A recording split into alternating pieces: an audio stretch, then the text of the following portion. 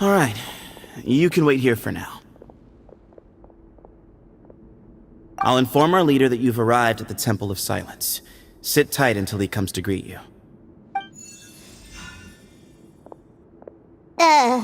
So he's just gonna leave us here unattended? Maybe we're not being kidnapped after all. They can't have been at the Oasis by chance. They were waiting for us. Whoever the leader is here, they were obviously counting on us showing up. So this is the Temple of Silence. After leaving the rain... Sorry, guess I was so delighted to see you, I forgot to introduce myself. My name is Sethos. I'll be here if you need me, but I'm not planning on answering all of your questions. Other than that, you can occupy yourselves however you see fit. So we're free to explore by ourselves? Yep. I mean, I'm not worried about you running off. Cyrus is here, and unless I've misunderstood, you're all quite anxious to see him again. He's right.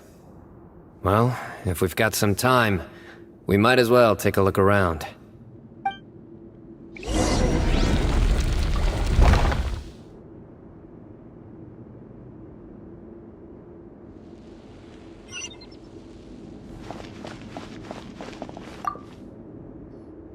Hey, Sethos! Have you got some time to chat? Sure. Although, I'm assuming by chat, you mean you have questions for me? I don't blame you. Anyone else would. Not often. The Temple of Silence is a place of quiet and solitude. We don't get too many visitors. Yes, that was me. Although, tricked is a stretch. He was asking everyone in the tavern about ways to make some easy money. He insisted that nothing was off the table, even if it broke the law. So, I told him that Cyrus had embezzled a large sum of mora from the desert. So you framed Cyrus for a crime that he did not commit? No. That's not entirely true. Let me jog your memory. The letter just said that he had uncovered Cyrus's secret. It didn't say what secret that was. Of course, Uraka was a great accomplice, really. Very cooperative with a little bit of wine in him. Did exactly what he was told. And not much of an original thinker, though. It doesn't surprise me that he struggles academically. Why did Cyrus leave for the desert as soon as he received the letter? You'll have to ask him that one yourself. Certain things I can't answer for him. I'm neither judging nor defending him. All you need to know is that he recognized our emblem, and it was his own choice to take the bait. What kind of question is that? He's the General Mahamatra. Everyone in Sumeru knows who he is. Right, but back at the Oasis, you can't have known who he was for sure, or you wouldn't have asked him. So, what we're really asking is, have you never seen him in person before? I've lived in the desert my whole life. Guess you could say I've never had the pleasure. Ugh, why does Paimon feel like this guy's not being straight with us? Come on, we've only just met. If I give you all the answers up front, you'll have nothing left to look forward to. Yes, that was me. Although, tricked is a stretch.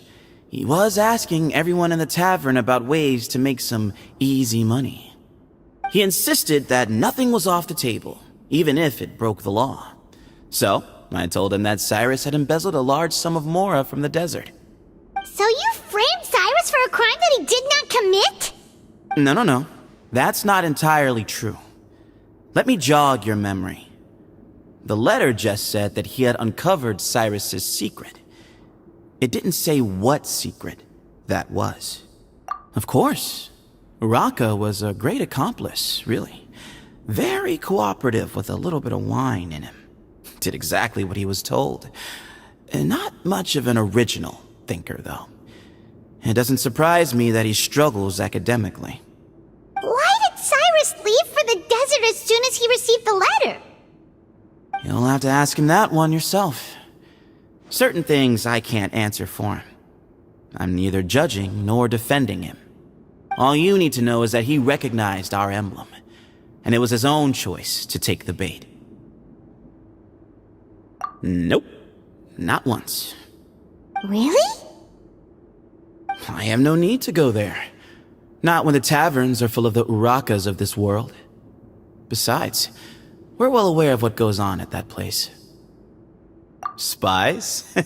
It's not as clandestine as that. The city gates are wide open.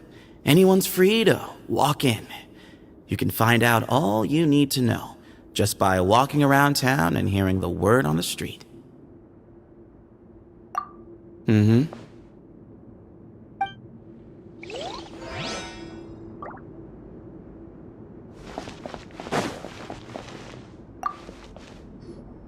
I never imagined that the true Temple of Silence would be hidden somewhere like this. We've passed through these parts before, but never noticed anything. That's King Deshret's technology for you, I guess. It borders on the miraculous. Amazing to think that it's been preserved intact all this time. We should be wary of our hosts. Still, at this point, we can be confident that the professor is safe and sound, so that's something.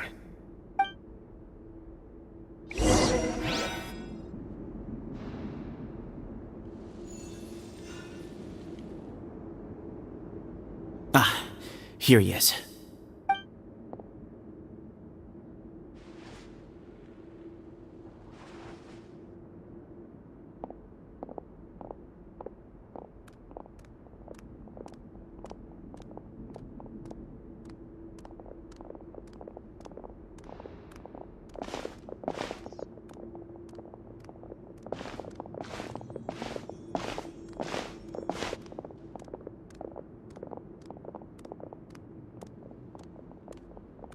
Grandfather, the person you wish to see is here.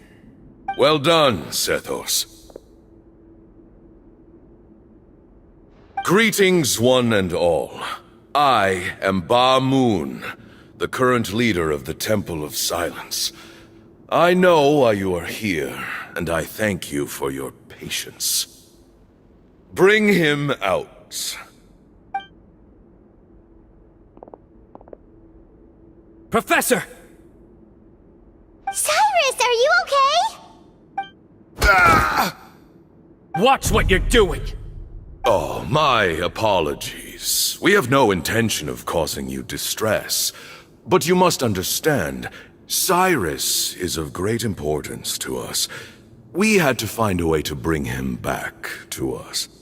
Cyrus owes me his life, and to the Temple of Silence, he owes a debt of gratitude.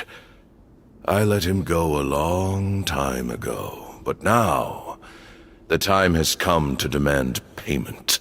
I wanted to end my feud with this old bag of bones before you caught up with me, but you got here so quickly. Just leave, Sino. This is a matter between us two old men. You're all too young to get involved. So that's why you didn't want to report the letter. You'd made up your mind to come here from the beginning. You only left in such a hurry to try and throw us off your trail. Some things in life catch up with you, no matter what you do. You shouldn't have come. That alone brought the others. Sino didn't make us do anything. We came here for the same reason he did. To rescue you. We'd appreciate you telling us the truth. Otherwise, it seems a little unfair on everyone who had to stay behind. My secrets are secret for good reason. Bringing them to light can only lead to misfortune. You're afraid, aren't you? You can't bring yourself to speak of your past deeds to the students you nurtured as if they were your own children. You recognized our emblem because for many years you lived among us. Indeed, you all but became one of us. You knew as soon as you saw the letter that we, not Uraka, were the ones speaking to you. It threatened you only because you know what you did. Your own guilt convicted you. For you, Cyrus, are a traitor. You once shared your learning with us, and joined us in our mission to revive the might of Hermanubis, to bring new hope, new opportunity. But then you betrayed us. You bargained for your independence with your past contributions. And then you left, taking with you Hermanubis' might and the wielder of his power. We both know what I said to you that day. That as the leader, I grant you permission to leave, but that one day, the sands of time will catch up with you. And when that day comes, you must pay the price you owe. You really know how to hold a grudge. Hermanubis' might? And the wielder of his power? Does he mean you? Professor, anything to say? The moon is right. I came here once before. He rescued me from the brink of death once, many years ago in the desert. When he learned that I was a scholar, he invited me to come here and revive the might of Hermanubis together. It was a great, daring plan, and one shrouded in secrecy. The Temple of Silence had been bereft of Hermanubis for too long. The strength of its faith and its warriors were waning. Bamoon proposed that we implant bar fragments, shards of Hermanubis, into the bodies of suitable vessels. If the experiment was successful, the spirit of Hermanubis would then dwell within the vessel. Many believers volunteered themselves for the experiment. But we soon discovered that the bodies of grown adults could not withstand Hermanubis' power.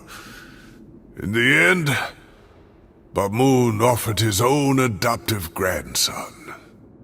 One other child was identified as a suitable vessel, and his parents agreed to release him into our custody in exchange for a small fortune. These two children were our only hope for hosting Hermanubis' power. For many years, the Temple of Silence had been in possession of 2 Ba fragments from Hermanubis. As remnants of his raw power, they were exceedingly rare treasures. The test subjects were sent into a room that had been prepared for the ceremony, and instructed to approach the Ba fragments, whose power had been amplified. If, after some time, this power did not repel them, this would mean that they were suitable vessels.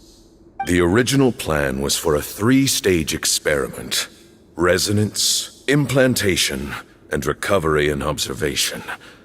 The resonance stage went quite smoothly for both candidates. As the 2nd stage began, I realized a decision had to be made. Should we implant the fragments one at a time?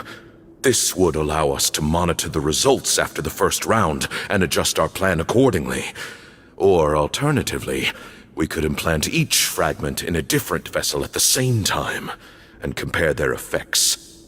But as I was deliberating, both Ba fragments suddenly became active. They glowed with a light we had never seen before. I knew that if they were not implanted right away, they would disintegrate and be gone from the world for good. Our 2 vessels had both displayed great promise by successfully resonating with the fragments. Under the circumstances, the thought of implanting both fragments into the same vessel seemed out of the question. To preserve our faith and our power, we implanted each of them with a single fragment. Ultimately, I ended the experiment and left, taking one of the children with me.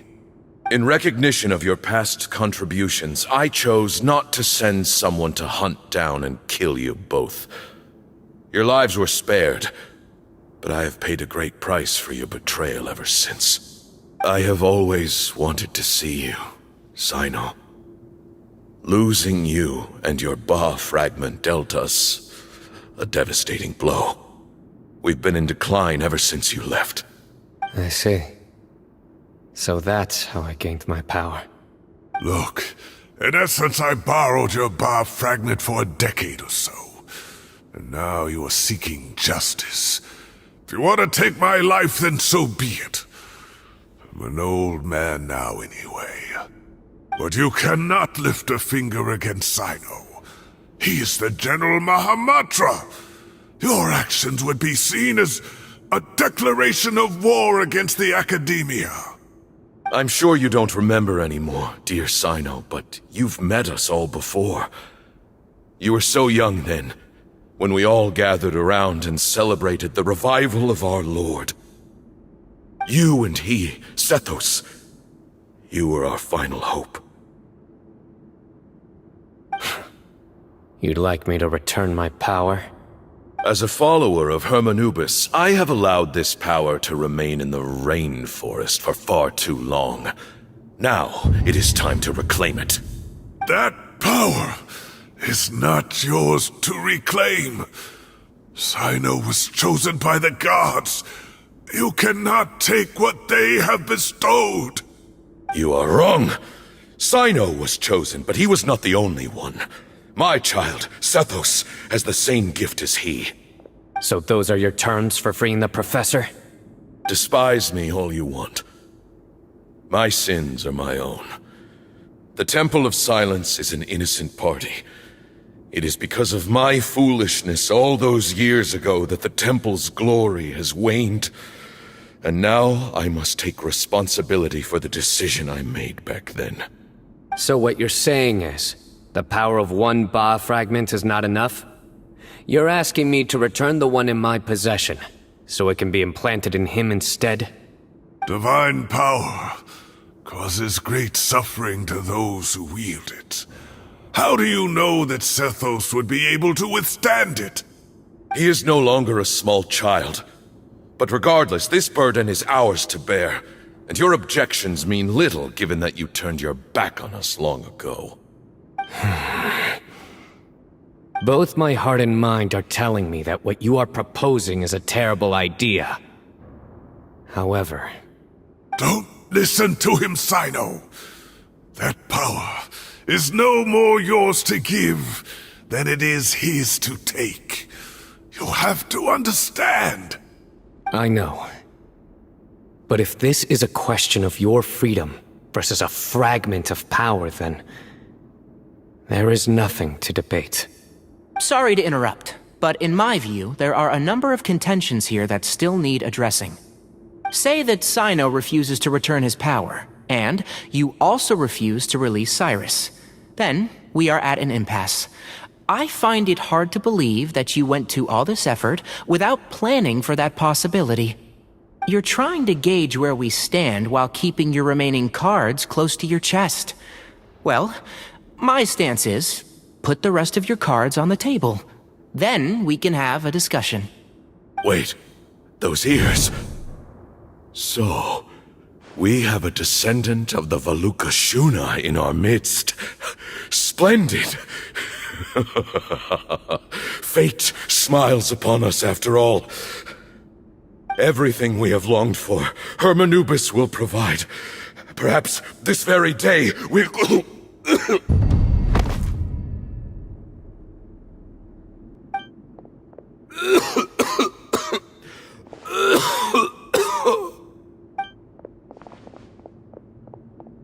Why is he coughing so much? He looks like he's in really bad shape.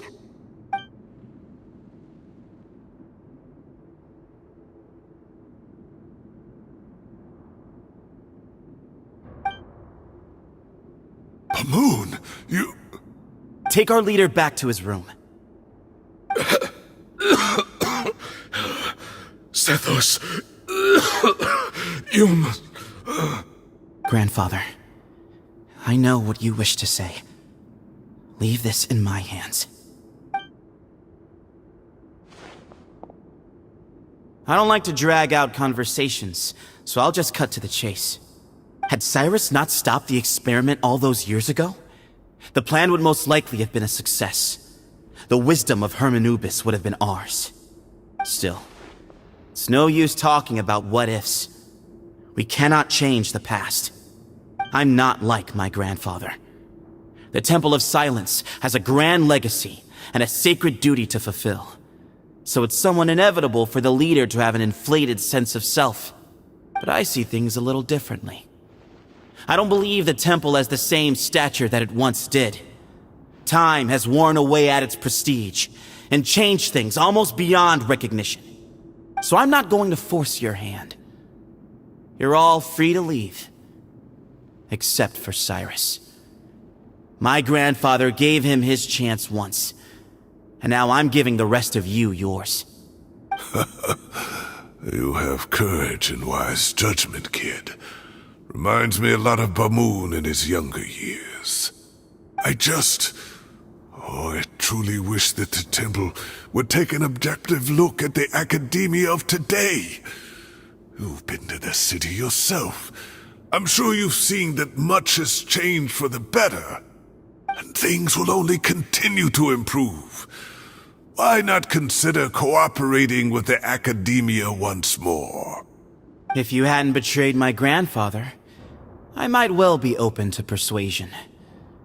But it's a bit too late for that now, Cyrus. Tainari made a good point earlier. He said there has to be more to your plan than this, and I agree. All you and Ba Moon are after is the Ba fragment. The professor will accept whatever fate you deem fit for him out of a sense of guilt. I am the one who has a choice to make. And that's how it was always going to be. Ultimately, you want to trade the Ba fragment for the professor, correct? I'm glad to see you're giving it some serious consideration. I won't forsake my professor. Nor do I intend to run from a problem that I must face sooner or later. Give me one night to make my decision. That works. Then I'll be waiting to hear your verdict, Sino. Oh, my grandfather still has a fair few things he wants to say to Cyrus, so I'll be escorting him back now.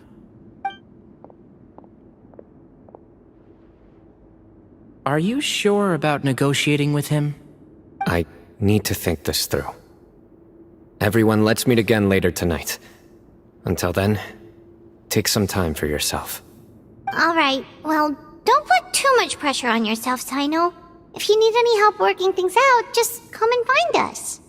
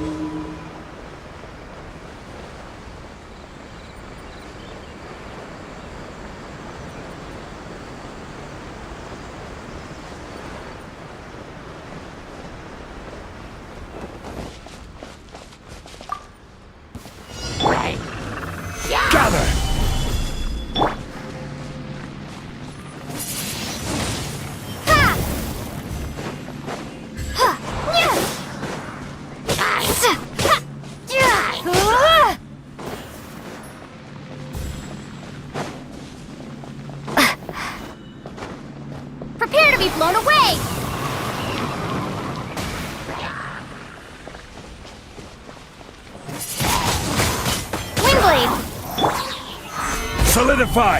Wheel of life.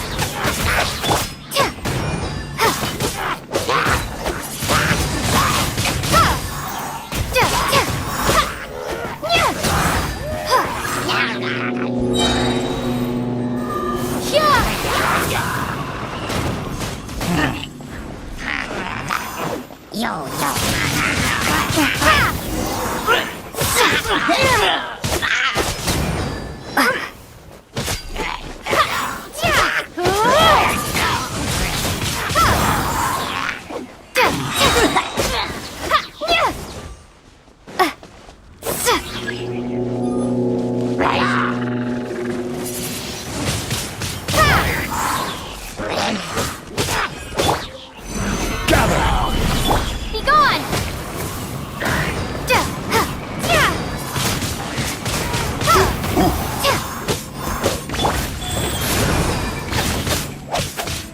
Time for a light show!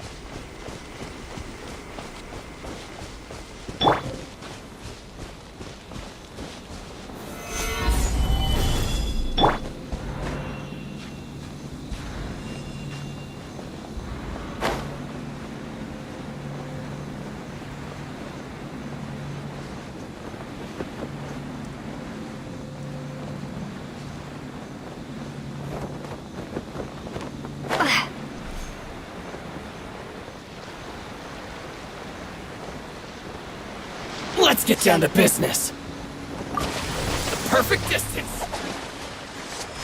Ha!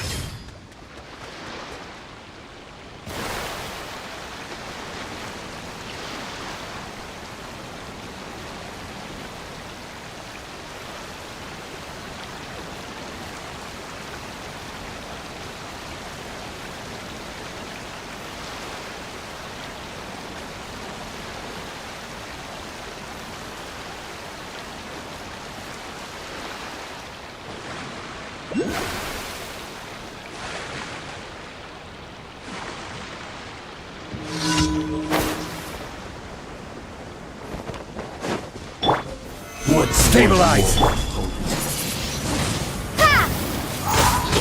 Nice.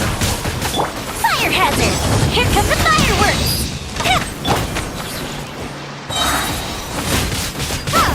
Prepare to be blown away! I will have order. Solidified. Orders given. Orders received. Windblade! Time for a light show!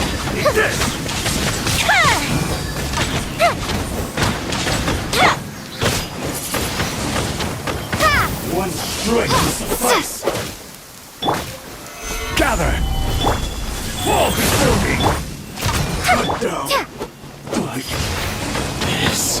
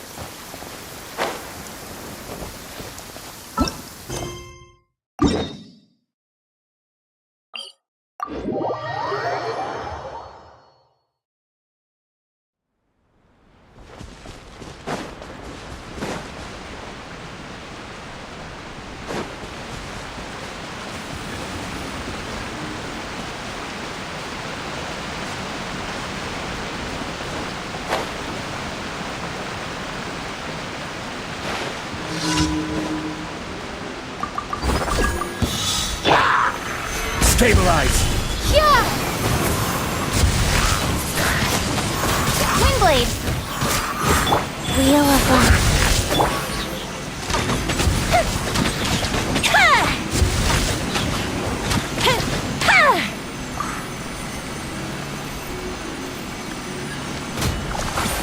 Prepare to be blown away!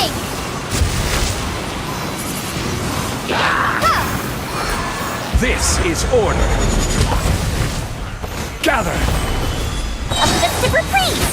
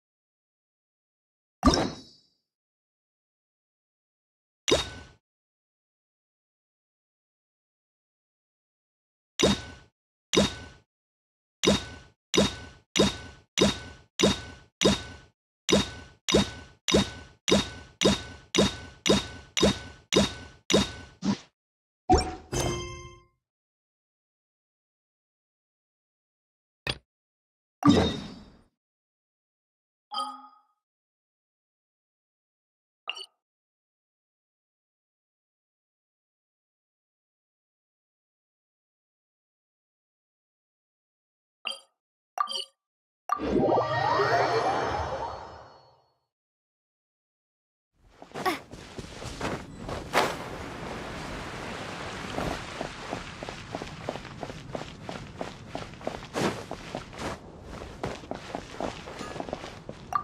Astra Abyssosk. Welcome to the Adventurers Guild. Thank you for completing to Ad Astra Abyss.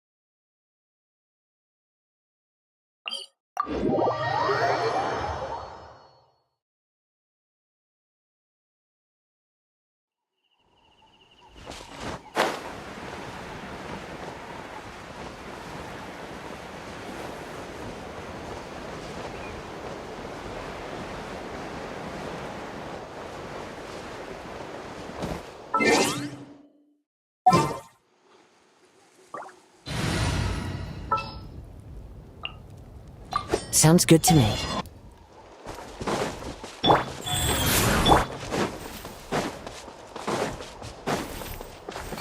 Time to go. Aerial assault!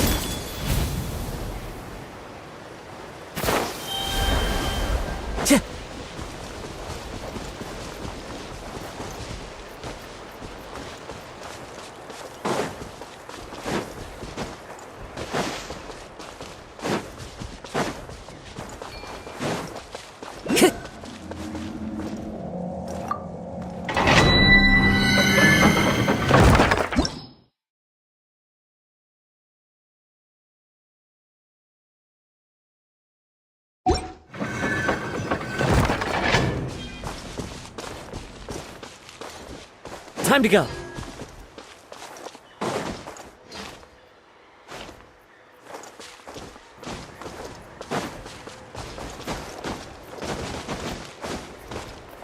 The wind knows me.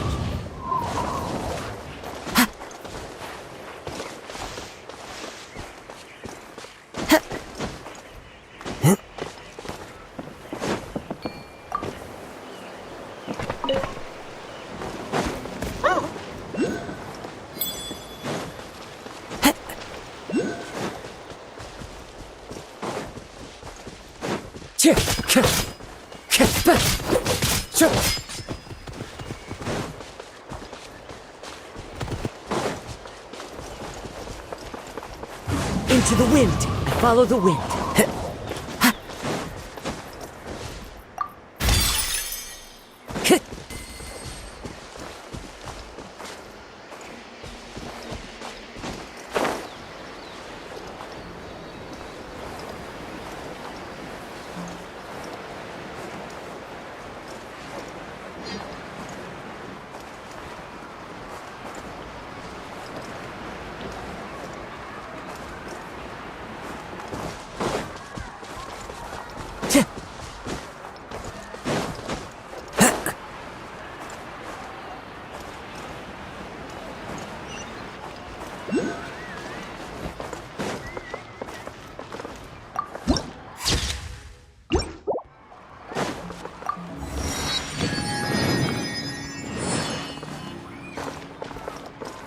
Time to go.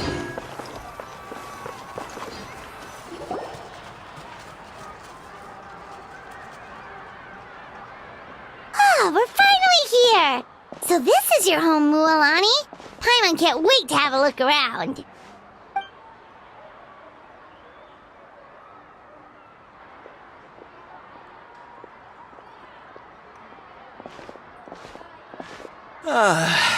See? What did I tell you? A dip in the hot springs after a battle is just the best. Fetch me a bottle of wine, would you, dear? Just one? Let's get another. It's still early in the day, isn't it? Want to go to Golden Dusk later? Now this is a vacation. Absolutely amazing. Wow, it's so lively around here. Is there some kind of holiday going on? We try to treat every day like a holiday around here. We believe every day is worth celebrating. Now, let me show you around.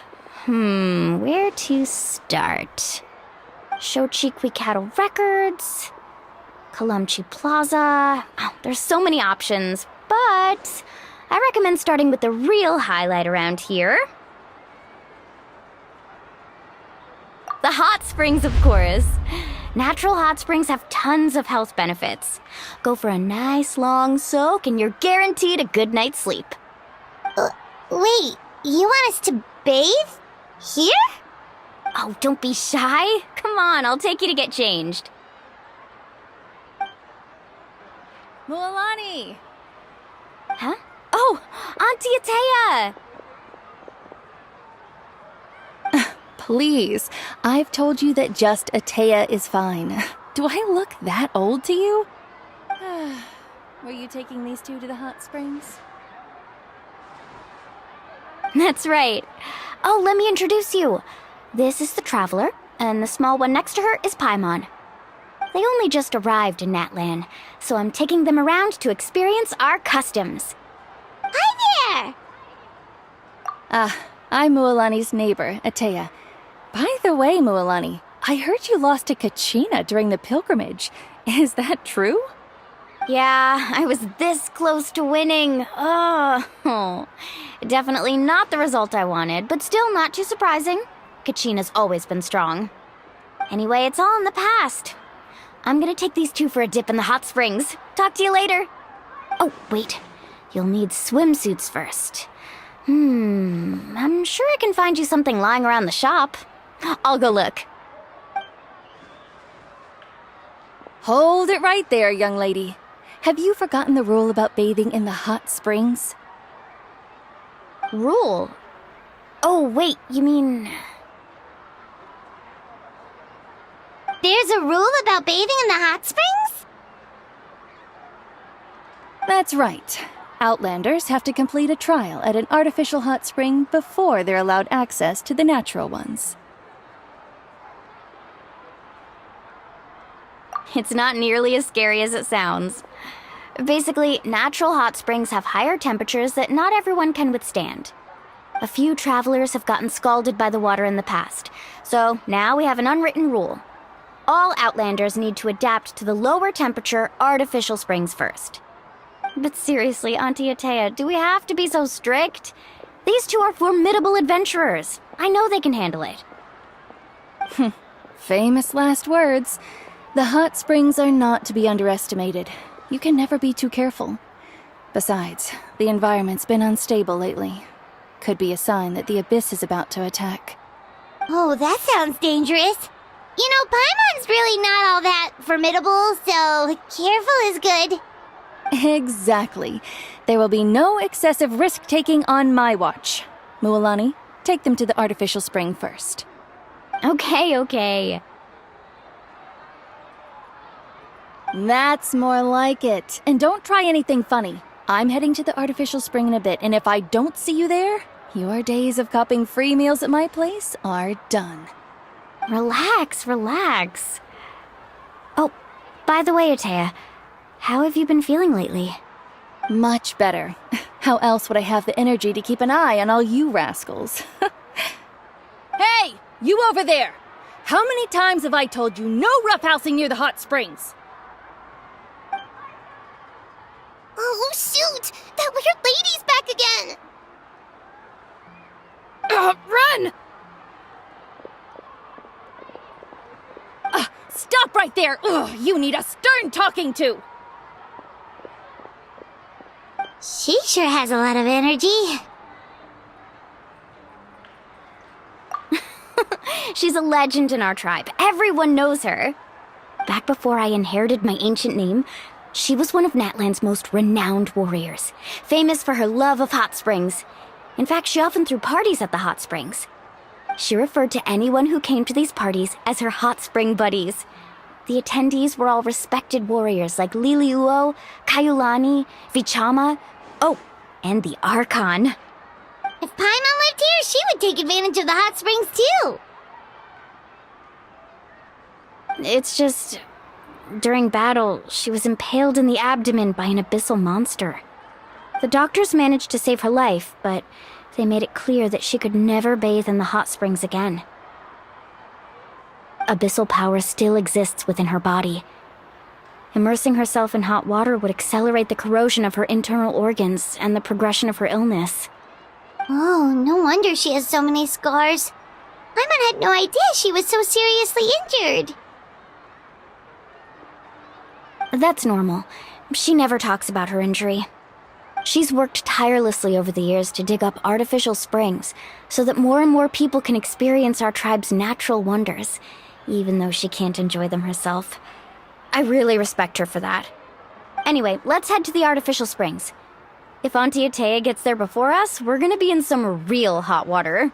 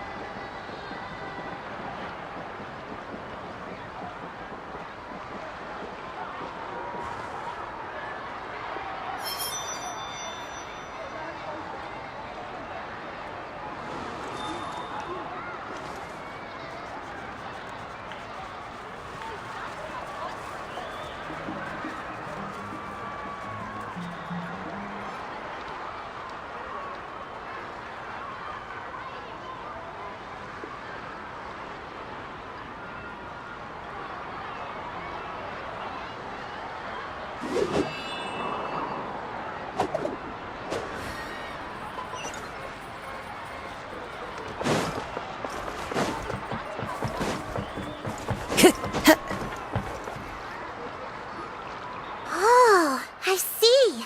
That's a great idea. I like it. See, I told you the chief would agree. Well, let's get moving then. We can't let a word of this slip to anyone else. Hey, Amina, Hikaru, Marukao. You three seem particularly cheerful today. What's the occasion?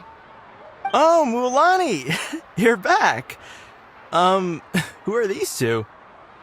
This is the Traveler and Paimon, two very important guests. I wanted to take them to the natural hot springs, but Auntie Atea caught us, so we had to come here first. Oh, what a coincidence! We were just talking about her. We think Auntie Atea's illness has taken a turn for the better. Really? How can you tell? Okay, so while you've been busy with the pilgrimage, we noticed that she's been visiting the hot springs alone at night. Specifically, the hot springs in the cave to the north of our settlement. I'm sure you know the one. Apparently, she used to go there a lot before they became abandoned for some reason. She could never come into contact with hot water before, and now she's visiting the hot springs every night. I mean, it's pretty obvious what that means, right? Yeah, so we got to thinking, what if we renovated the abandoned spring behind her back, then threw her a huge surprise party? Chief Amina thinks it's a great idea too. So, you want in? Of course! How could you even think of pulling this off without me? I'm a little busy right now, though. I'll come find you once we're done at the hot springs. Of course! Take your time. You should focus on our guests for now. These artificial springs are pretty new. But the experience is just as good as the natural ones, if you ask me. We really worked hard on them, so I hope you enjoy. And you two, I know you want to focus on Atea's surprise, but don't forget your patrol duties in the meantime. The Abyss could attack at any moment, so we need to stay vigilant. You got it, Chief. We'll keep an eye out. You can count on us. All right, we're off then. See you at the abandoned spring, Mualani.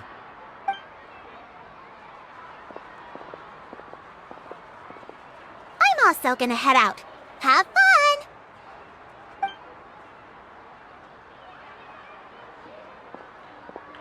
Finally, it's hot spring time! Oh, I already arranged swimwear for you guys, by the way. Come on, I'll show you to the changing room.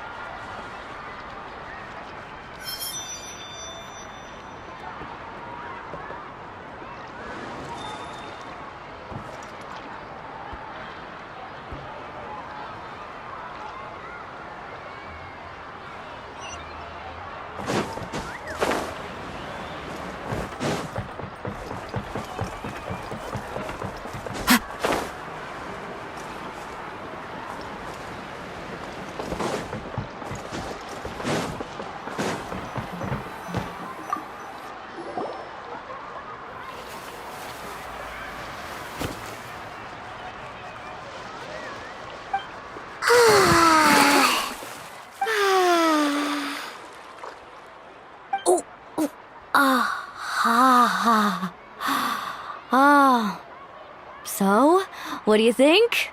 Can you feel the warmth relax every muscle in your body? Yeah, it's so nice. The steam is warm too. The first time I came to the hot springs, there was no calming effect whatsoever.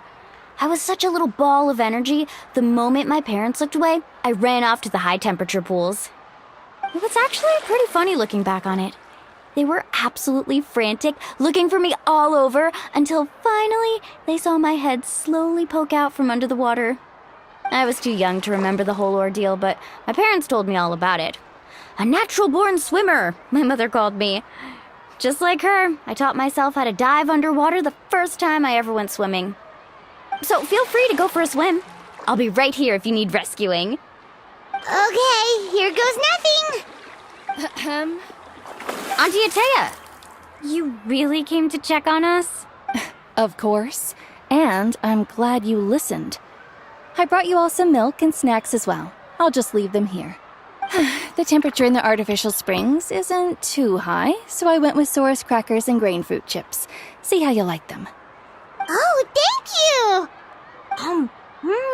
These are great!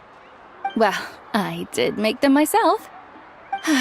Very few young people know how to truly appreciate hot springs, so listen carefully. The temperature of the hot spring not only determines the type of snacks you should choose, but also the amount of time you should spend in the water. To bathe in a hot spring is to completely empty your mind. As such, swimming around the pool is incredibly disruptive and impolite, and something you should absolutely not learn from Mualani. Hey! All right, looks like you were able to adapt to the temperature, no problem. You should be able to switch to the natural springs then. Well, I've got to get going. Oh, and make sure you drink your milk. I'm looking at you, Mualani. I still remember how you used to pour it into the water when you were little. That better not happen again, whether I'm here to catch you or not. Okay. Paimon didn't think you were the type to do something like that. I remember thinking I'd totally get away with it too. But turns out milk is pretty easy to spot when you pour it into clear water. Not my best work. Some people get dizzy if they stay in here too long. You guys alright? Paimon's fine, just a bit stuffed. Looks like you two are naturals. Oh, by the way, I have to leave you on your own for a little while this afternoon. I'm gonna help the others fix up that abandoned spring. I certainly don't trust their aesthetic tastes. Who knows what will become of the place if I leave them unattended? In exchange, though, I can recommend a couple of shops that are worth a visit.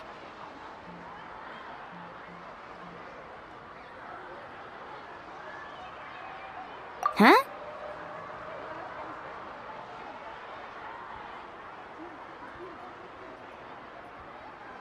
Yeah, she brought us snacks and taught us about the hot springs. We want to do our part too. Friends are supposed to help each other out. We'd feel bad otherwise. Well then, the more the merrier. Alright, we should get going. Let's organize the best hot spring gathering Natland's ever seen.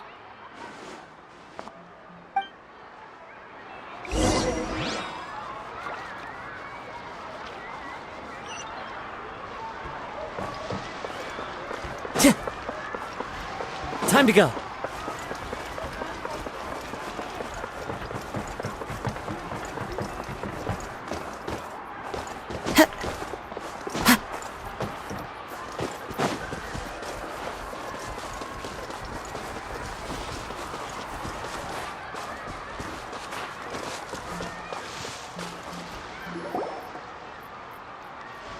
Mualani!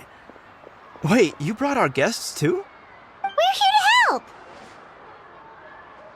But you're important guests. We can't put you to work. Alright. Stop trying to out-polite each other, would you? The sooner we get this party started, the sooner we get to enjoy the real party. Now, where to start?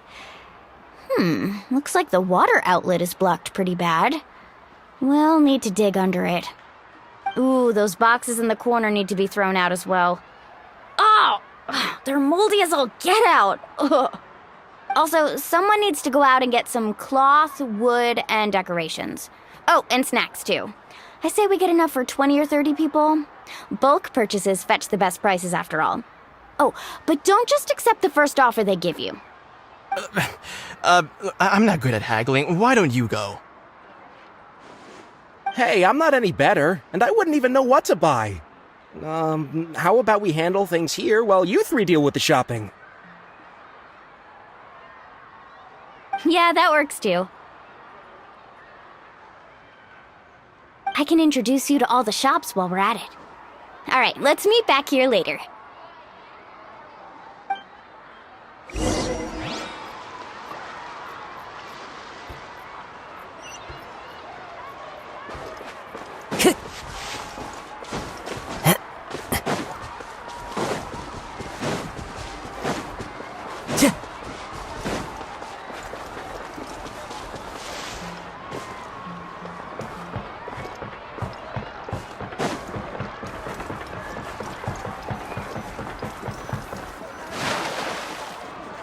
Hey there, Yellowpath.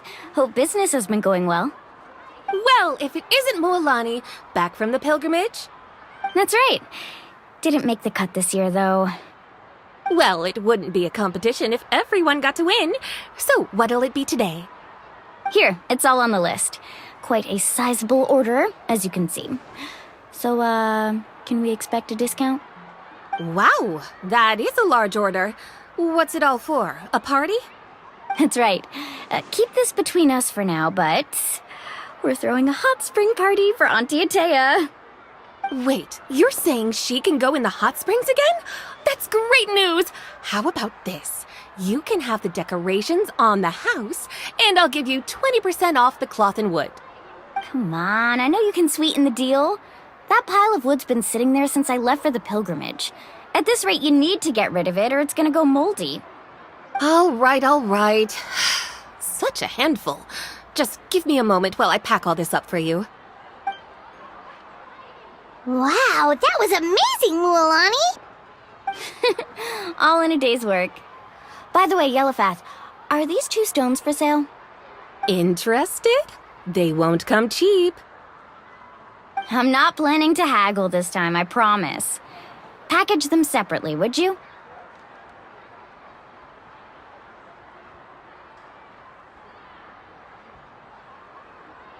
Nope.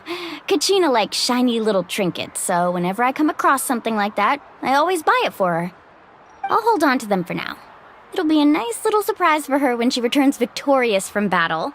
I'm sure she'll like it. All right, that should be everything. If you could just double check, make sure nothing's missing. Let me see. Huh? What's this crate of juice doing here? That's on the house. 7 years ago, when the Abyss attacked our tribe, Atea saved my brother's life. She never asked for anything in return, but I could never forget what she did for my family that day. So, send her my regards, would you? And have fun! Oh, we will. It's gonna be a party to remember. Thanks a lot, Yellowfath. Well, that's our shopping done. Let's head back.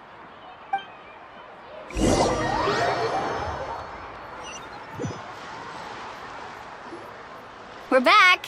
How's everything going? Wow, this place cleaned up nice. You got the water unblocked too. Good work. I would hope so. We spent all day clearing out debris from the bottom of the spring. Did you guys get everything? Oh, we brought back tons of stuff! We set it down near the cave entrance. All right then, roll up your sleeves, everyone, and let's get back to work. Actually, why don't you two take a break? I'll handle it from here. Traveler, mind lending me a hand?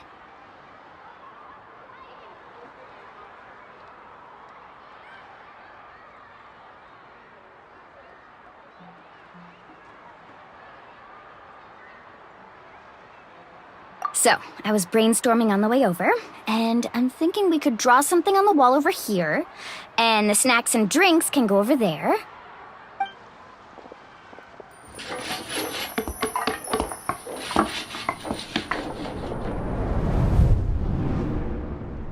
So, what do you think? Not bad, right? It looks amazing! Paimon had no idea you were such a great designer! Well, I'm usually the one in charge of the family store, so I'm pretty good at things like renovation and organization. Not to mention, this was totally a group effort. Still, I didn't expect it to take quite this long. Guess it's too late to invite Auntie Atea over, huh? Yeah, tonight's definitely not gonna work. Chief Amina set up those patrols to guard against the Abyss, and Atea volunteered. So she's on watch tonight. I see. Well, guess the surprise will have to wait until tomorrow. This could actually be a good thing.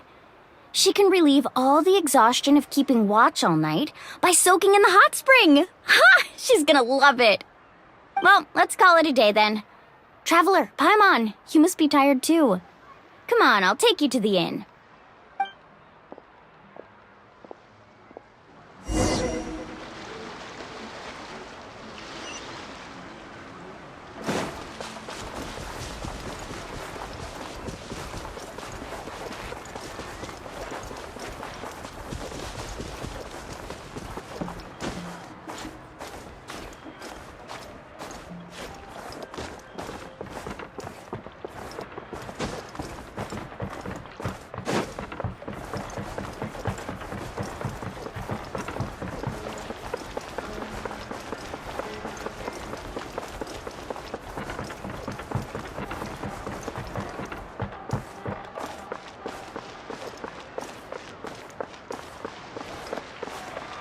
Time to go.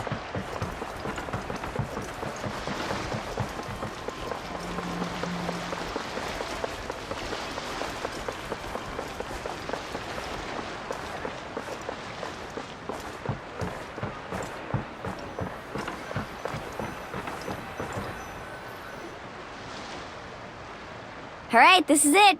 Get a good night's sleep, okay? I'll see you tomorrow. Yep, good night!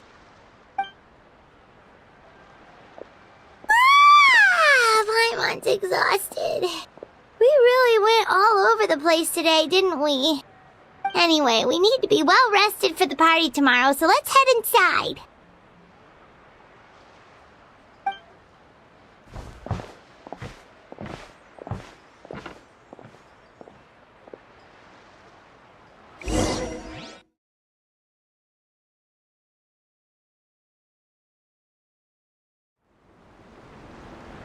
Charge, everyone! Charge!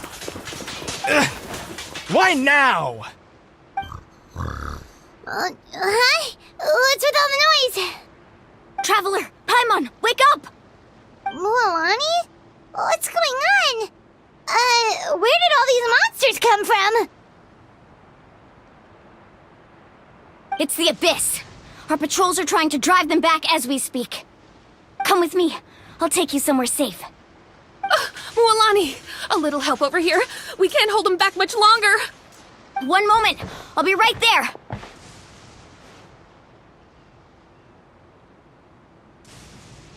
Really? That's perfect. I've been waiting for the chance to fight by your side. Hang in there.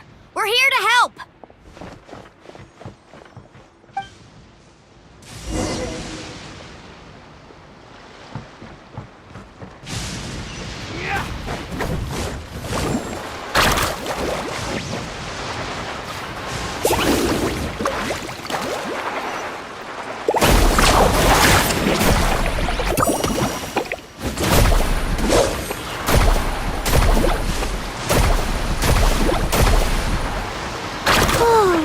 Have they been contaminated by the Abyss? No, they are the Abyss. Destroy them! Life goes on.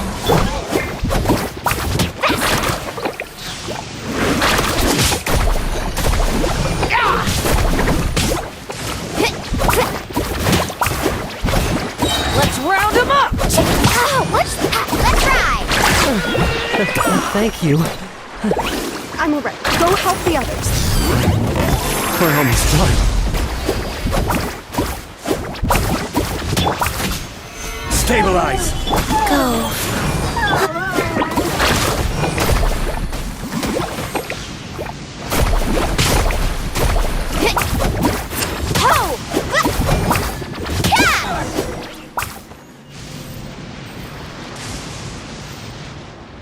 We've cleared out most of the monsters over here. Thanks for your help. It would have taken me ages on my own. Looks like we're still in for a long night, though. We still have no idea where these creatures are coming from. Let's go ask Amina. She'll have a better handle on the situation.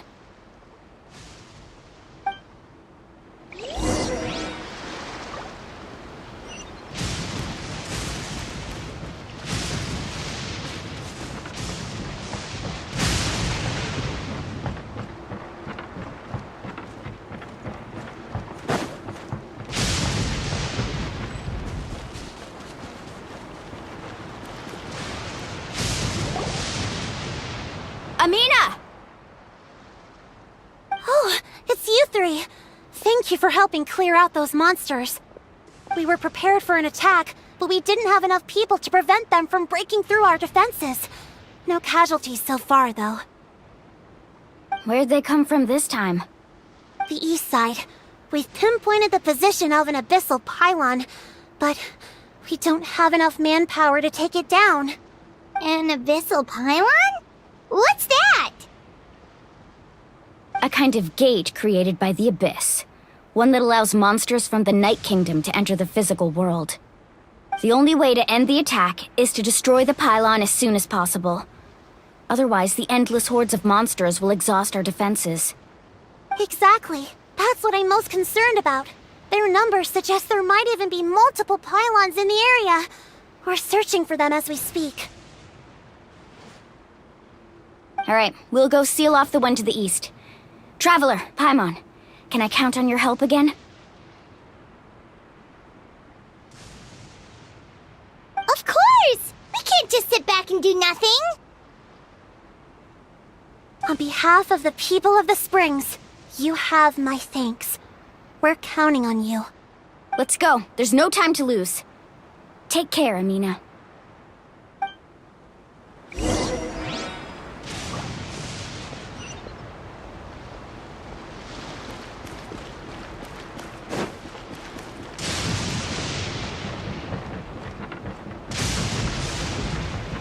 Carving waves!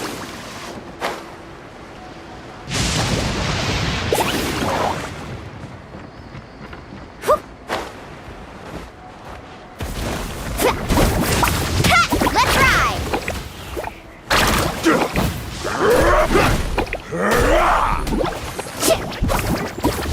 Off we go!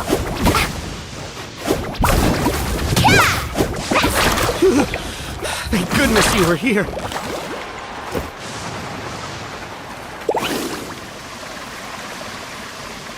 Mualani, is that the pylon?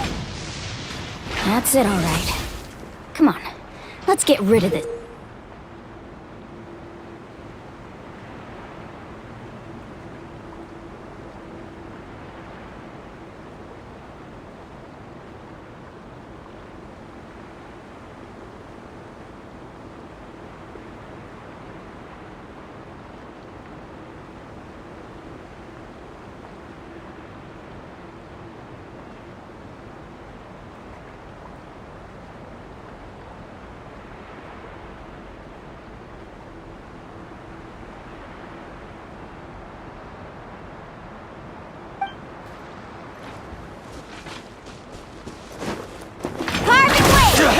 Rain of bullets! Out of the way, you're getting blown away!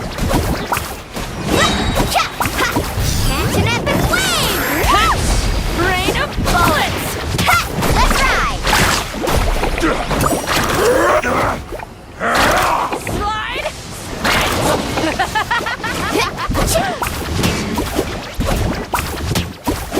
Wheel of life. Carving waves! Bullets! Out of the way, you're getting... The pylon! It's over there! Hurry!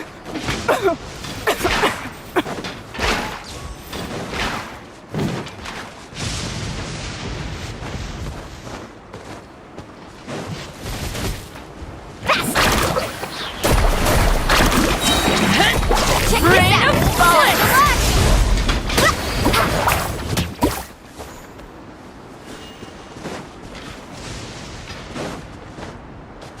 Need a surfboard? Off we go.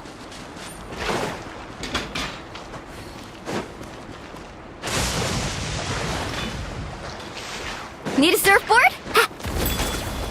Carving waves! Fallen leaves, adorn my night! One with nature! Order guide you! Solidify! Sacred name, fortune preserver, rise. Here come the fireworks! The fuse is lit! Stabilize!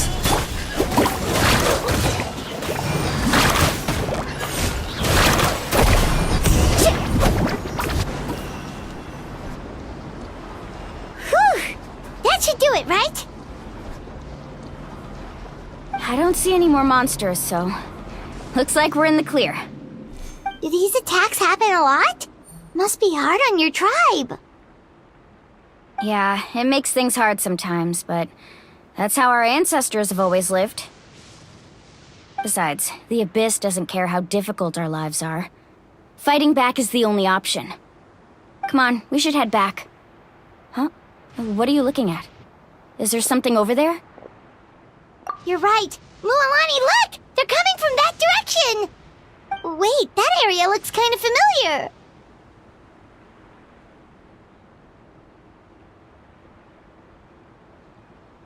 What? How unlucky can we get? We just finished the renovations. We probably don't have any reinforcements over there, so it's up to us. Let's move! Huh? Seems like the monsters are decreasing in number. Come on, everyone, keep it up!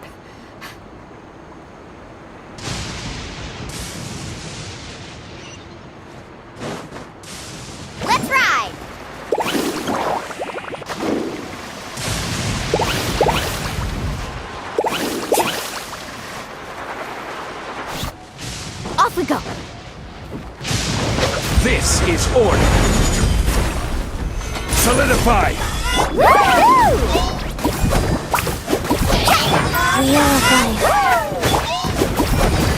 Carving waves!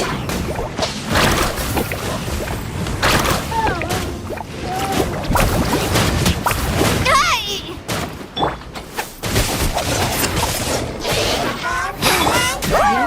Stabilize.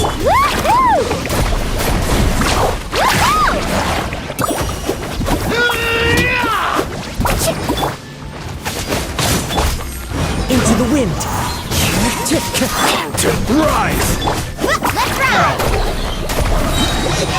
Catch an epic wave! Whoosh! Cha!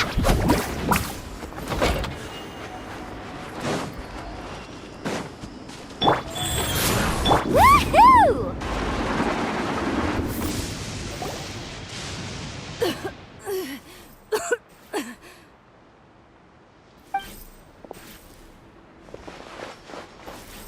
Atea, what are you doing here? Where's the pylon? Where do you think? If I'm here, means that thing is long gone. I was in a hurry, so it's not my best work. You should check if all the important stuff is still here. Stop talking for now. That wound looks bad. The abyssal power is corroding your body. Is this the right area? Hello? Anyone there?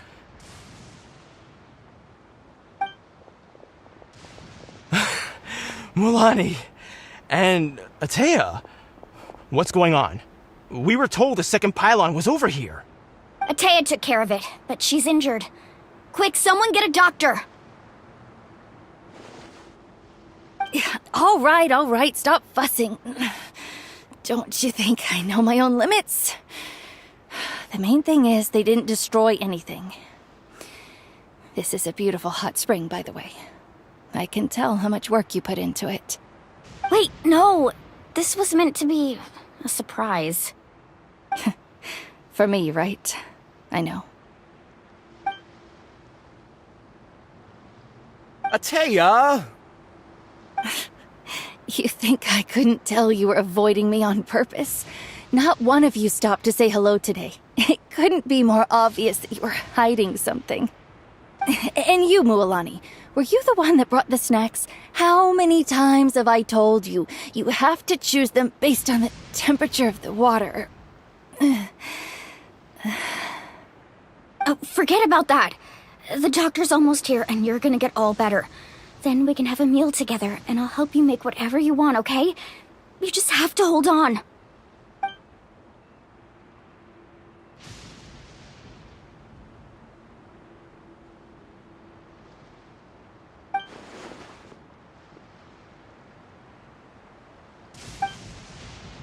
The impurities and the elemental energy we embody repel each other. What? The crystal has been purified? When? The anguish he feels has brought him to tears. I also came across a teardrop crystal. Can you purify it?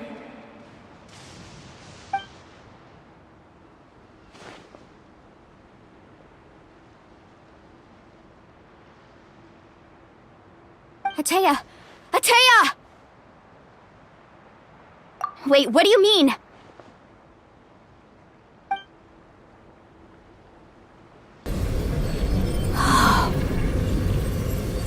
What is this? Some sort of purification? The abyssal power, it's being cleansed away! How can that be? I never knew that was even possible.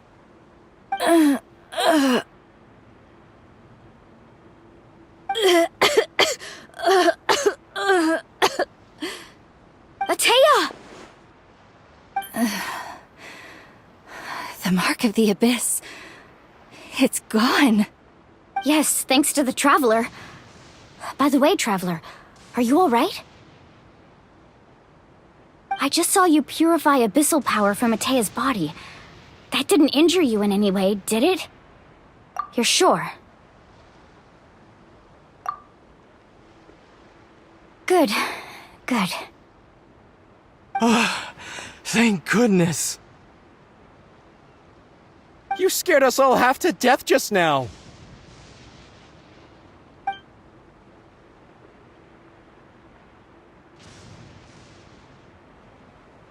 All right, everyone, head back and get some rest.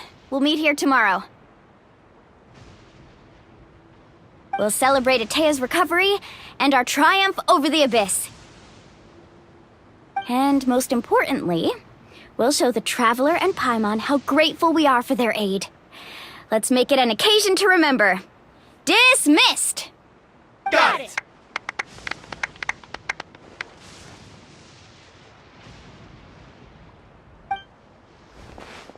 Got any other secret powers I should know about? But seriously, you really came through for us tonight, so thank you. Paimon almost forgot you had that ability. You used it back in Mondstadt to cleanse Dvalin's tears, didn't you? That was some quick thinking, Traveler. Huh? You look like something's bothering you. What's wrong?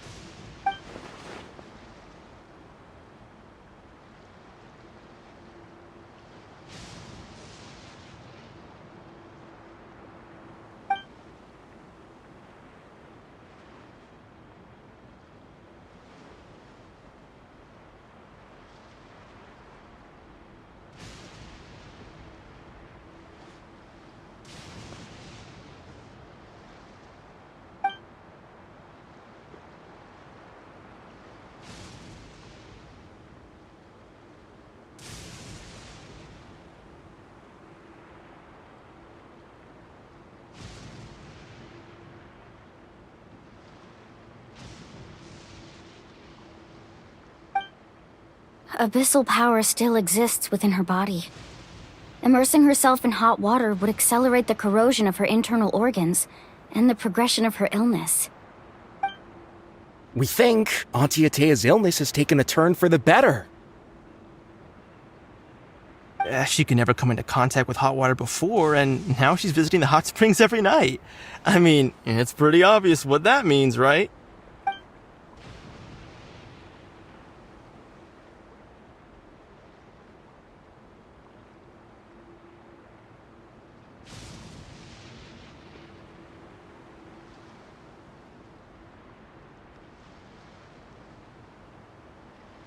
Hello?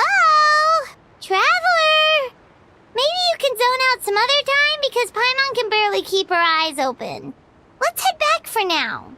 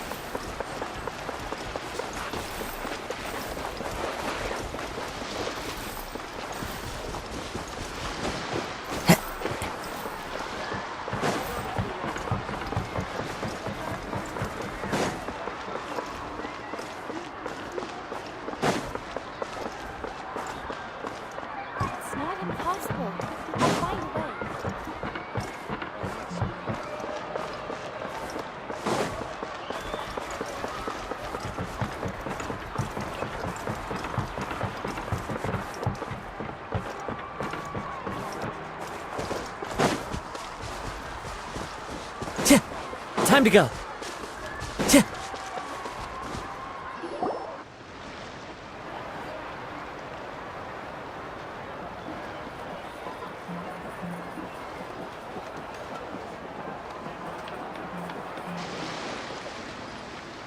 Not interested in hanging out with the other kids? Snacks not to your taste? Hot spring temperature too high? None of the above, huh? I heard you were the one who cleansed the abyssal power yesterday. You sensed it, didn't you? I was hoping to keep it a secret for a few more days. Didn't want to ruin the celebrations and all. But looks like it was no use. Hey, kid! Who, me? Yes, you. Come on. Let's go for a walk. Hey, where are you going? Did something happen? Just going to get some air. It's too noisy in here. You have fun. We'll be right back. Oh, and there are extra snacks in that box over there if they need replenishing. Baked them all fresh this morning.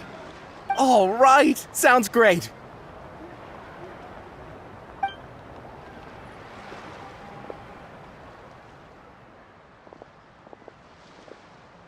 Mualani. Yeah? You've gotten so tall. You know that. Feels like just yesterday you were that rambunctious kid causing trouble all around the hot springs. It's like all that time passed in the blink of an eye. Tell me, how are your parents? They're away on business. Seriously, Ateo, what's going on? You're acting strange. Traveler, did something happen? Both of you seem a little off today. I guess I should explain. I wasn't visiting the hot springs because I was getting better. And that pylon yesterday, I didn't go face it by myself because I was reckless or too anxious to wait for reinforcements. It's because my body isn't going to last much longer. Your friend saved my life in that cave, and because of that, I got to enjoy this celebration with you all. But I'm just a few days shy of the end. The hot springs, I'm just trying to enjoy them for as long as I have left. Oh. Mualani? That better not happen again, whether I'm here to catch you or not. That's what you said back at the artificial spring. I had a bad feeling then, but I didn't want it to be true.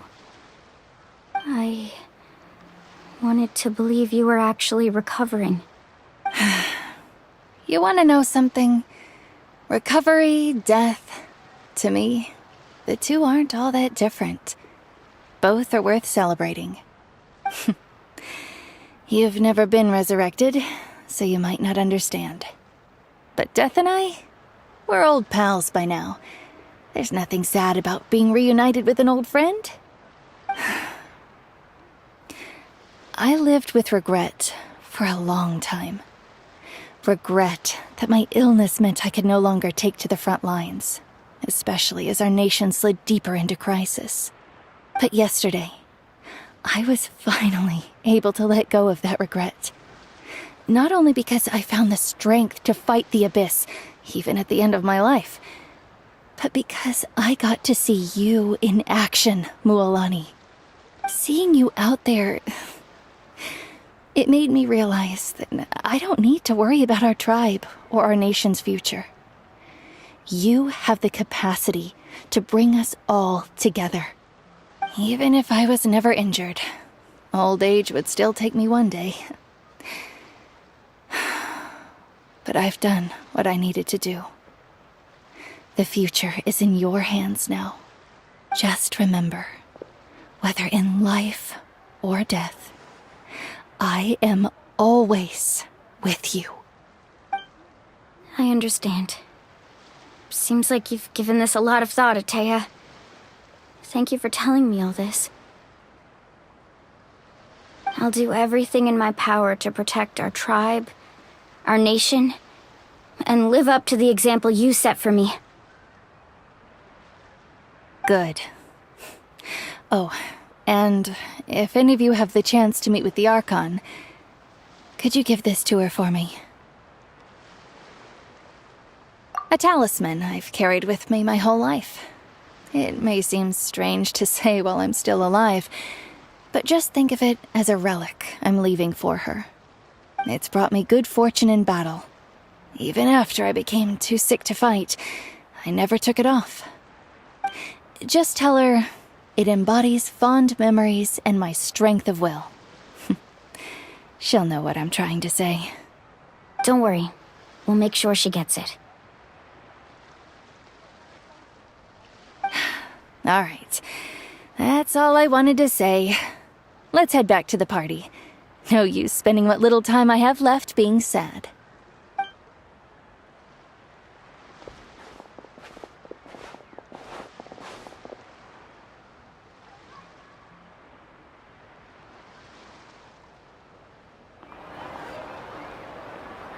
Traveler, Atea, Mualani! If you don't hurry up, there won't be any snacks left! Excuse me, what did I say about bathing in the hot springs on a full stomach?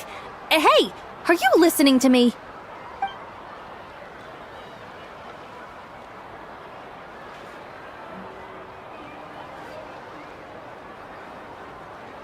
Life is a journey in which there's no turning back. So forge ahead and don't hold back.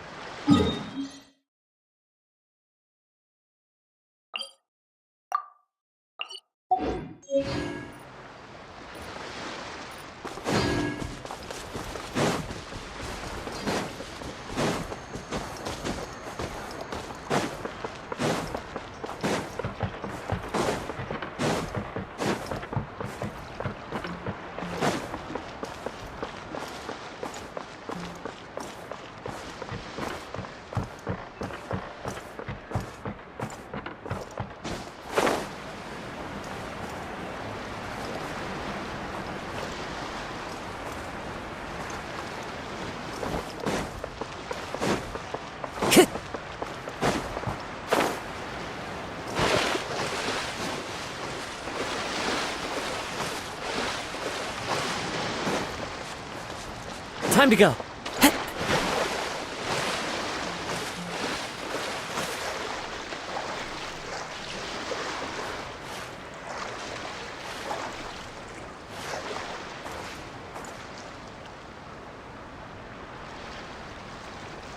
One with nature.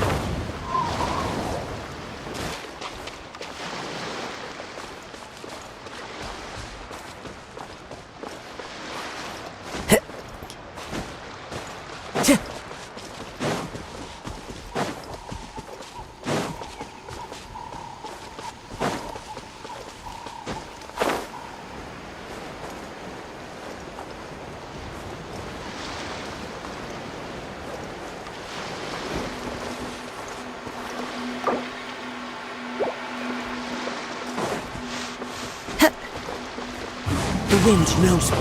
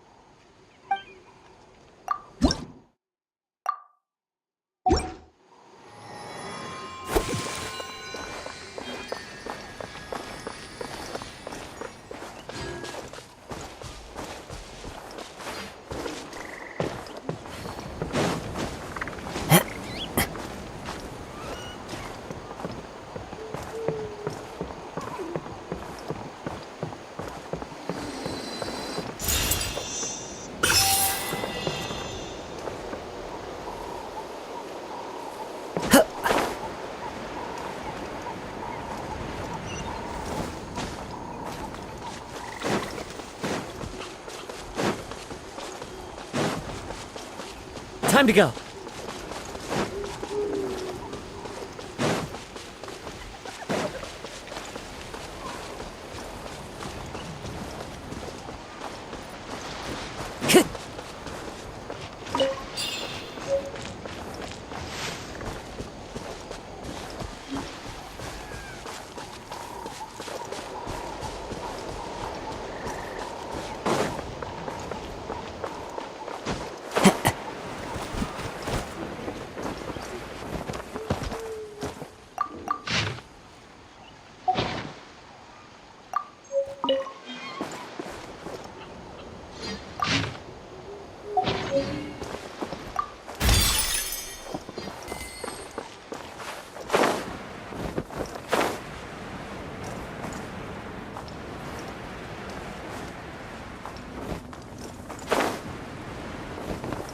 Follow the wind.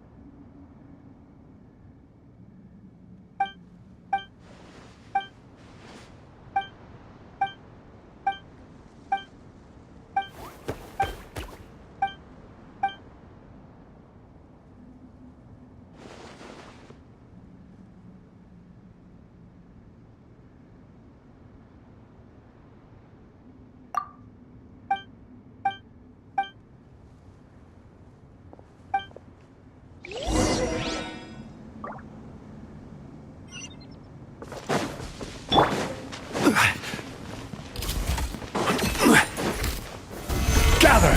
Order guide you! As one with wind and cloud! Into the wind!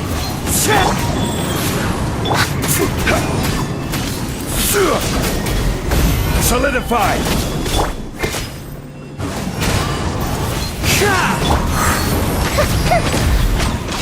What goes the ship do? One with nature! Gather!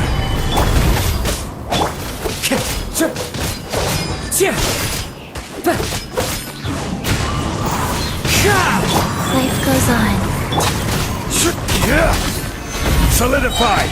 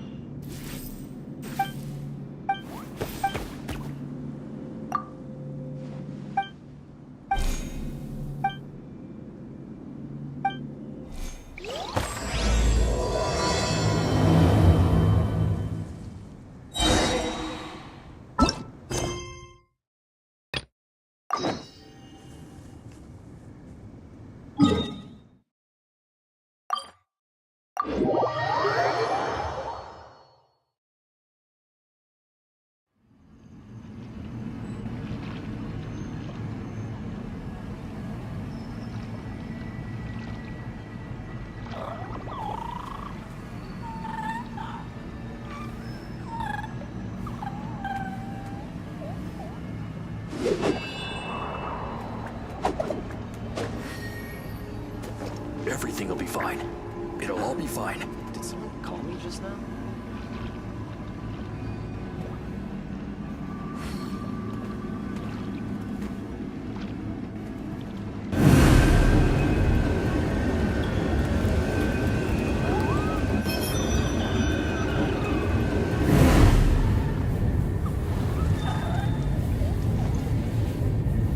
Everything will be fine.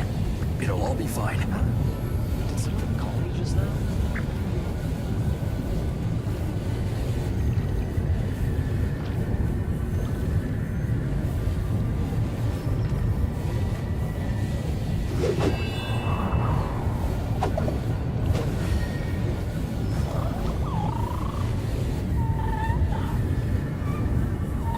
Everything will be fine. It'll all be fine. Did someone call me just now?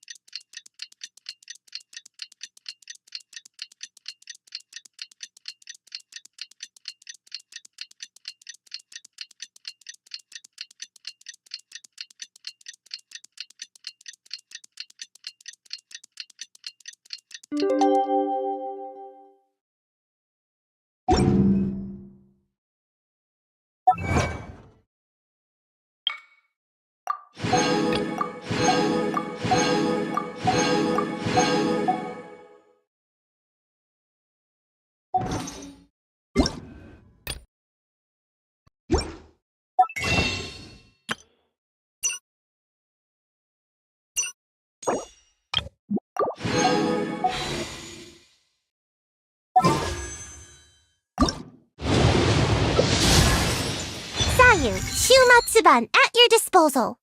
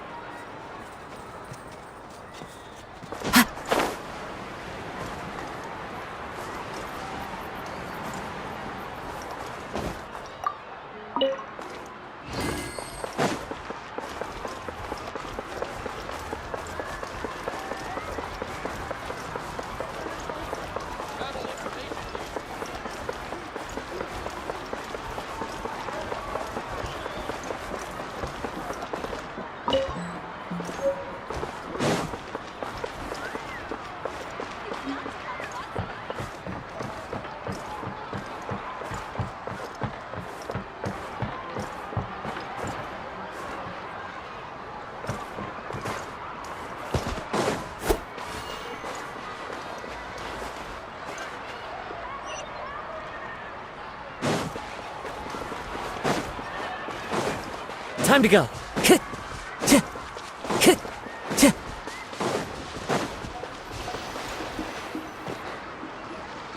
Paimon feels like a whole new Paimon after those 2 days in the hot springs. The Abyss kind of threw a wrench in our relaxation, though. Still, spending time here really has felt like a vacation. The Kaholosaurs are so nice and so fun to play with. Their bellies are super bouncy. Oh, and Atea's snacks were so delicious. She gave Paimon some for the road just this morning, actually. Yelling at some kids who got caught throwing stones in the hot springs, so not much has changed since we first met her. Hey, you guys. Sleep well last night? Yep, this area is so nice. Glad you like it. I was thinking of taking you guys out to do some sea fishing. Later tonight, we can eat whatever we catch. Fresh fish is absolutely delicious right off the grill. Hey, Mualani! Yeah? What do you need? The team sent out to fight in the Night Warden Wars has returned. And Kachina? Is she back as well? Kachina fell in battle. Don't worry. The team was victorious, so the rite of resurrection will be held in the stadium soon.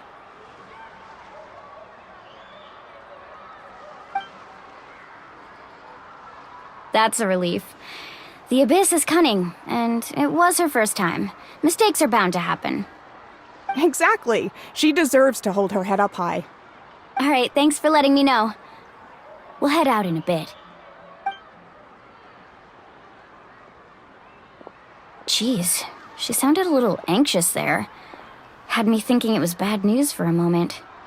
Mulan, you said the Abyss was cunning just now, but it seems like the Abyss just wants to destroy everything. Like, think about all those monsters that attacked your tribe. If there really was some sort of cunning plan, wouldn't it make more sense to send them to attack Kachina and her small team? Not that Paimon wants them to be in any more danger, it's just... Relax, I get it. The Abyss is difficult to understand, that's for sure. At a glance, it certainly seems like the only goal is total destruction. The Abyss isn't a living entity after all, so what capacity for logic or planning could it possibly possess? But through our long history of fighting the Abyss, we've realized things aren't quite so simple. 500 years ago, the Abyss invaded Teyvat. You know about that, right? That's right. Conria suffered greatly during that time. But so did every other nation in Teyvat. And Natlan was the worst affected of all. It took the combined efforts of the then Pyro Archon and heroes from every tribe to finally repel the Abyss. Even so, the effects of the invasion lingered for hundreds of years, only able to be reversed little by little. Our tribe's waters were contaminated. The Children of Echo's territory was overrun by dangerous sludge surging from underground. Unrelenting black winds tore across the lands of the Flower Feather clan. It was like each disaster was designed for a specific tribe. Exactly. We once thought that the Abyss's desire for destruction was a sort of primal instinct, but its methods are, in truth, marked by intelligence. We now believe the Abyss has invaded the Night Kingdom, and has the capacity to read the memories of this land at any given moment. And that's how it became so dangerous and cunning, almost like it knows you inside and out. Yes, and that's why we've been unable to fully eradicate it, even after all this time. Luckily, the problems left behind by the Abyss have been successfully addressed by the various Pyro Archons we've had over the years. Now every tribe is prospering and things are looking up. I mean, just look at what we managed to do a few days ago. We totally fought them off.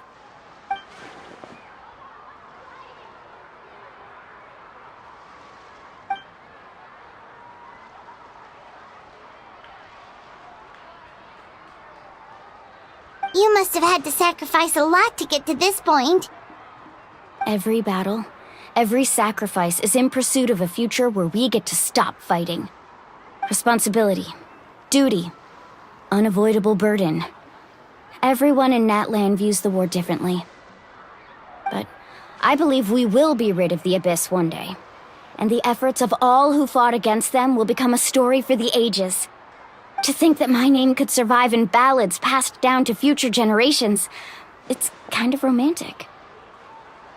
Everyone has something that drives them forward, you know?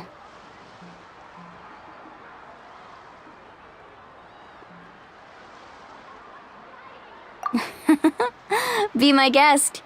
Heroes are always welcome in Natlan. Anyway, let's head to the stadium.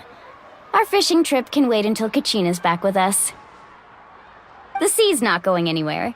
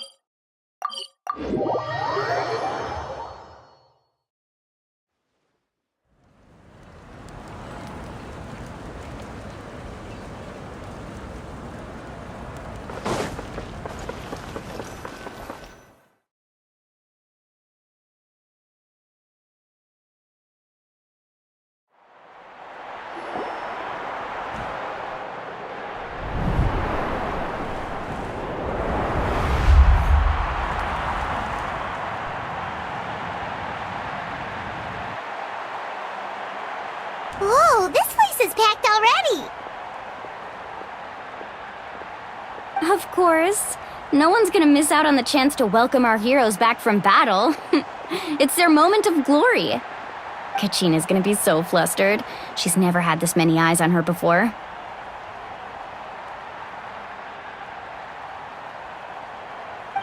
Yeah, she doesn't seem like the kind of person who likes being the center of attention. Looks like I'm just in time. Kinich, you're here! Yeah, a commission ran longer than expected, but I made it. I heard about the incident with your tribe, Mualani. Is everyone alright? Yeah, it's all taken care of. Our new friend here's got some tricks up her sleeve, by the way. She's just as strong as Kachina made her out to be. Hey, look! Is it about to start? That's right. Someone will come out and recite a eulogy, and then we'll sing the Ode of Resurrection together. Come on, let's find a spot with a good view. When the singing starts, just follow my lead and you'll be fine. Let's go somewhere higher up so Kachina can spot us.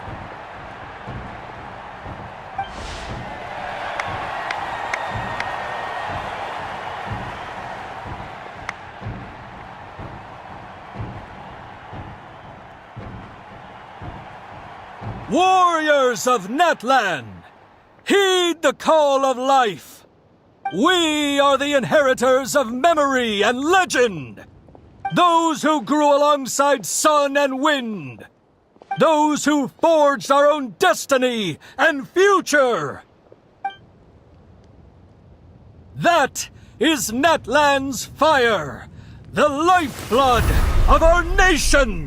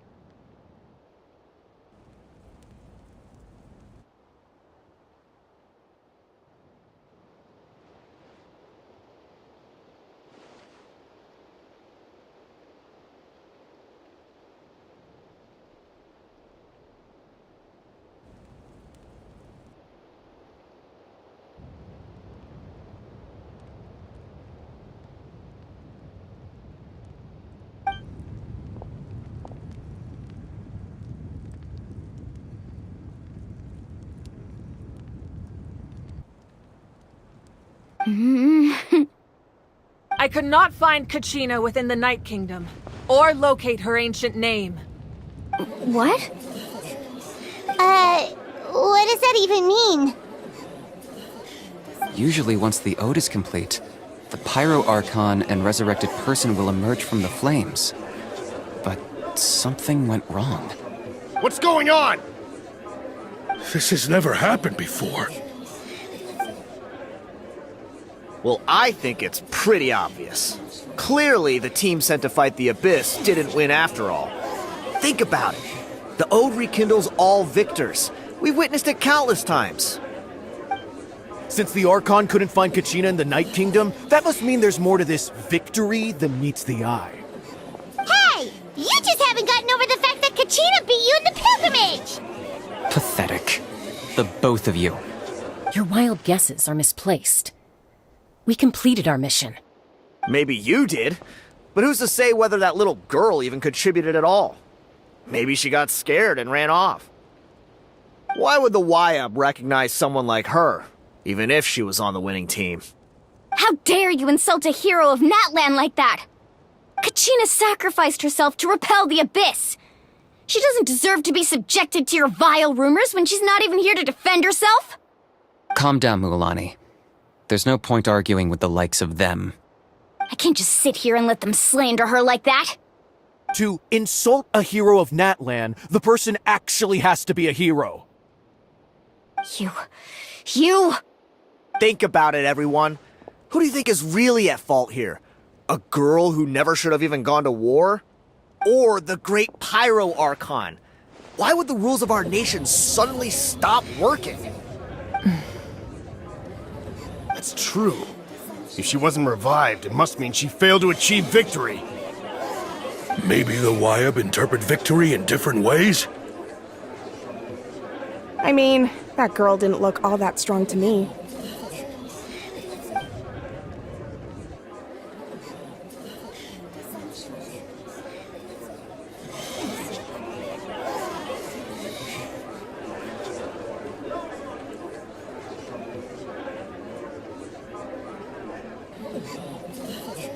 Kachina wouldn't have run! That's not like her at all! No! She's been waiting for this moment for too long. No matter how daunting the situation, no matter how scared she might feel, she's always the first person to stand up and face it head on. We don't even know what happened. So don't you dare try to use this as an excuse to vent your anger or slander her reputation. Fine. We'll find out what happens soon enough. Then, we'll see who truly deserves glory. That's enough. There is no doubt about today's victory, or Kachina's part in it. She is a hero worthy of our admiration and celebration. However, the failure of today's ceremony is undeniable. Kachina has not been rekindled, and I offer you all my deepest apologies as I continue to investigate this matter. To prevent further casualties, I have decided to suspend the pilgrimage until this matter is resolved. What? No one is all-knowing. No one is infallible, not even myself. But doubt is a means by which we seek the truth, not a weapon we wield against others. I didn't mean it that way, Archon. If there are things you wish to clarify, then ask me directly. Doubt my answer if you wish. But now's your chance. You have concerns? State them. No, of course not. Even though I have said nothing to change your mind, then it would seem the truth never mattered to you at all. That guy doesn't even have the courage to answer the Pyro Archon's question. So much for all that glory talk earlier. I have a question, Archon. My friend Kachina. Do you have any idea where she is? It's extremely important to me. I know you said you were investigating the situation, but I'm sorry, that's not enough. I've already shared everything I know. If you want to learn the truth and rescue your friend sooner, you should join the investigation. So, what do you say? Of course I'll join. In that case, come see me in the speaker's chamber. We should join them. Oh, and if it's not too much trouble, could you drop by as well, Traveler? I'd like to have a chat. Rest assured, everyone, I'll keep the tribal chiefs informed on the progress of the investigation. Once again, I apologize for the outcome of this ceremony. If there are no further questions, let's part for now. Did she just ask us to come along? I believe she did. Let's go. I'd like to know what's going on myself.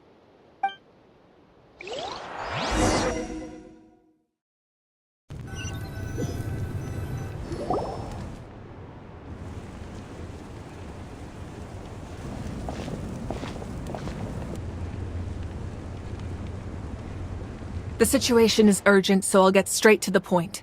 Kachina is undoubtedly a hero of Natlan, and I'm deeply sorry this happened to her. There's been unrest in the Night Kingdom, but I don't know what's causing it. As a result, I've been unable to track down her location.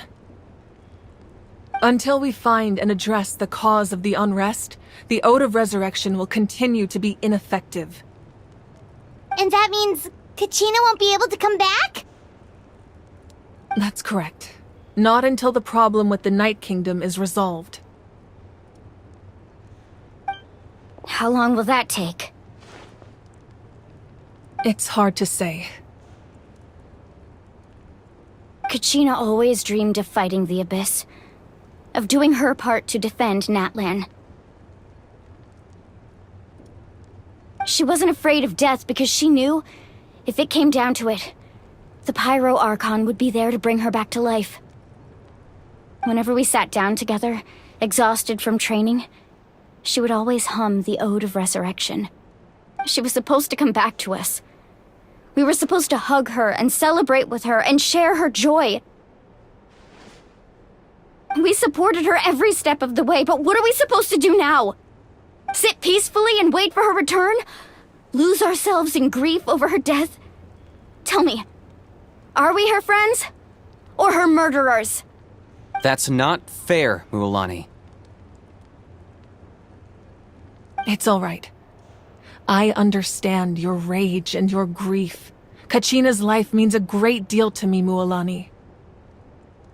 Believe me, I want to bring her back as soon as possible. I would give you that peace of mind if I could. But please, hear what I have to say so I can at least give you a broader picture of the issue we are now facing. Considering the recent attack on your tribe, I believe the Abyss has found a new means of undermining the rules of our nation. You mean... The Sacred Flame. The foundation of our resistance against the Abyss. If we continue to hold the pilgrimage and send teams to fight the Abyss, there will likely be more casualties. But if we stop altogether, the Sacred Flame will only grow weaker.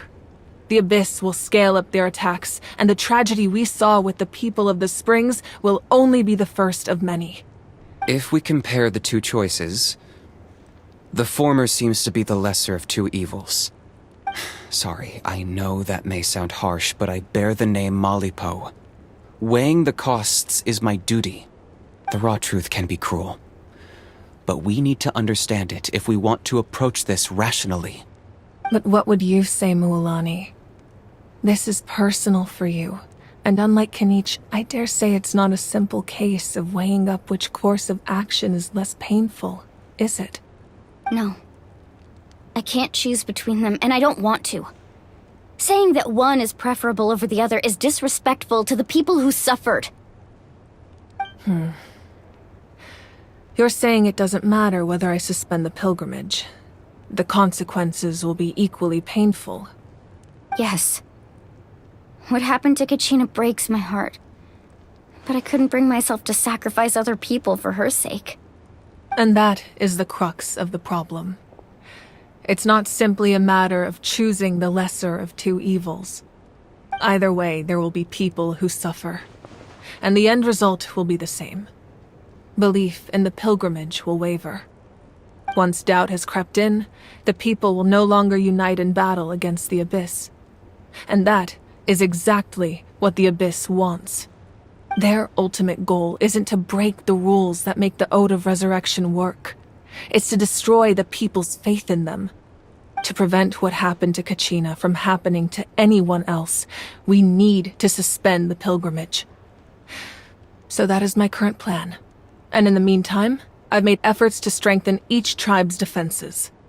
Then, we have to find another way of strengthening the Sacred Flame to keep the Abyss at bay. This won't be easy. I'll need time to figure out the best approach. I understand your anger, Mualani, but I hope that provided some clarity, at least. Wow. Hyman thought things were gonna get heated for a second, but the Pyro Archon took the time to explain everything so patiently. I owe you an apology, Archon. I let myself get carried away earlier, and I'm sorry. You're right. We need to focus on finding solutions. We could always hold the pilgrimage without sending a team to fight in the Night Warden Wars. That way, we would still be able to fuel the Sacred Flame. I've considered that, but the two events have nearly always been linked.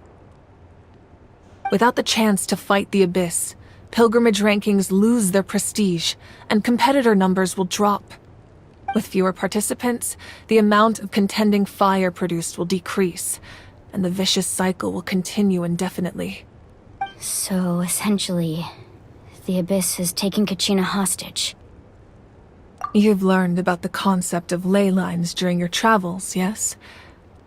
The Night Kingdom is something similar. Staying there for a short period of time shouldn't have an effect on the person. But with the Abyss in the picture, it's a different story. Your sense of self will be devoured until eventually you become one with the sea of souls. Imagine pouring a cup of water into a rushing river. You can try to scoop up another cup, but there's no chance it will be the same water you had before. I won't sugarcoat it. That is the danger Kachina is currently facing. Just like you said, Archon. Both of these problems need to be addressed. You can focus all your efforts on dealing with the Sacred Flame. I will go search for Kachina. The Abyss poses the same threat to you as it does to her. It is very possible you will not return. Knowing that, do you still choose to go? Kachina's waiting for us to rescue her. That's all that matters. I failed to protect her during our campaign, but I can make it up to her now. I choose to go as well. Traveler? What do you think? Understood. Then I'll support you in any way I can. The Masters of the Nightwind have a technique that can extract an ancient name from the ley lines. If we can find Kachina's ancient name, I can use the link between them to pinpoint her position within the Night Kingdom. Then comes the hard part. You need to visit the Night Kingdom in person and rescue her. But isn't the Night Kingdom a land of souls? Can we even go there? Under normal circumstances, only the consciousness can enter. But there is a way to go there in person. However, know that the Night Kingdom will attempt to repel you, and the Abyss certainly won't leave you be. That's fine by me. Same here. Fighting the Abyss is nothing new for me. So, Paimon's the only one who's scared? Well, if she's going, Paimon's going too. Lali of the Masters of the Nightwind once created an artifact that can be used to communicate with the Wyab. We call it the Spirit Speaker Stone. It was originally used as a ceremonial artifact wielded by the tribal chiefs, but that spiritual quality also means it can be used to search for an ancient name. That was the artifact I delivered to the Scions of the Canopy a few days ago. Didn't think I'd be hearing about it again so soon. Thank you so much for your help, everyone. Your thanks are unnecessary. I will offer you whatever aid I can, but your fellowship and courage are what will truly decide the success of this operation. Besides, you're the ones helping me. I can only focus on one thing at a time, after all. Traveler, I certainly didn't expect our first conversation to be so serious. I've heard all about your accomplishments. Ever since you arrived, I've been hoping to meet you and offer you Natlan's highest level of hospitality. Why? Why? Is that not what happened in the other nations you visited? Yeah, things were pretty complicated at the start. And, in the middle. But our reputation's solid nowadays. That's more like it. After all, I've heard you're someone who transcends fate. Perhaps even more than you can imagine. But we can talk about that some other time. Ideally, this would be the perfect night for a drink and some musical ambiance. But there are important things to be done. Oh, I almost forgot. Atea was wounded in the fight against the Abyss. She wanted us to give this to you. It embodies fond memories and my strength of will. That's what she asked us to tell you. She said you'd know what that means. I didn't think this day would come so soon. The flames of her life force. I can feel them flowing within the talisman. If things were different, the two of us could have enjoyed the hot springs together while she gave this to me in person. We're supposed to be hot spring buddies after all. But don't worry. This talisman means a great deal to me. I'll take good care of it, and once this is all over, I'll pay Atea a visit.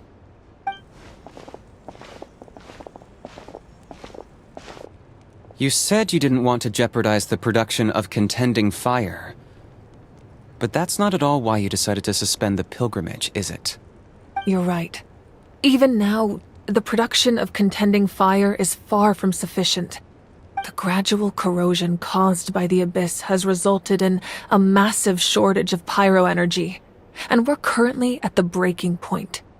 As things stand, the pilgrimage is a lost cause.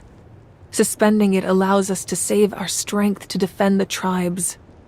The Abyss has brought catastrophe to Natlan, and Kachina's disappearance in the Night Kingdom is a direct consequence of that. We can't let the general public know that. No. If the public learned that Natlan's destruction was close at hand, there would be immense panic. But if I said nothing at all, they would have continued to question the integrity of Natlan's heroes. Another simple choice. The latter was clearly the better solution. But you chose otherwise. I have never subscribed to the belief that the right choice is the one with the fewest sacrifices. Let's go. There's still a way for the sacred flame to last a little longer. You mean? Yes. Come with me.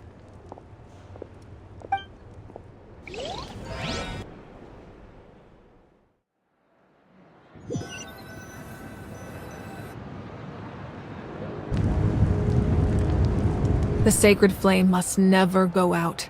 Not only does it strike fear in the Abyss, but it's also the pillar of Natlan's stability. So until our heroes are ready, I will sacrifice my power to keep it burning. But that can only last so long. I think we should focus on the remaining ancient name-bearers. Don't let desperation cloud your judgment. Those chosen by the Wayab have already embarked on their destined path. It is for them to decide how that journey ends, not us. All we can do is support them. Even so, for you to make this sacrifice, it's not right. If not me, then who? No other is capable of sustaining the sacred flame. I possess great strength, but I'm not above my people. This is part of my duty.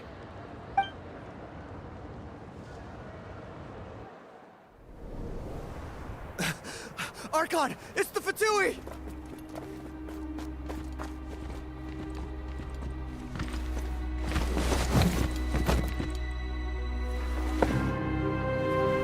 The Archon of Natlan. A force to be reckoned with. The secret of the ley lines is no secret to me. Long have they been destined for ruin. And since the oath made 5 centuries ago remains unfulfilled, what use is the Gnosis in your hands? I don't know what you mean. But it sounds like this is about more than the Tsaritsa. In times of crisis, someone must pick up the mantle of salvation. Your plan has reached an impasse, and now it falls to me to create new rules for Natlan. But before the dawn of a new age, the old must be destroyed.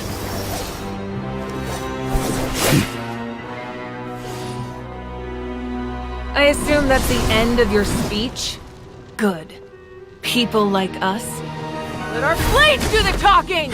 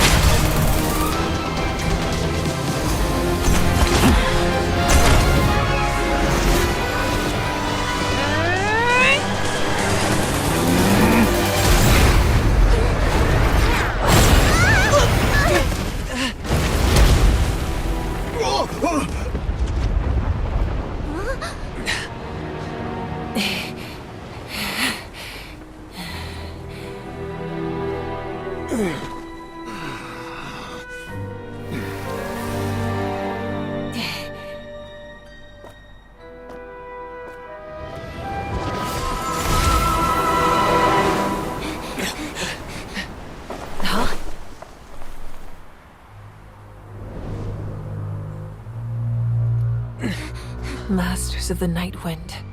Send word. The captain and his followers must be apprehended.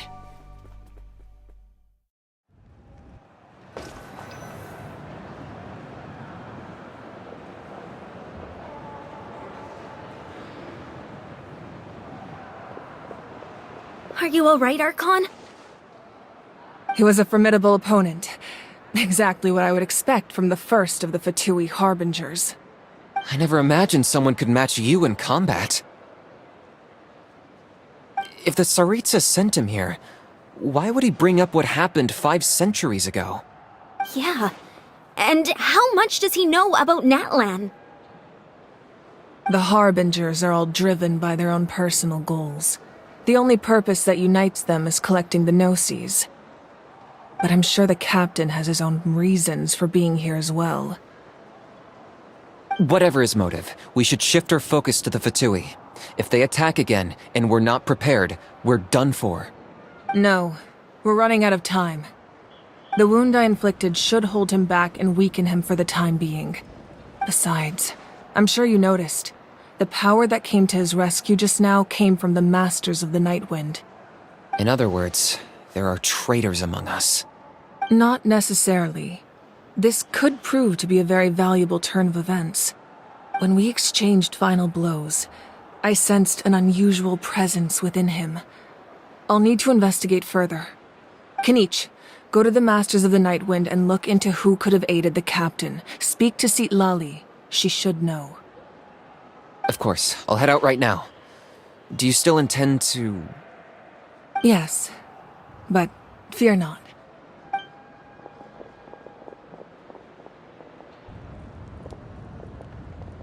Natlan's strength has never rested solely in its Archon.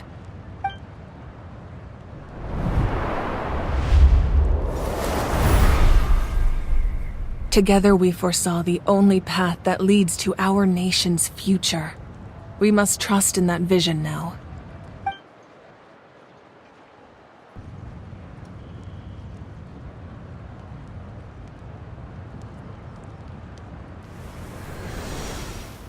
Is everything okay, Archon?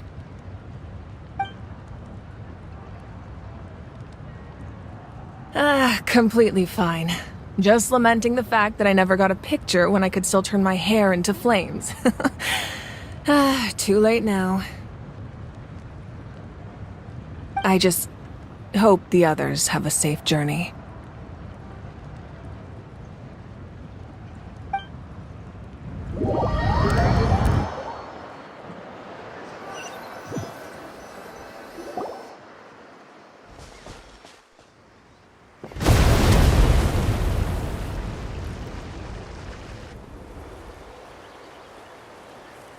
What's happening at the stadium? Did something explode? It feels like the Archon unleashed her power. She must be fighting a formidable opponent. Should we go back and check what's going on? Have faith in the Archon. She wouldn't lose in a one-on-one confrontation. Once we find Kachina's ancient name, we'll head right back. Okay, let's just keep climbing. Emon really hopes nothing goes wrong.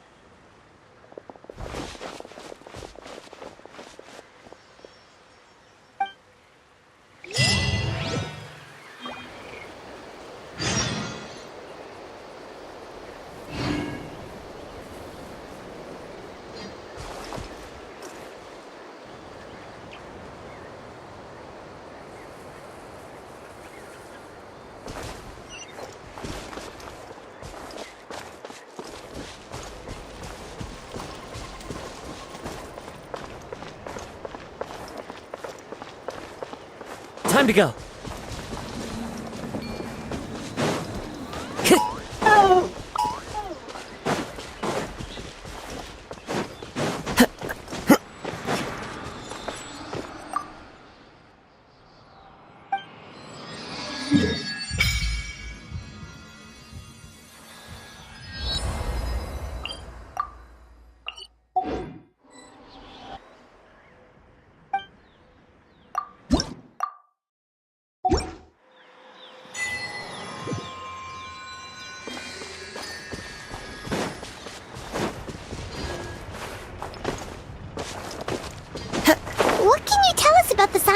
canopy.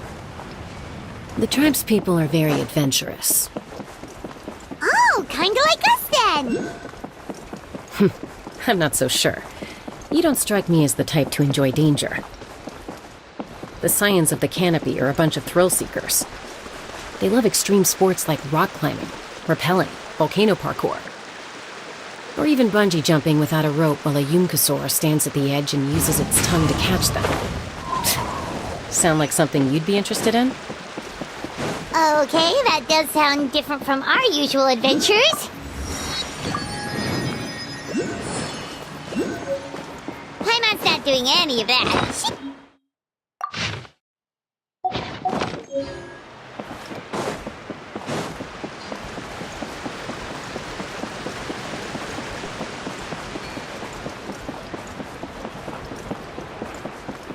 That's Wina, the tribal chief. Let's head over to him.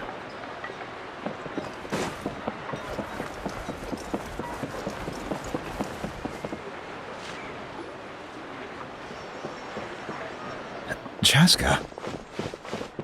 Nice to see you again, Wina.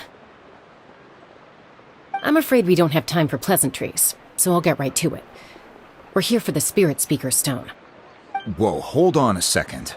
At least tell me why you need it first. My friend Kachina is trapped within the Night Kingdom.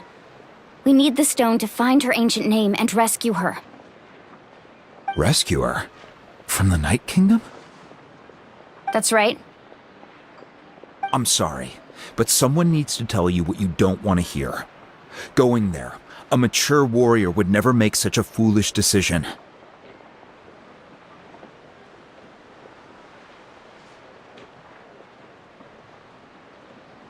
The nature of battle is unpredictable.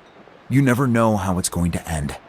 Losing a friend is tragic, but when that happens, the best thing you can do is focus on how to prevent further casualties. I appreciate what you're trying to say, Chief Wina. But if the price of maturity is abandoning a friend in need, I'll choose foolishness any day. If Kachina's still holding on, then so will I. I thought you might say that. Is something wrong, Wina? This doesn't seem like you. Life isn't complete without taking risks. That's always been your mantra. It's nothing. The Night Kingdom is a dangerous place.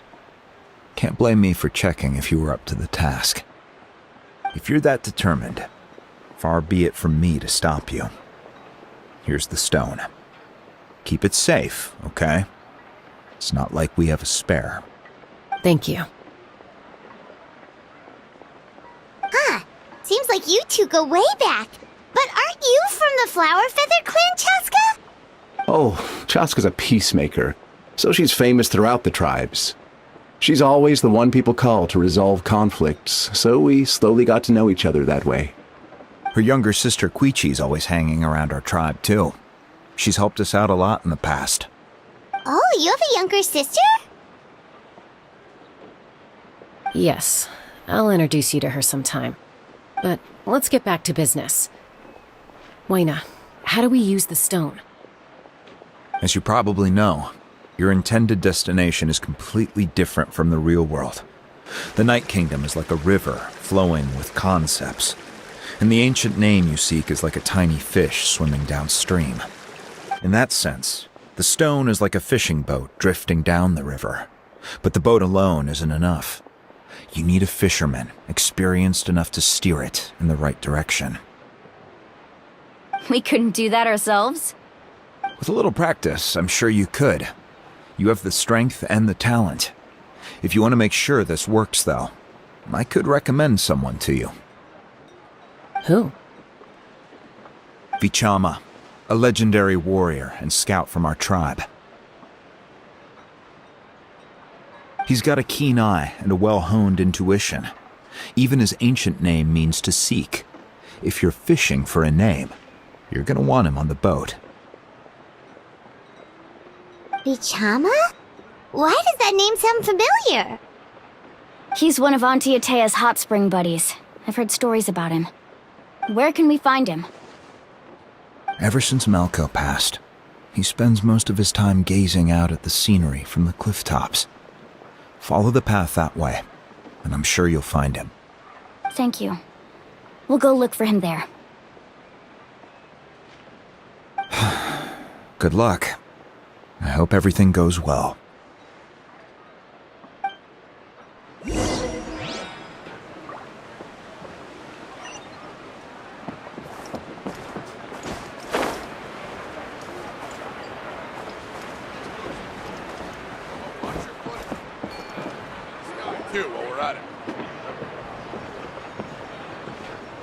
Someone admiring the scenery from the cliff tops. Ah! That must be him! Hello there, are you Vichama? That's me. Did you need something?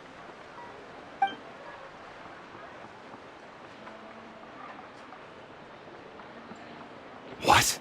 You're saying you can bring someone back from the Night Kingdom? How is that even possible? No, if you really think about it, anything's possible in that kind of place. But that would mean... Are you okay? You don't look so good. Everything's fine. I'll help you, but I do have a small request.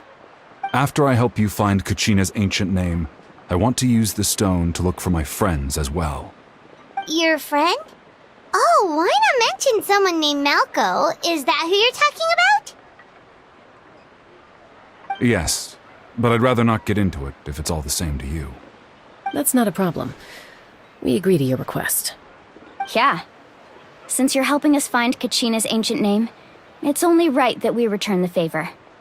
Then we're agreed. Can I have a look at the stone?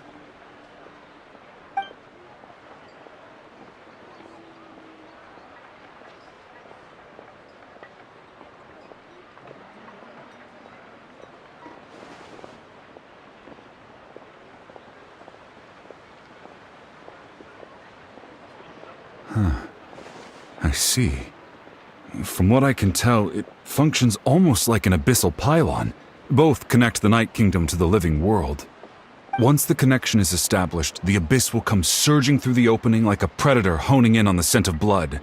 So we have to be sure not to use it in a tribal settlement. Wow, you got all that just from looking at it? I just picked up on the basics, really.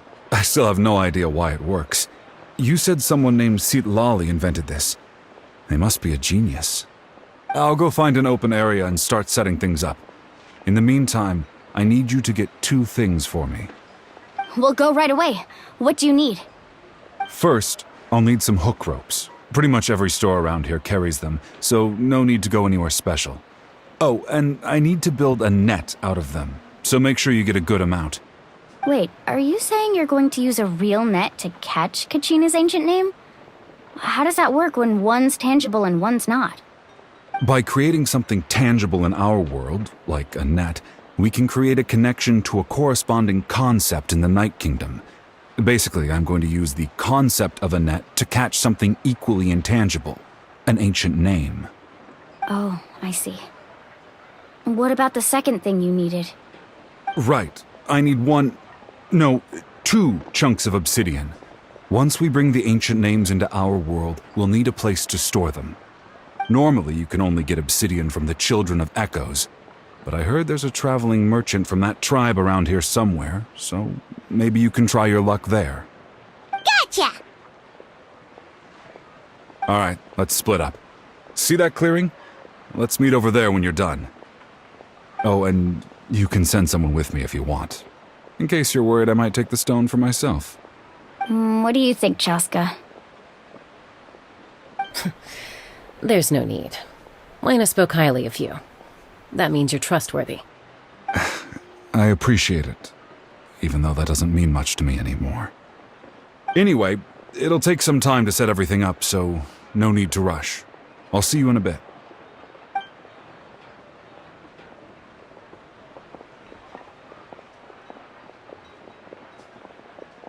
What an odd guy. He seems so defeated, but also really invested in the stone at the same time. I don't have any more insight than you, Paimon. Let's just focus on the preparations for now. Hang on, Kachina. We're coming for you.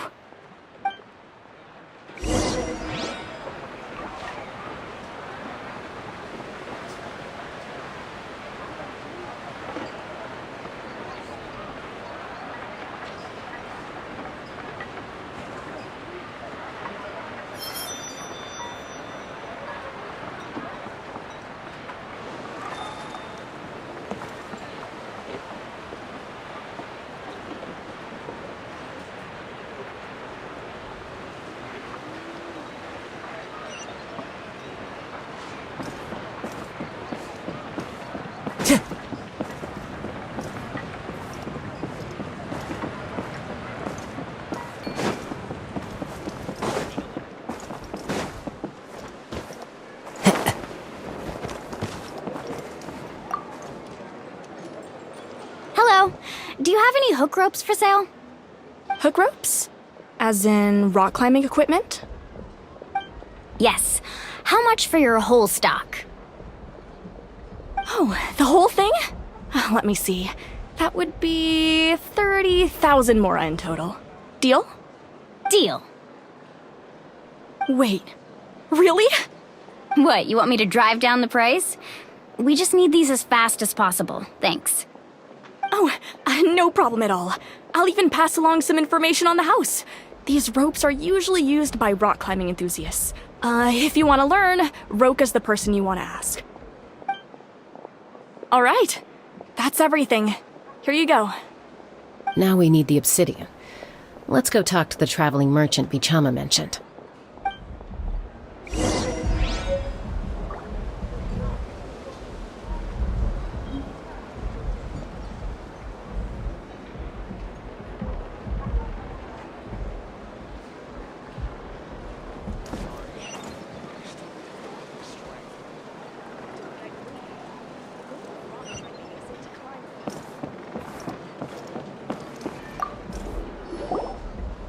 Excuse me, do you sell obsidian?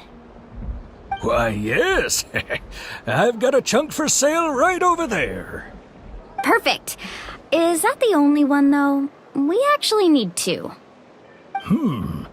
That might be tough.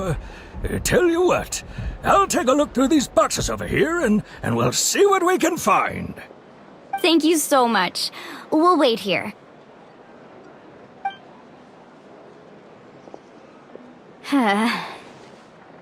Relax. Everything's going according to plan. I know, it's just... I could tell Vichama feels the same way about his friend that I do about Kachina. I hope this chunk of obsidian isn't the only one. Kachina always carries all sorts of shiny stones with her. If I was the one trapped in the Night Kingdom, she'd have a whole pile of obsidian ready in a heartbeat. Well, would you look at that? I did bring an extra. Here you go, young lady. How does it look? Perfect! Thank you. How much do I owe you? If you hadn't shown up, these stones would have just sat here collecting dust. I'll take 3,000 mora for both. Here you go. By the way, I heard you mention Vichama just now. You running an errand for him, then? How's he doing? Malco's been gone for 5 years now.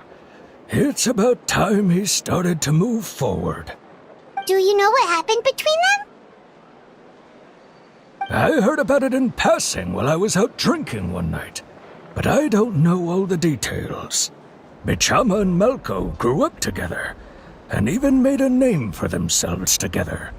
Malco was an amazing fighter, capable of knocking out multiple opponents in a single hit, while Vichama excelled at scouting and analyzing the battlefield. The two made an excellent team, and managed to beat back the Abyss several times. 5 years ago, they both emerged triumphant in the pilgrimage, and were placed on the same team to fight the Abyss. But on the eve of battle, the Abyss launched an attack on their tribe, and Bichama suffered an injury to his leg while attempting to rescue someone. Then what happened? The team agreed that he couldn't fight the Abyss in his condition. Vichama didn't argue. He knew going to the front lines with an injured leg would make him a burden in battle. So they raised the issue with the Pyro Archon, and she agreed to let him stay behind. It's just... Melko and the others ended up facing hordes of abyssal monsters in numbers that far exceeded anyone's expectations. The team made an error in judgment, and they fell to the onslaught. Vichama went into a deep depression after that. He blames himself for everything. Oh, you're not wrong. But it's possible he chooses to blame himself. Not because he did something wrong, but because he wasn't able to do anything at all. I've tried convincing him to move forward, to stop dwelling on the past. But the shadow of Malko's death hangs over him still. The Abyss has caused so much suffering, and some wounds never heal. I wish there was something he could do to make himself feel better. But... anyway, that's the gist of it. Maybe you could help him talk things through sometime. I would really appreciate it.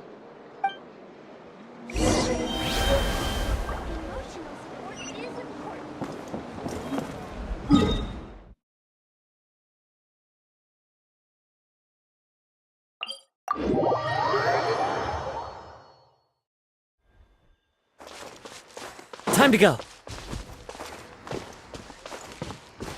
One with nature.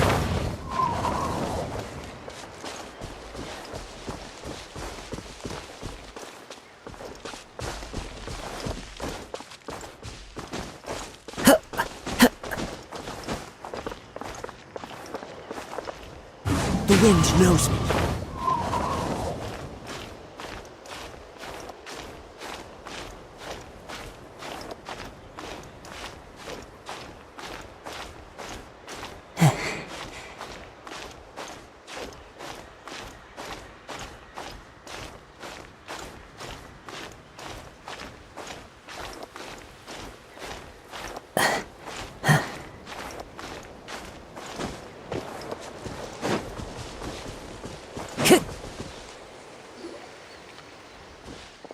Did you get everything? Yep, it's all here. When do we start? I've made all the necessary adjustments, so we're good to go. As agreed, I'll help you find Kachina's ancient name, and then you return the favor. Go ahead. Yes. After Malko fell, I scoured the battlefield to see what happened. It turned out he wasn't bested by some impossibly powerful foe. He was dragged to his grave by the sheer number of enemies. If I had been there, I would have been able to sense the danger. I could have warned them not to advance. I've always blamed myself for what happened. But when you told me about Kachina, I realized there's a chance Malko might also be alive, fighting for survival in the Night Kingdom. But that happened several years ago, right? The Pyro Archon said all life within the Night Kingdom eventually becomes one with the Sea of Souls. There might not be much hope, but I still have to try. Malko and I promised each other, even if we never managed to root out the Abyss for good, we would fight together until the end. All right, let's get to it. I'll start searching for the conceptualized version of Kachina's ancient name. If you see any fragments scattered around the area, please collect them.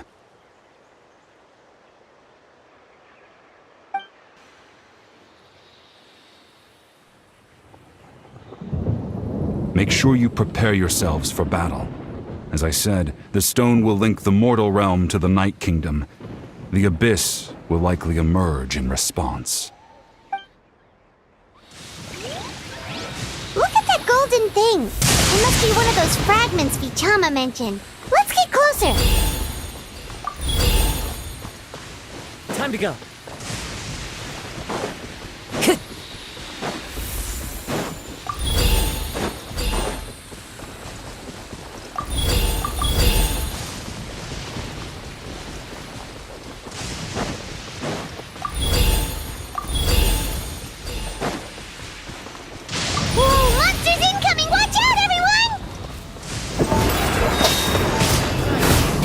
nature. I will have order. Stabilize. Uprise. Fire hazard.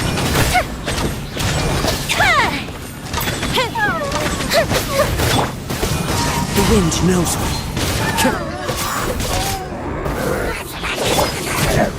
Solidify! Orders given. Orders received. Into the wind. Clouds high. The birds come. This is order. Gather! One with nature. How much longer, Vichama? Not long! We're getting close!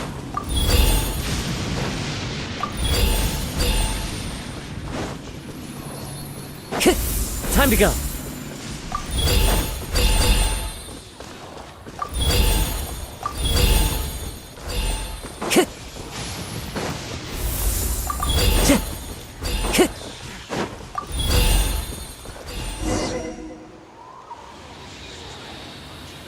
Vichama!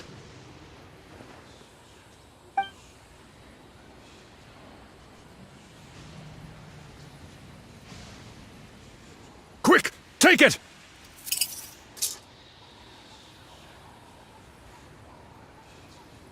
I found Kachina's ancient name. Hang in there, Malco. Just a little longer. Something's not right. The power of the Abyss is getting stronger. The Abyss is corroding his body.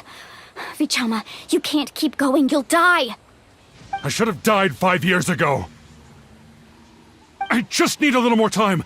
Please, I'm almost there.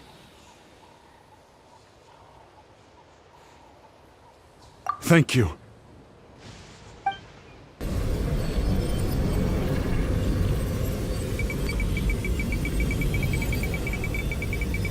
Whoa, watch out! The power of the Abyss is strong.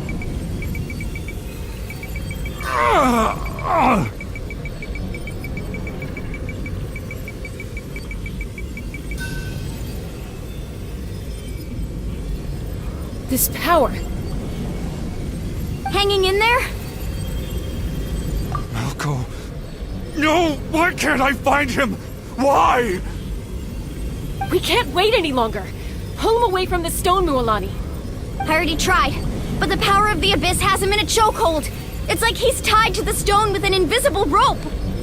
In that case, we have no choice. I'm sorry, Sea Lolly. Get back! Chaska, wait!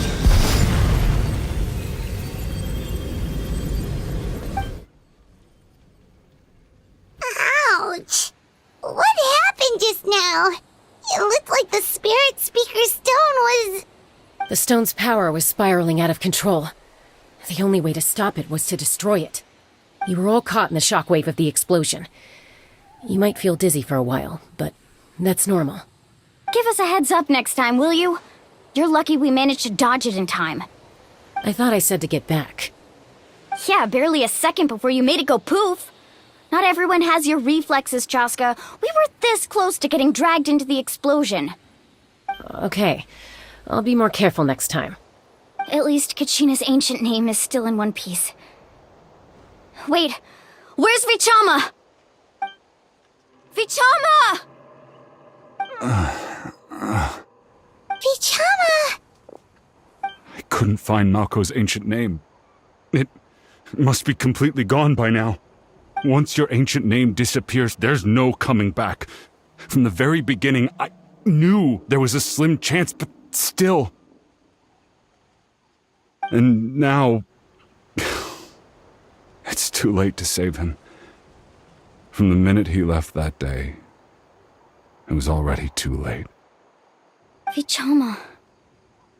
I'm sure he's heard enough condolences over the years. Let's just give him some space. Huh? What's that in your hands, Vichama? It looks like something's glowing! Huh? This is...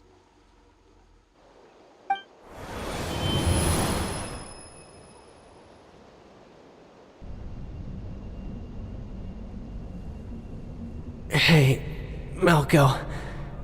Got any strength left? Not enough to swing a sword, but to say a few last words? Sure. Too bad no one will get to hear them. I never thought I'd actually die on this mission. Not that I'm afraid to die. It's just hard thinking about my mom's face when she hears the news. Guess I have something to be thankful for then. My parents died a long time ago. They won't have to mourn me.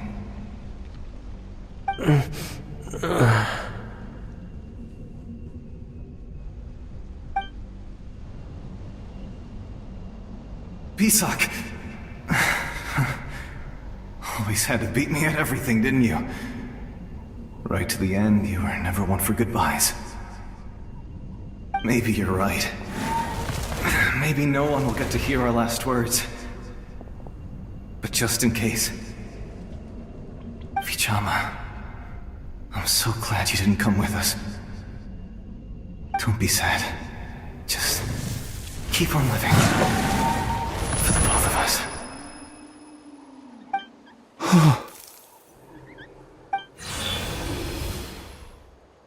Was that a memory?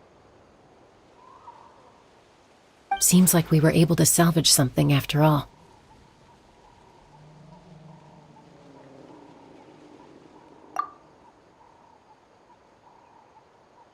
Of course. Seeing him, hearing his voice again, it makes me unbelievably happy. But it also brings with it an even deeper pain. A deeper pain? Why? Malco was always the type to put on a brave face. But in that memory just now, his hands were shaking, and his smile was forced. For all these years, I regretted not being able to fight alongside him to the end. And now I know, at the end of his life, he was thinking the same thing. Vichama. I'm fine. Actually, I heard Chief Wyna wasn't really on board with your plan to go to the Night Kingdom. When you asked for my help, I hesitated too. I knew helping you find your friend's ancient name meant leading you one step closer to danger. But I also understood why you had to try. Everyone has regrets in life, but not everyone gets the chance to make up for them. Once allowed to fester, guilt strips us of our most valuable qualities as warriors. In that sense, we might as well choose the braver path from the very beginning.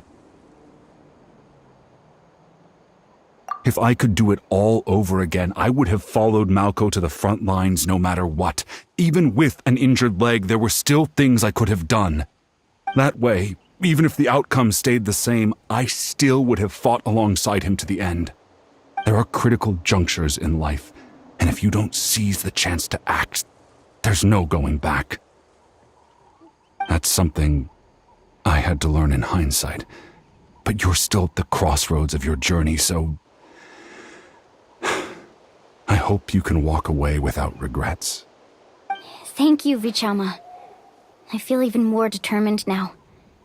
Kachina will come back to us. I'll make sure of it. I promised I would find her, and I intend to keep that promise. That's good to hear. Strange. My body, it's... Once abyssal corrosion enters the body, a portion will fuse itself to your internal organs. Even though the Traveler possesses powers of purification, the corrosion can never be fully eradicated.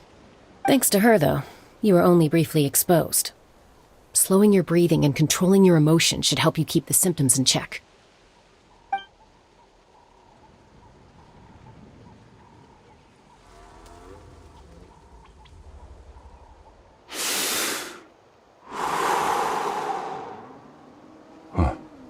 That does make me feel better.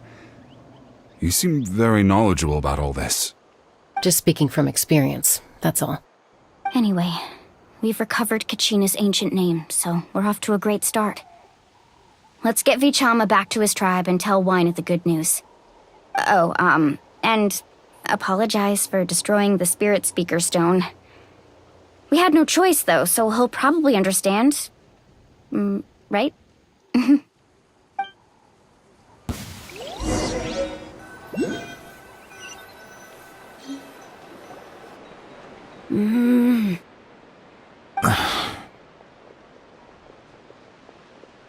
Koichi, are you really gonna just stand there like that?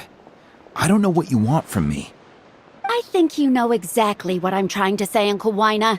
I can hear it in your voice. Honestly, it's just one thing after another with you two. They're back. Koichi? What are you doing here? Don't play dumb with your own sister. You know exactly why I'm here. My apologies, everyone. I just need to borrow Chaska for a few minutes. You come with me.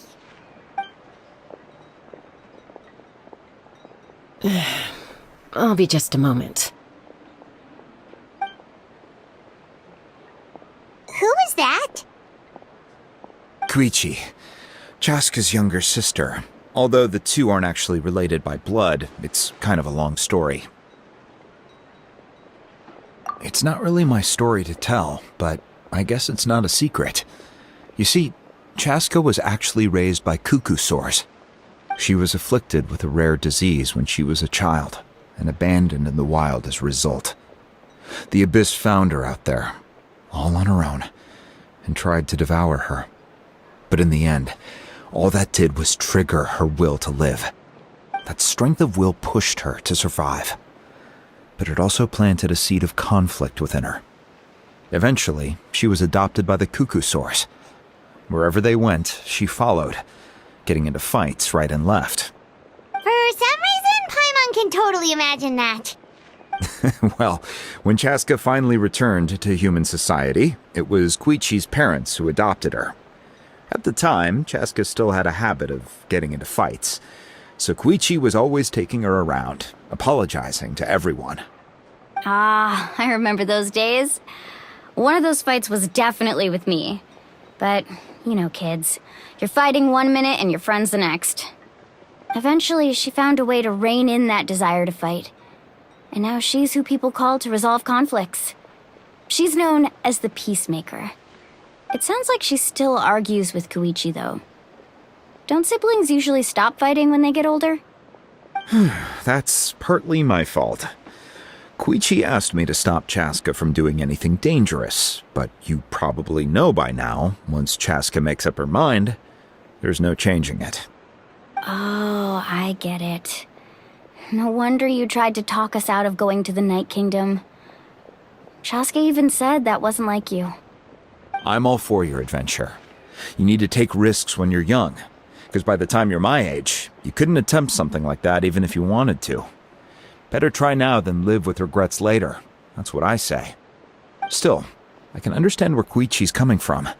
In the end, nobody wants to sit back and let a loved one put their life on the line.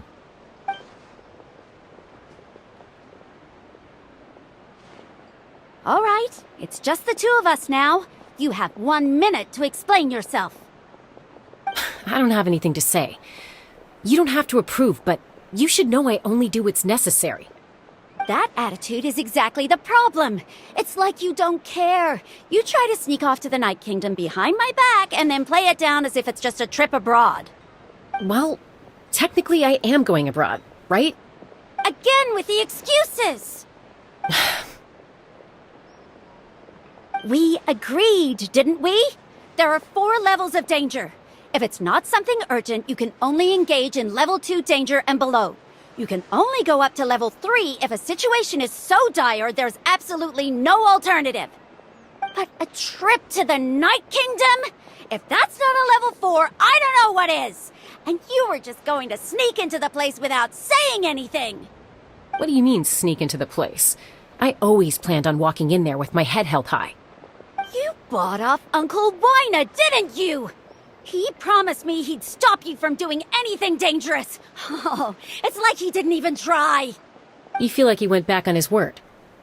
What if I told you my mind was made up, and there was nothing he could have done? Not even by force. Oh, I knew it! So he did try to say something, but you didn't listen! This is important. If you were in my shoes, you'd make the same decision. You don't know that? I'm a doctor, and I handle logistics. If you're going to waltz into a dangerous situation where you could lose control at any moment, it's my duty to say something! All right, whatever. Anything else? What do you mean, anything else? Why don't you reflect on what you've done and promise me you'll stay put? Time out. Is this one of our normal arguments or a serious one? Chaska, does it sound like I'm joking?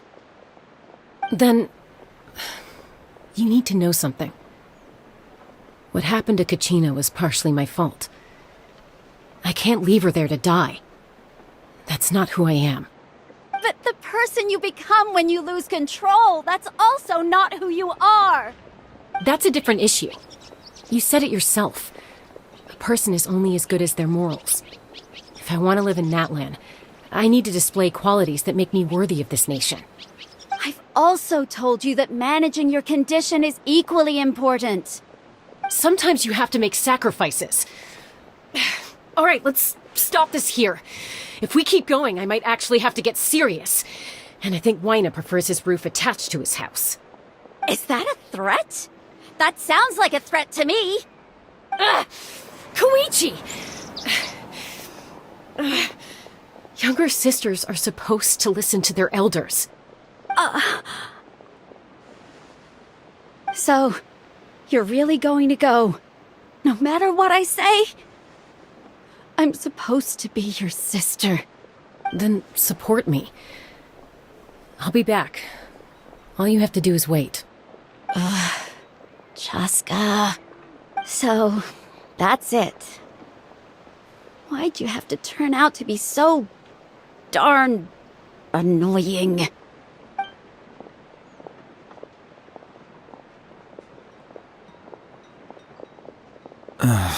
You two are something else. Something you wanted to say? I know you aren't related by blood, but you two sure are similar. Really? You know, I said that very thing to Koichi not too long ago, and she reacted the exact same way, down to the very tone of voice. It's not my place to get involved, but I will say this. Try to spend a little more time with your sister. You're tough kids. That doesn't mean you have to go it alone. Thank you. Anytime. All right. If you're done with the Spirit Speaker Stone, you might as well hand it over. According to Kinich, it's an important ceremonial artifact, so it'd be safer to keep it with me. About that. If only Tonegif Bard was here, he could have repaired it just like the Holy Liar. The Spirit Speaker Stone might be 2 stones now. Huh?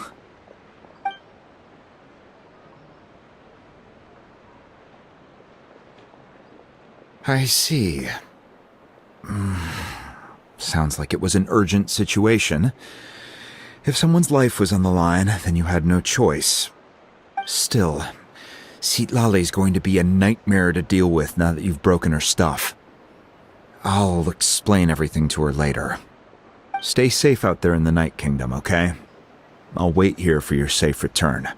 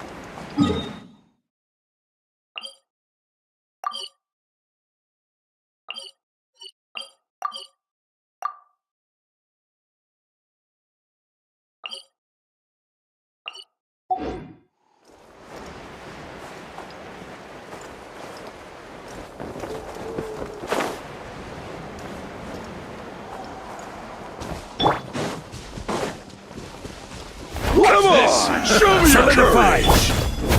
Into the wind. Go. Fuse is lit!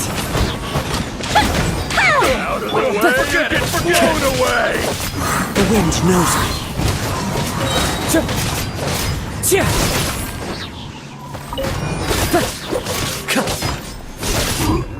Into the wind. Stabilize!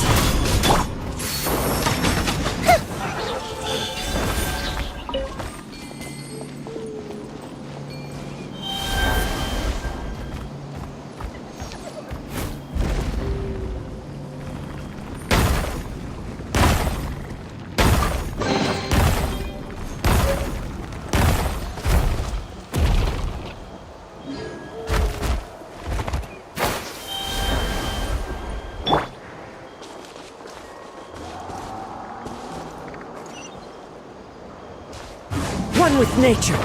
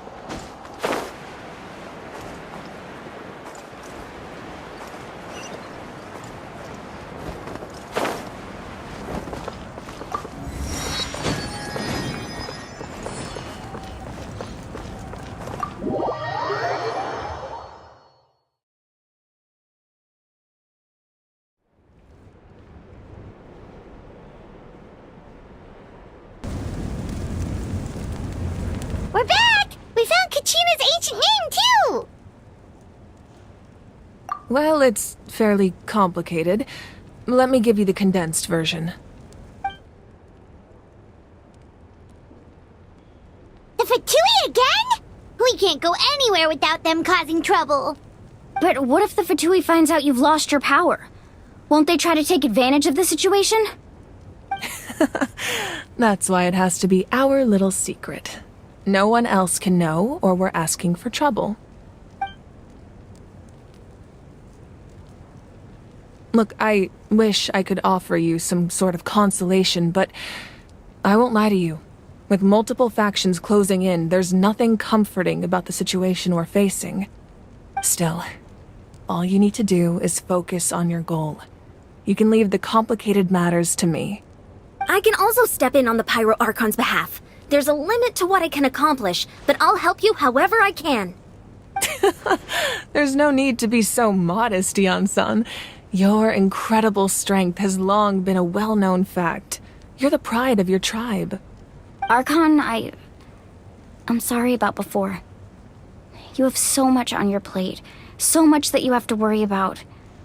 But all I could do was focus on my own feelings. You have nothing to be sorry about. We all get overwhelmed by our emotions, myself included. Your reaction to Kachina's disappearance, I understand that feeling very well. Well, now that we have Kachina's ancient name, let's go track her down. Follow me.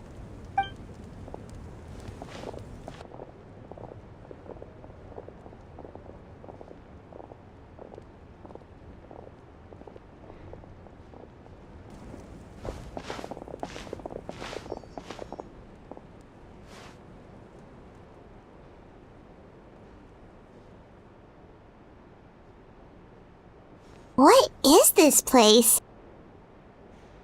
Hey, isn't that Atea's talisman? Good eye. This is where I store all the various mementos I've collected. Whoa. I've never seen this place before. There's so many things in here. It looks like there are items from every tribe. Collecting them must have taken a lot of effort. I suppose you could think of it as a hobby of sorts. In Natlan, everyone grows up listening to the stories of heroes, and physical items do a far better job of preserving those stories than our own memory. Now, I still have some preparations to make for the ceremony, so feel free to take a look around in the meantime. If you're curious about an item, I'm more than willing to tell you about its origins. Alright, we'll have a look.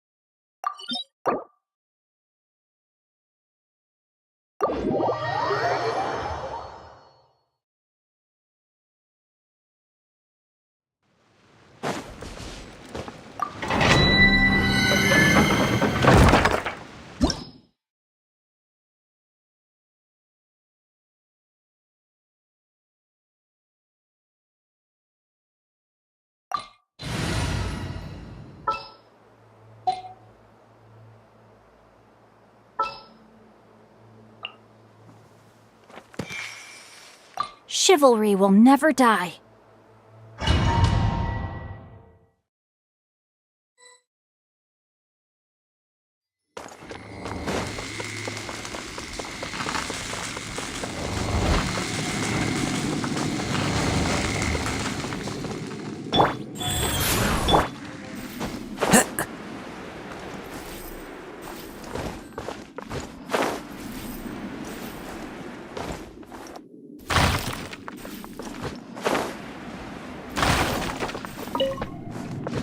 Follow the wind.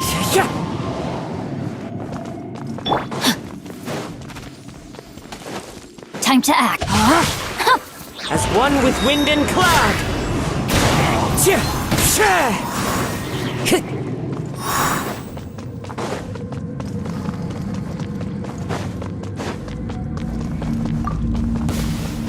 Into the wind.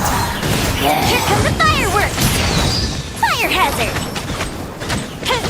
Guys,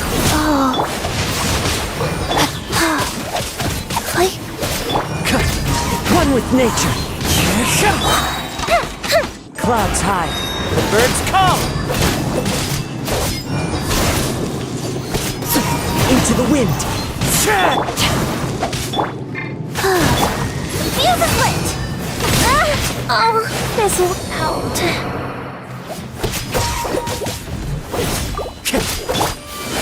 Life goes on.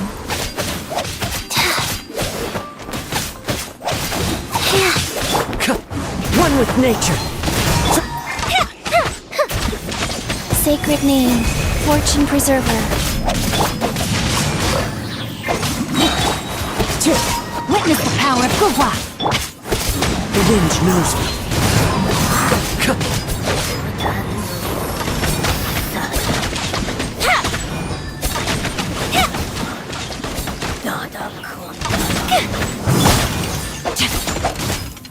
Fallen leaves, adorn my night! Rain outlines your fate.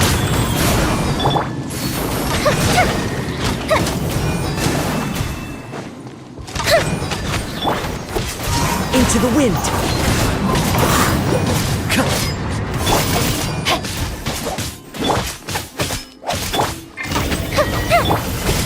One with nature. Time for a light show. Go bishop down.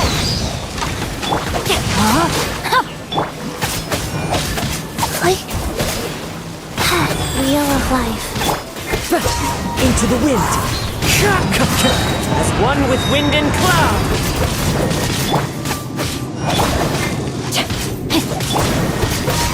One with nature. Fuse is lit.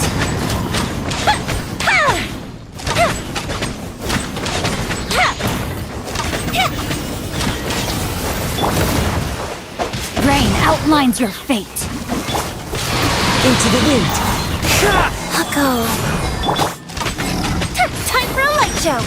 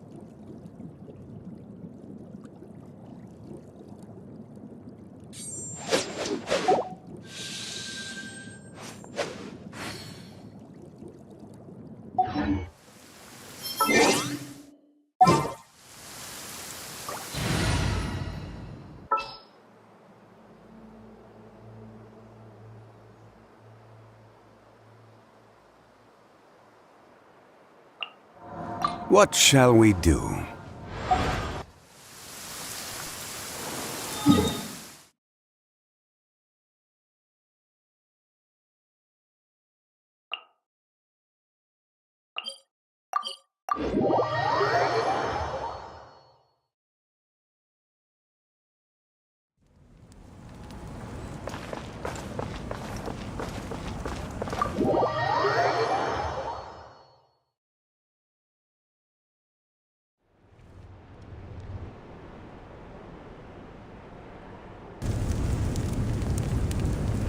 We're back! We found Kachina's ancient name, too!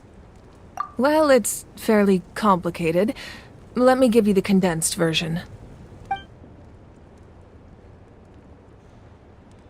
The Fatui again? We can't go anywhere without them causing trouble. But what if the Fatui finds out you've lost your power? Won't they try to take advantage of the situation? That's why it has to be our little secret. No one else can know, or we're asking for trouble.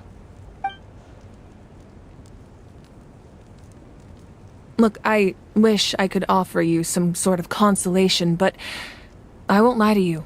With multiple factions closing in, there's nothing comforting about the situation we're facing.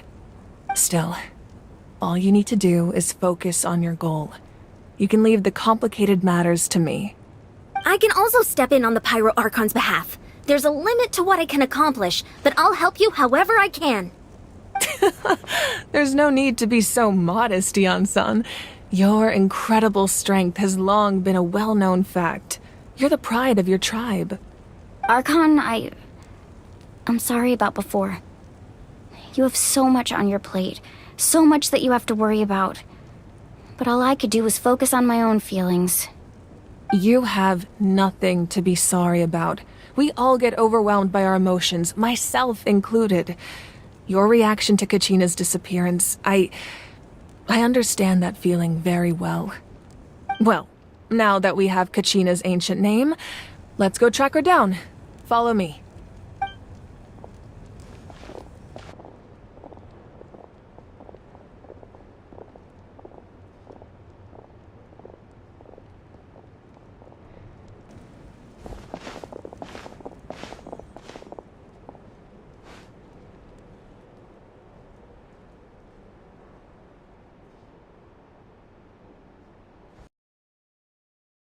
What is this place? Hey, isn't that Atea's talisman? Good eye. Whoa, it looks like they're... I suppose you could think... And physical... Now, if you're curious about an item... Alright, we'll have a look.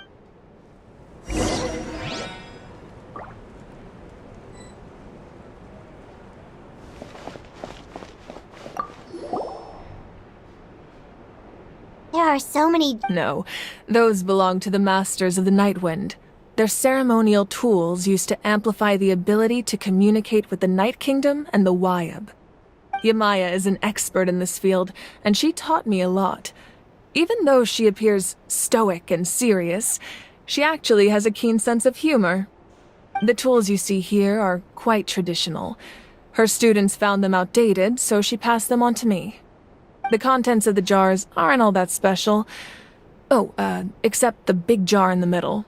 That's what she really wanted to give me. Ooh, must be something really cool. What's inside? Grape juice. Huh? It's quite tasty, although probably expired by now.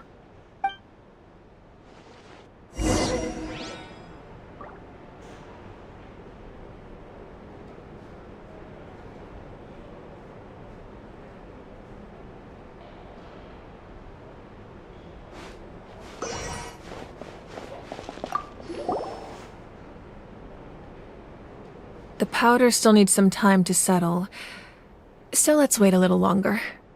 Well, what do you think of my collection? Do you feel like you have a better understanding of Natlan's culture now? Yeah!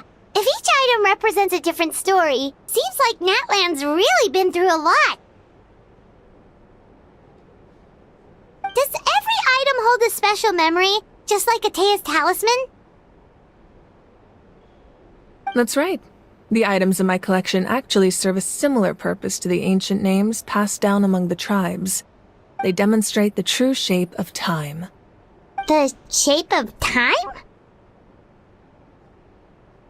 Most people perceive time as a linear concept, almost like a straight line that can only move forward. We cannot change the past or predict the future. But there's also a different theory, one that I believe to be closer to the truth.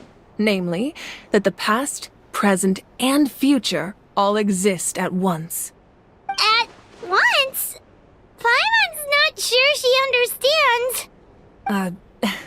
Let's say your journey ended right now. Thinking back on your experience in each nation, which one would you say was the most important? Exactly. Even at the end of your journey, the things you experienced along the way don't cease to exist. They become part of who you are. Take out a portion of that journey, and you would likely make very different decisions, and eventually arrive at a very different destination. The future is the same way. It exists even though it has yet to come to pass. We just lack the means to perceive it. Of course, there are those with the power to foresee the future. They simply call it by a different name. Fate. You're quite familiar with that concept, I would imagine. That does kinda make sense. The future hasn't happened, but already exists. Humanity excels at living in the present, but too often we forget the past and neglect the future. While the pilgrimage and the Night Warden Wars lead us to a better future. Only by uniting the people of Natlan across countless eras can we fight back against an enemy as formidable as the Abyss. To come up with such a set of rules, the first Pyro Archon must have possessed a level of insight I can only imagine. That's correct. At first, he was a mortal man with no special power. After he ascended to the Divine Throne, he used it to borrow power from the heavens and establish the rules of Natlan. Namely, a framework through which ordinary people can ascend to Archonhood. By holding the pilgrimage, we're able to determine the strongest among us, and when that person ascends to the Divine Throne, their inner flame will awaken. In addition, the sacred flame will grant them significant knowledge and memory of this land. After all, that's how I came to know everything I just told you. So, it all comes down to the power of the Divine Throne and the rules. Wait, is that a family portrait? Yes, that's my mother, father, younger sister, and the little saurians we raised. I turned a piece of my dad's leather armor into a canvas and commissioned a famous artist to paint our likeness. Your sister is so cute! It looks like the two of you are really close. Paimon was having a hard time thinking of an Archon as an ordinary person, but seeing this portrait, it kinda makes sense now. It really doesn't look like there was anything special about you before. Oh, wait, is Paimon allowed to say that? A little late for that question, don't you think? Sorry! Paimon's so sorry! Paimon's mouth works faster than her brain sometimes! It's all right. I'd never get upset over something like that. No matter what others may say, my past is a precious part of my identity. I'm forever proud of the life I used to lead. Becoming the Archon doesn't mean you sever ties with your family. The position just comes with a lot of responsibilities, so it impacts how often you get to see them. My father made the most delicious stew, so my sister would often bring me a large pot of his cooking, and we would sit on a blanket and eat it together. One time, we didn't close the door securely, and the saurians we were raising ran into the room and knocked over the entire pot. My sister immediately burst into tears. The two troublemakers were going for the meat, but when they saw my sister's distress, they froze on the spot. I still remember the way they laid there, sulking like a pair of children, even after making such a mess. It was frustrating, but in the end, all I could do was comfort my sister and move on. Wow. Isn't that what being a family is all about? I think about that story a lot, actually. As the Archon, I made a vow to defend this nation, and experiences like that, they remind me exactly what I'm trying to protect. Well, what happened after that?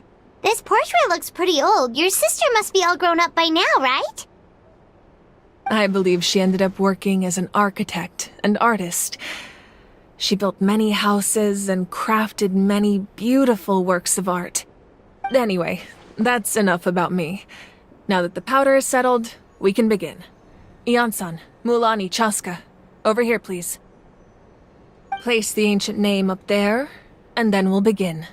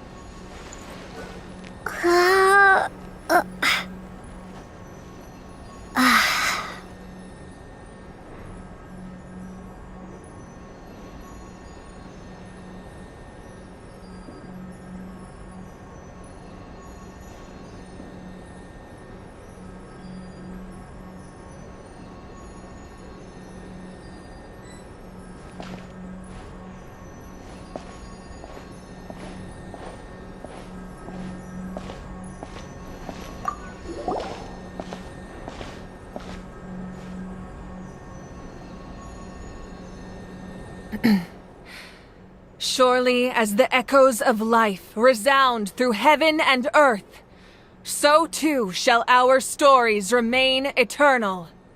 Ancient name, take us to your fated bearer. Allow her to answer our call.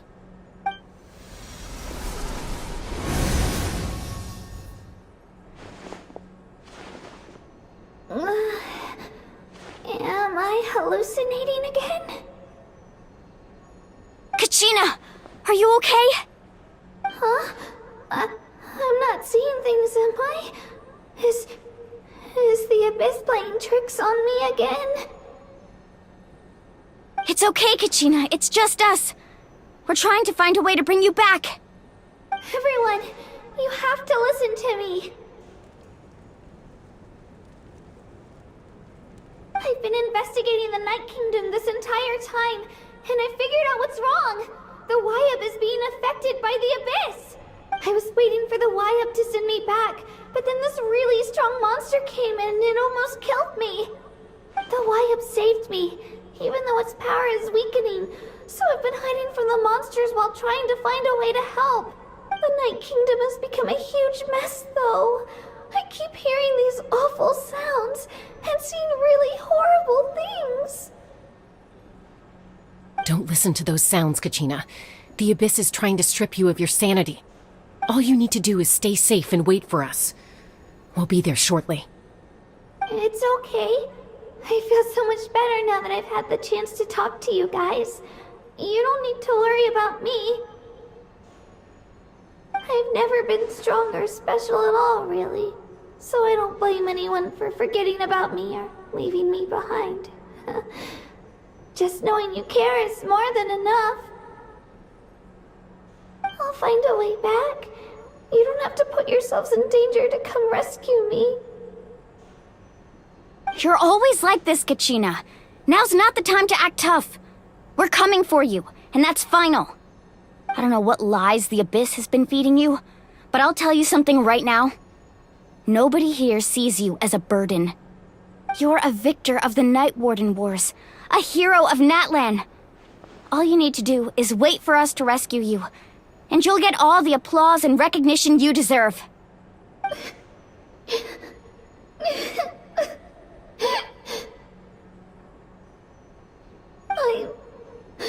I'm really scared. Everything's so dark and creepy here. And I want to go home. Still, I don't want you to put yourselves in danger because of me. I don't want to hold anyone back ever again. All you need to do is place your trust in us, just like you always have. No one fights alone. We're not leaving you behind. Not ever. Yeah, we're so close, we can't call it quits now! Thank you. Be careful. Looks like we've lost contact. Now comes the most dangerous part. you have to traverse the Night Kingdom in your physical form. This entrance to the Night Kingdom was left behind after an abyssal invasion. Even a brief amount of time inside could expose you to corrosion. I know. I'm prepared for that possibility.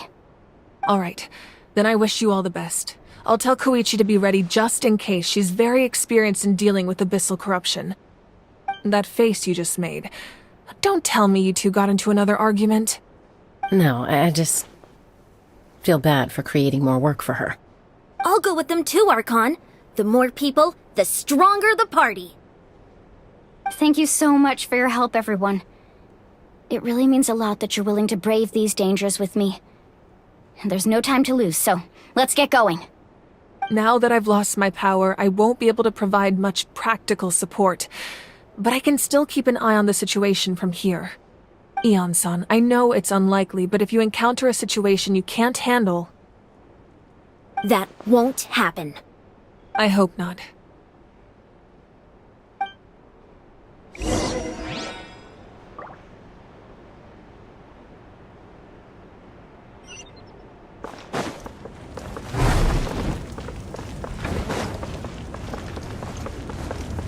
Time to go.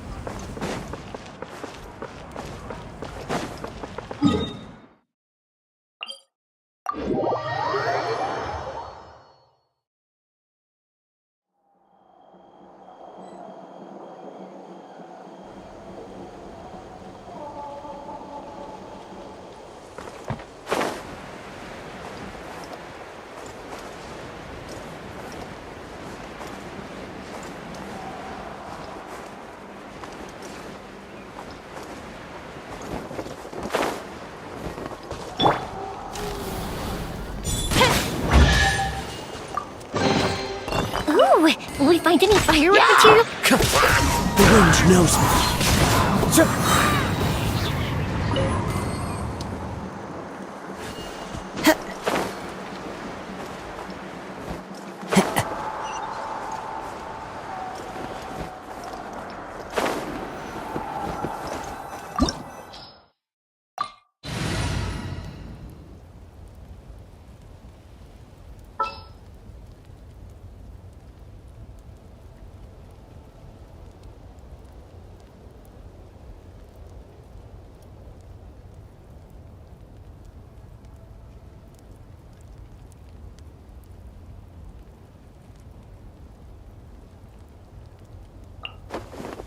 I'll take care of it.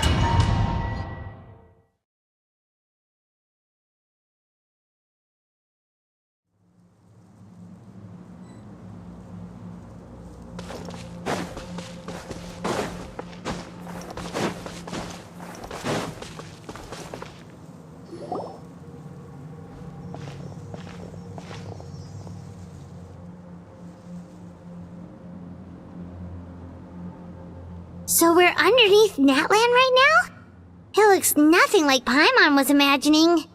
That's because in the distant past, Natlan was home to an incredibly advanced civilization ruled by dragons. Humans only established their own society after the fall of the dragons. So these are Saurian ruins? Wait, you mean like the elemental sovereigns? They had their own advanced civilization? Yes, a really long time ago. Very few records have survived until now, so no one really knows what the devices here are for. These ruins have been abandoned for a long time, but with the recent increase in Abyss activity, the installations around here have somehow been activated again. So what you're saying is, we're not in for an easy trip to the Night Kingdom. No, it's going to be obstacle after obstacle from here on out.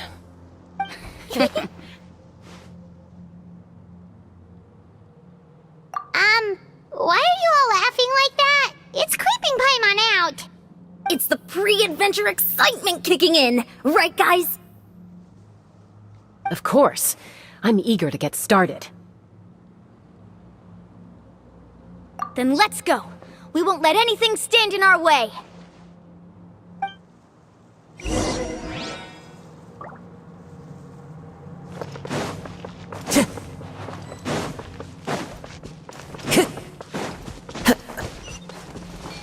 Seems like the road ends here.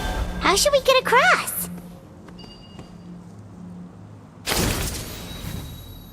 As a professional trainer, I think you could stand to build up your endurance, Paimon. Professional trainer? Paimon thought you were a warrior from the Collective of Planning. Well, that goes without saying. But I actually work as a sports coach. I provide professional guidance for many of Natland's popular sports. And I don't just mean physical training. I design nutrition plans as well. Ah, so basically no sugar, no soft drinks, no grilled meat. Yeah, we'll be here all day if you list them out one by one. It's much faster to just focus on what's good for you. Such as? Vegetable juice. Want some? You know, Ian-san, Paimon feels like the two of us might not... Those guys look familiar. We've fought them before. Let's go. Show no mercy.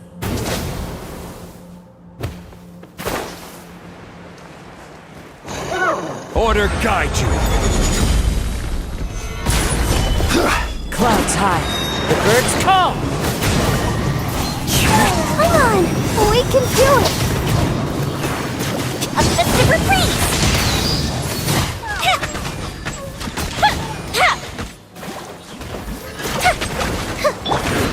One with nature.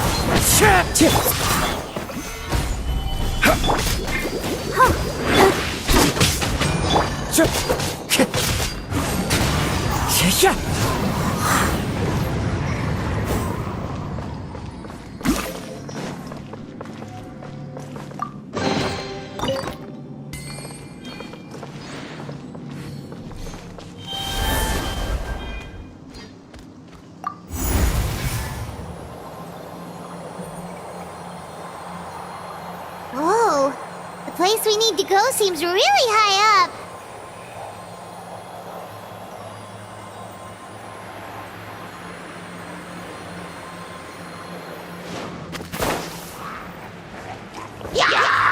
Into the wind. Gather! This is order. As one with wind and cloud. One with nature. Let the show begin.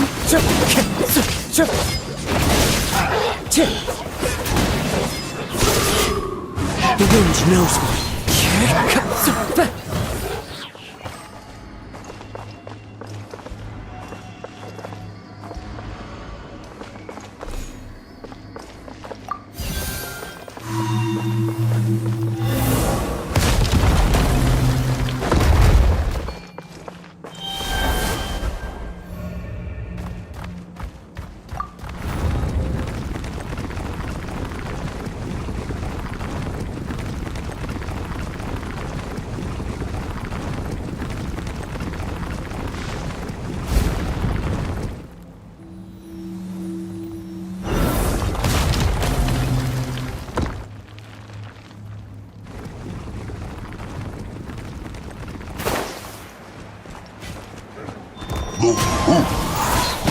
Here come the fireworks! Stabilize! Clouds high. The birds call. One with nature. Fire hazard! Order guide you. Solidify!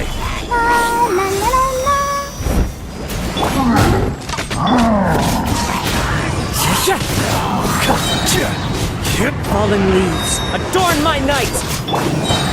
Stabilize! The wind knows me.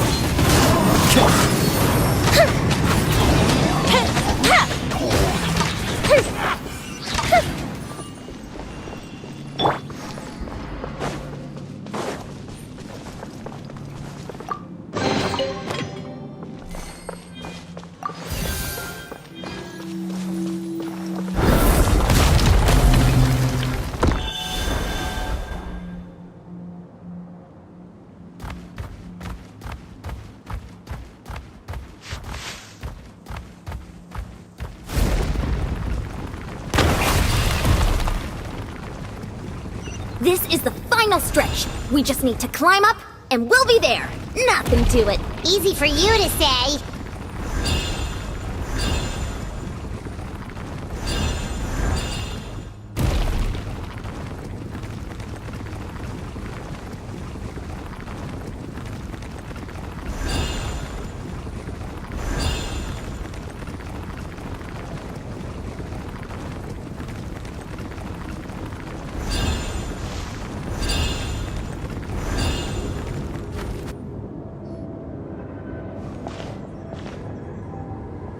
This must be the entrance the Pyro Archon told us about. The one ripped open by the Abyss. Yes. There's something in the depths of this place that feels familiar, yet also foreign. We actually have to go in there? Okay, Paimon just needs to psych herself up. Don't push her through before she's ready.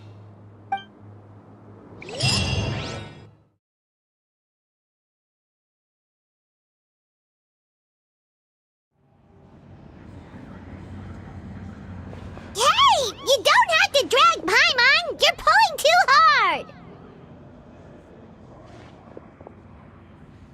Looks like we made it. This is the Night Kingdom.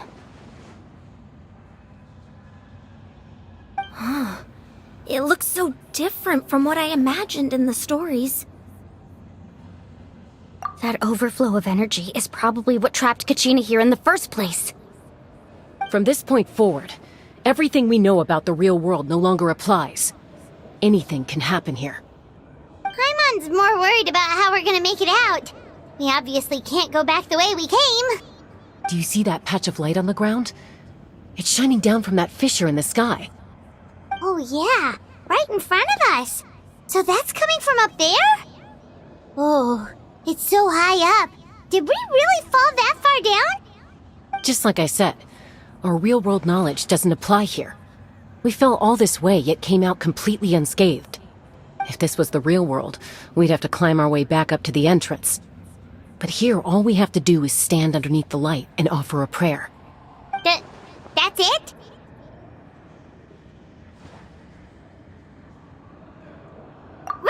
Right. We still got a job to do. So that means all we need to do is find Kachina and bring her to this location. Exactly.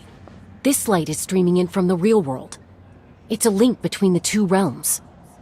The terrain looks difficult to navigate, and the visibility's not great either. How are we supposed to find Kachina in these conditions? Yeah, these floating black things don't look super friendly either. Those are all manifestations of abyssal power. Be careful. Ghost! A talking ghost! Calm down, I'm here to help. You're the ones who helped Vichama, right? Yes, I'm Vichama's friend, Malko. I was completely lost to this realm until I sensed a mysterious power calling out to me. It's like it was seeking me out, attempting to reassemble the pieces of who I used to be. Of course, it could only do so much. I'm sorry I can only appear before you in this imperfect form. No, we should be the ones apologizing. If the Spirit Speaker Stone hadn't become corrupted by the Abyss, we could have done much more. But we had to destroy it. Otherwise, Vichama and his tribe would have been in danger. Of course. Thank you for protecting him. I never imagined that, even after all these years, he'd still take such a risk for me. Under the power of the stone, it felt like our souls were connected. Turns out even our regrets were exactly the same. Whether in triumph or death, you want your best friend by your side. Exactly. That may not be in the cards for us, but it's not too late for you. You're looking for a young girl from the Children of Echoes, right? She's being chased by an embodiment of abyssal power. I'd like to help her while I'm still in this form, so follow me. Be careful. This place has been severely corroded by the Abyss. Paimon didn't realize it had gotten this bad. It's like a seething volcano ready to engulf our world at any moment.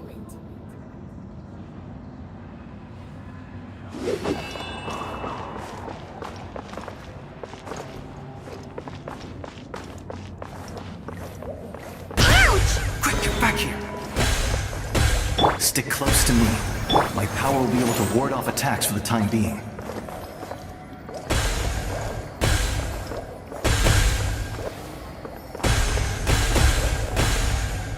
We won't be able to keep this up. Let's try another route. This way.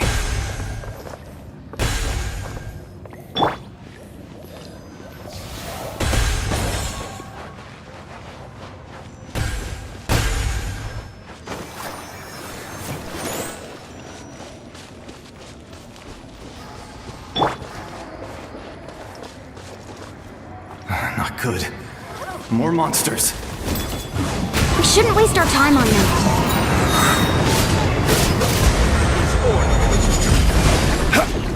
Solidify! Goes the ship down!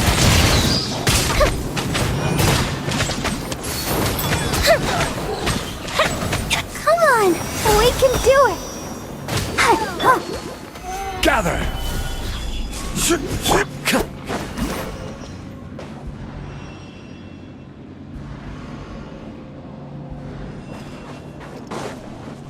Time to go.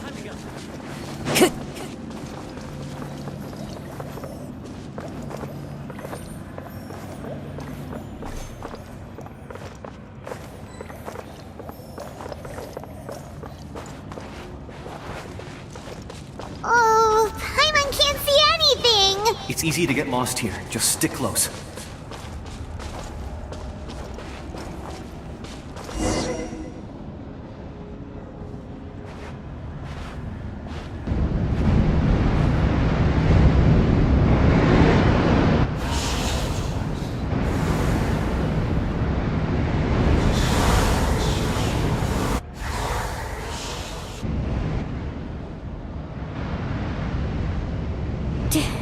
Did you hear that?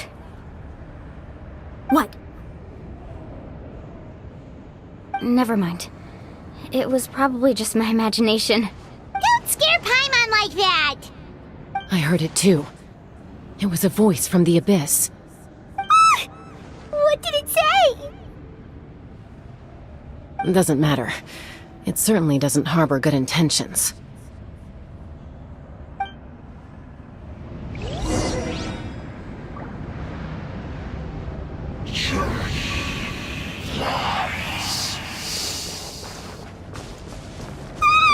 Paimon just heard it too! Let's keep going. Paimon wants to get out of this place!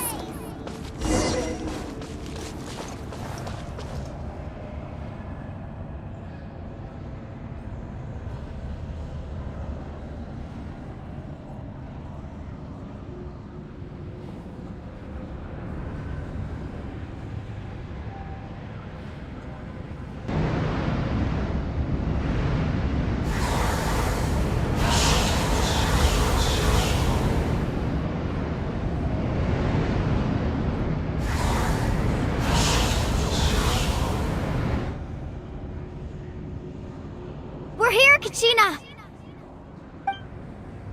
Oh, honey? You made it! Looks like our reunion will have to wait until we take care of these monsters.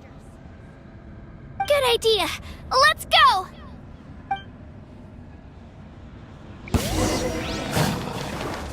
Let her rip!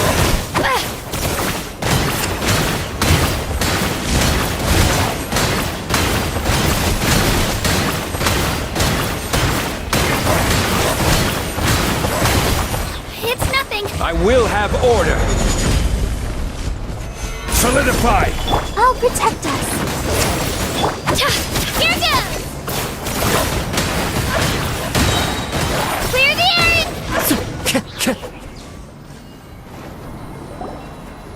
You're here. You're finally here. Thank you so much. That monster can appear from anywhere. It almost caught me a bunch of times. The Wyap's power helped keep me hidden, so I just tried to stay out of sight until you got here. Atta girl. You did so well.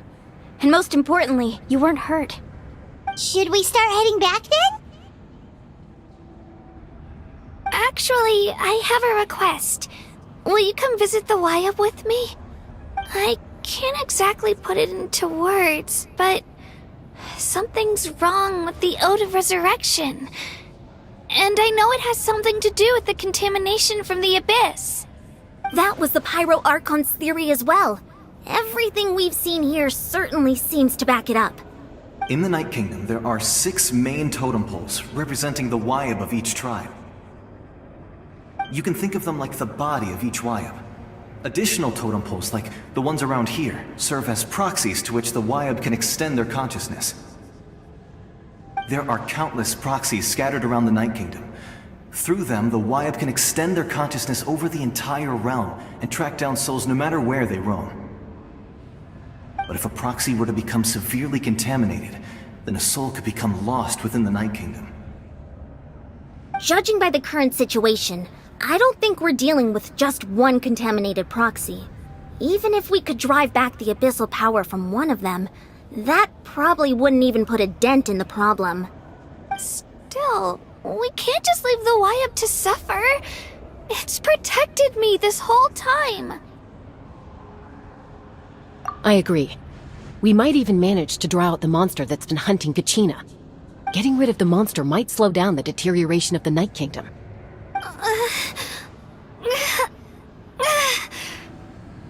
Kachina? What's wrong? Nothing. Just a headache. And that voice again, telling me to abandon the Wyab and leave this place. Maybe we really should leave. Kachina's already been here for too long.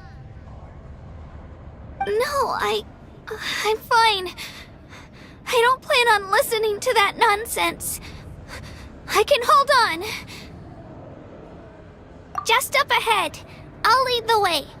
Besides, I can still fight, so please, help me out a little longer. Listen to me, Kachina. We'll come with you, but that's because we want to help the Wyab, not because we have something to prove. You don't have anything to prove either. It's okay if you reach your limit. We'll be there for you. All right. The sooner we get this done, the better. We've already come all this way, so we might as well try to get to the bottom of this. Let's go. This way. I'll stay here and try to stall the Abyss monster. All by yourself? That's too dangerous. It's all right. I may not be as strong as that monster, but I'm definitely more familiar with the area. Besides, I don't have much time left. If you're anything like my friend, I'm sure you're not particularly fond of goodbyes. So go. Achieve your goal, and return to the world where you belong. Thank you for everything. You're a true hero. Thank you. No one fights alone.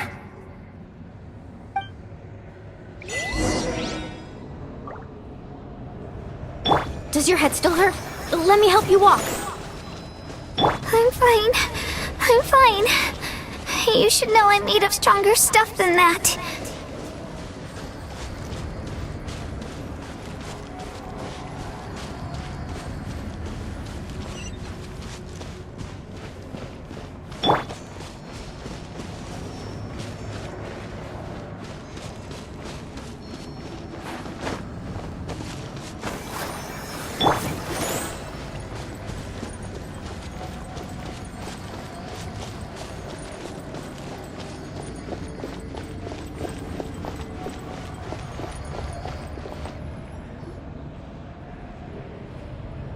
Wyab? Wyab! I'm back! My friends and I are here to heal you. Wyab? Can you hear me? Wyab?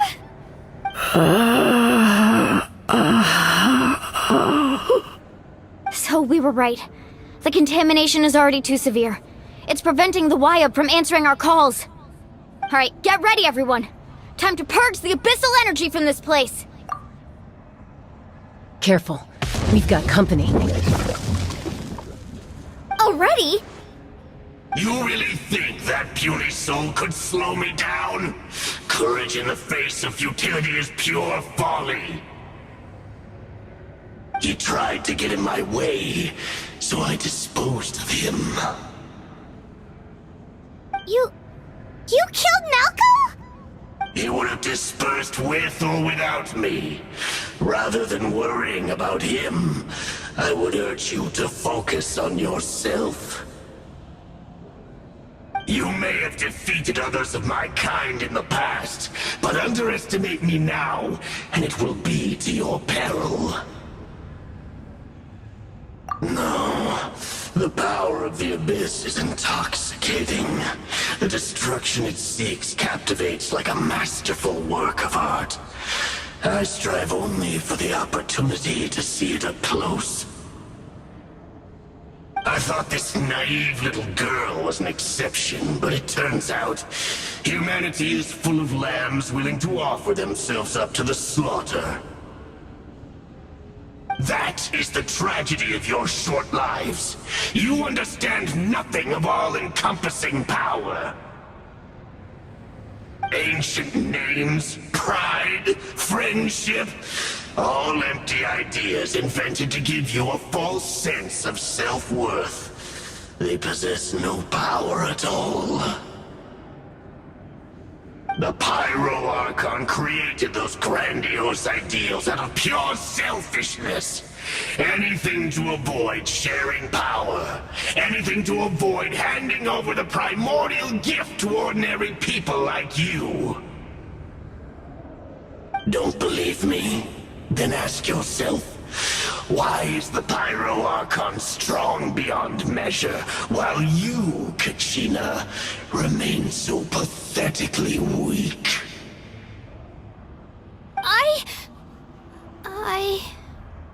Kachina! Give me your hand.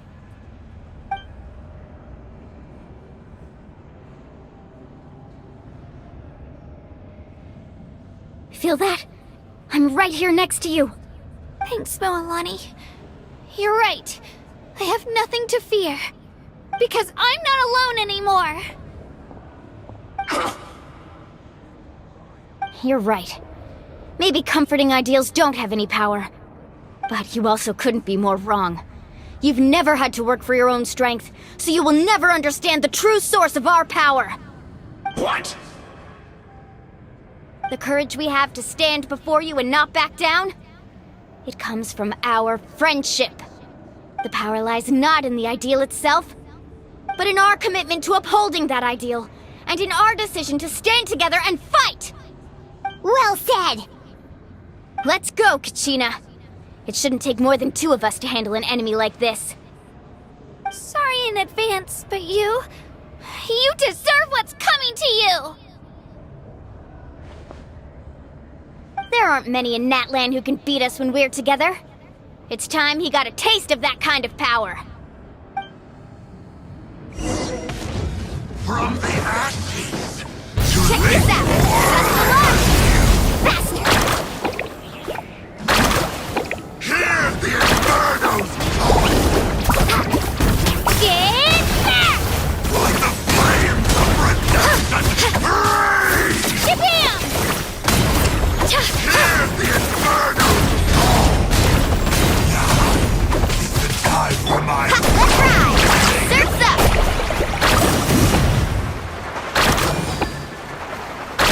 Revelation from on high!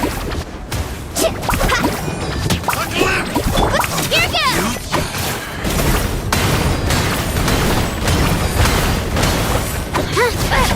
Carving wave! Amazing! Catch an epic wave! Whoosh! This world is already... We won!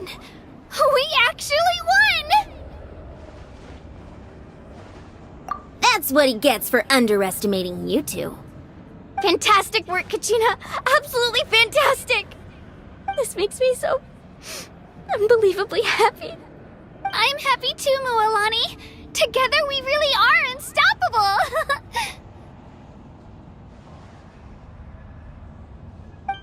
Huh? What's happening?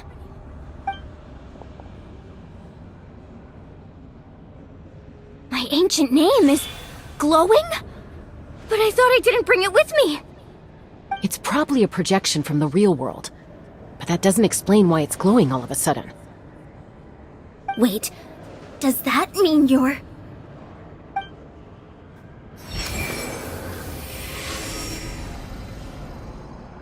That was a bold move. Diving headfirst into the fire to save your friend. Especially in a place so overrun with abyssal corruption. Still, seeing you pull it off was really something. Everything you said was exactly right. As isolated individuals, we stand no chance against the power of the Abyss. It took years' worth of scars, and lots of unnecessary suffering, for me to understand that for myself. The Pyro Archon's plan will unite us as one. Everyone has a part to play. Only then will we have the power to defeat the strongest of foes. Who are you? Tupac, a warrior from the people of the Springs. I fought against the Abyss during the invasion 500 years ago. I've heard that name before. You were the giant who saved all of Natlan. Since you were able to awaken my words from your ancient name, that means you have fully embodied the aspirations of the Wyab. Under the name Umoja, you shall unite the tribes and save Natlan from its impending doom. Me? As long as blood still runs through your veins, even the tiniest spark of steel against stone can ignite a flame. Its blaze will become one with the gaze of all Natlan. Even amid everlasting darkness, our bonds remain eternal.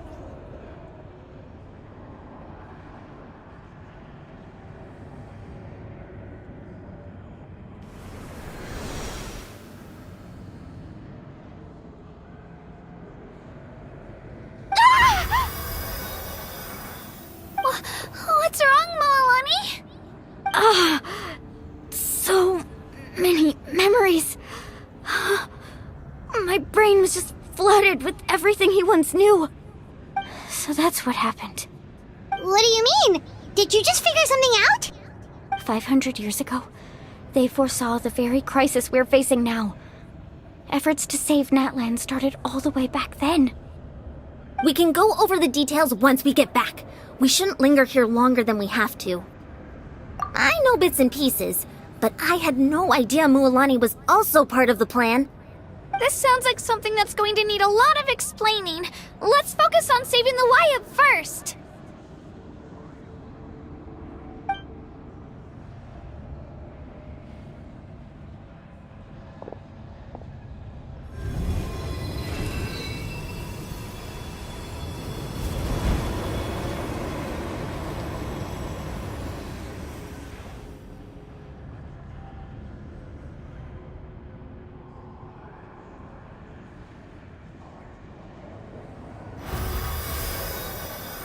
Okay, that should be enough. Wyab? Can you hear me?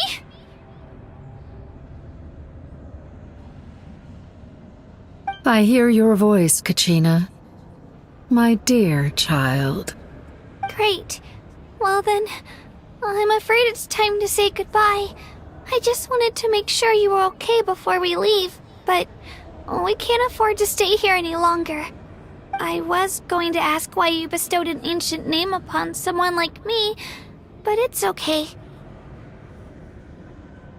I'll keep searching within myself for the answer. I'll never stop trying to improve my strength. One day, I'll live up to the hero you saw in me. You are already an outstanding child in my eyes, Kachina. No matter what happens. Huh? You are all my most beloved children. It has always been my honor to protect and nurture you. Your ancient name is just that, a name. Much like your parents chose to name you Kachina, I also gave you a name, but it need not define you. Focus on who you want to be. You are already worthy of your name. Now, You need only devote yourself to becoming a better you. The story of your ancient name is for you to continue. Just like your parents, my love for you will never change, no matter what the future holds.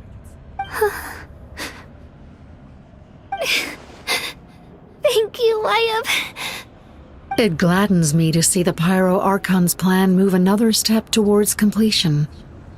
But it's time for you to leave this place. The situation here is getting worse.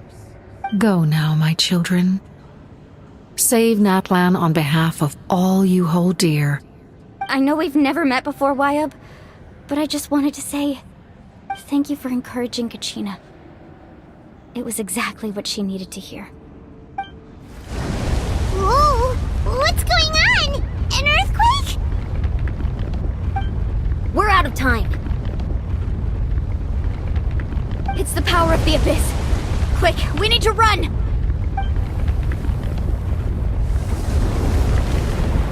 It's a Sealy! The Sealy opened the way for us!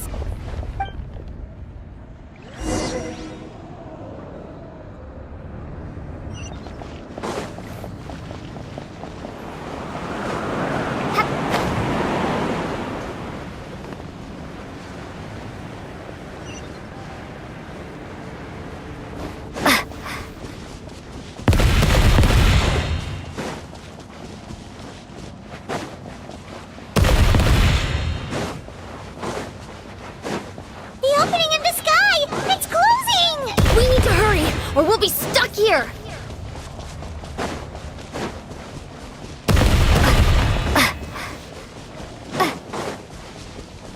Watch out for the falling rocks! Quick, through the middle!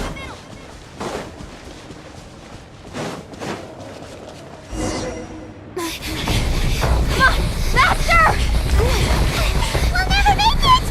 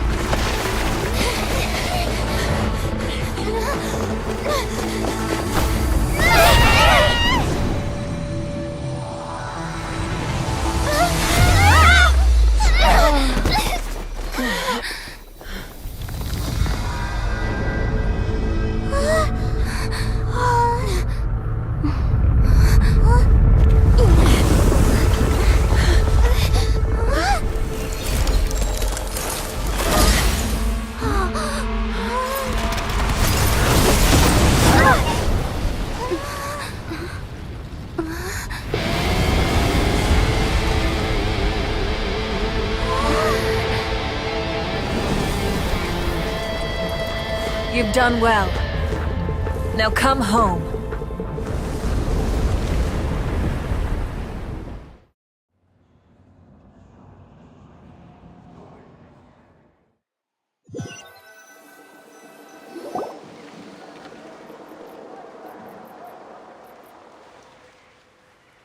We're back!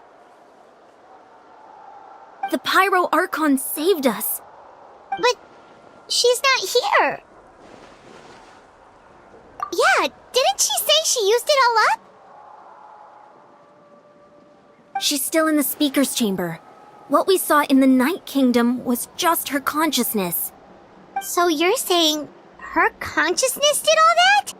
Every great display of power comes at a price.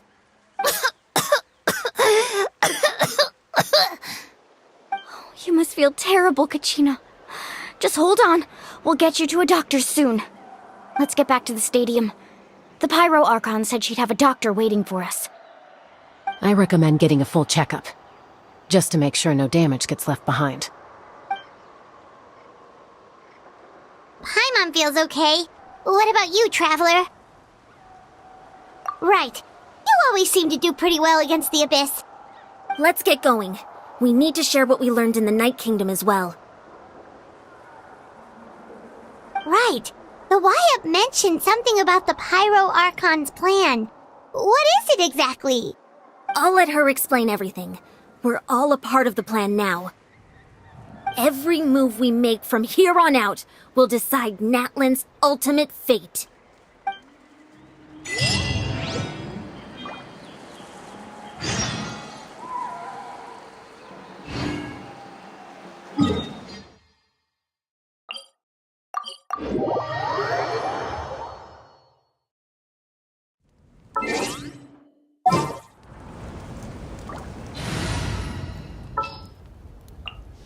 What's happening?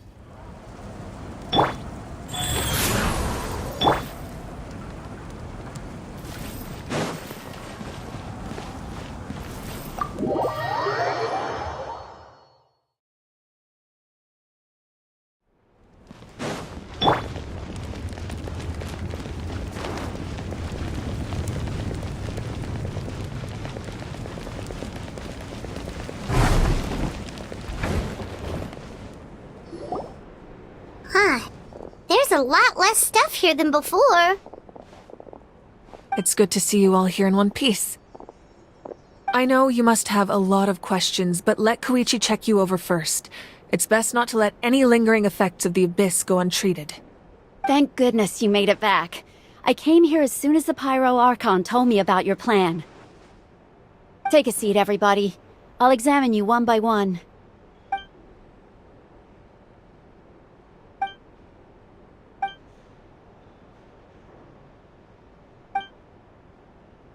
All right, that should do it for now. But just to be safe, I'll perform another checkup in a couple of days. I have to say, though, I've never seen anyone react to the Abyss like you, Traveler.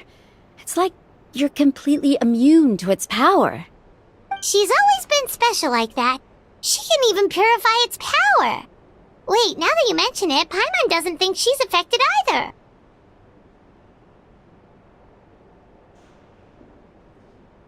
Given the current situation, that ability will likely play a great role in the events to come. Of course. I still have patients to see, so I'll head out. Thank you, Koichi. All right. We might not see eye to eye, but we both had good intentions. Just give it time. I'm sure we'll figure things out between us one day. Yeah.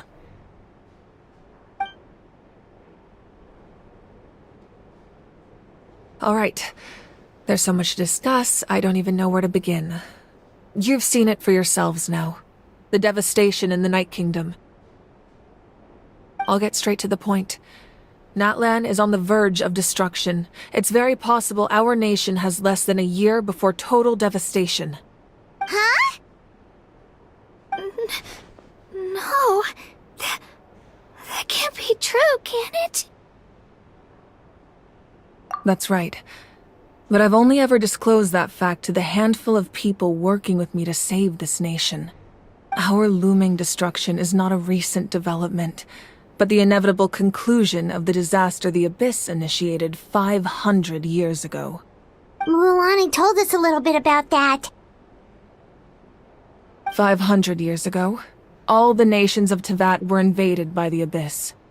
Unlike the other nations, Natlan never had stable and deep-rooted ley lines, so we suffered the worst of the invasion. The battle against the Abyss was exceedingly long and brutal. In the end, victory came at the cost of our civilization and countless lives. Even then, it took centuries of solving the disasters caused by the Abyss to finally achieve the peace we know today. And still, this is but a superficial victory. The forces of the Abyss have merely been driven back underground. Their threat to Natlan remains as real as ever. I'd never have guessed. The problems plaguing the Night Kingdom are all the more complicated because that realm is essentially functioning as Natlan's ley lines. Immediately after the war, our calculations estimated that we would have a maximum of 500 years before the Night Kingdom was completely lost to the Abyss.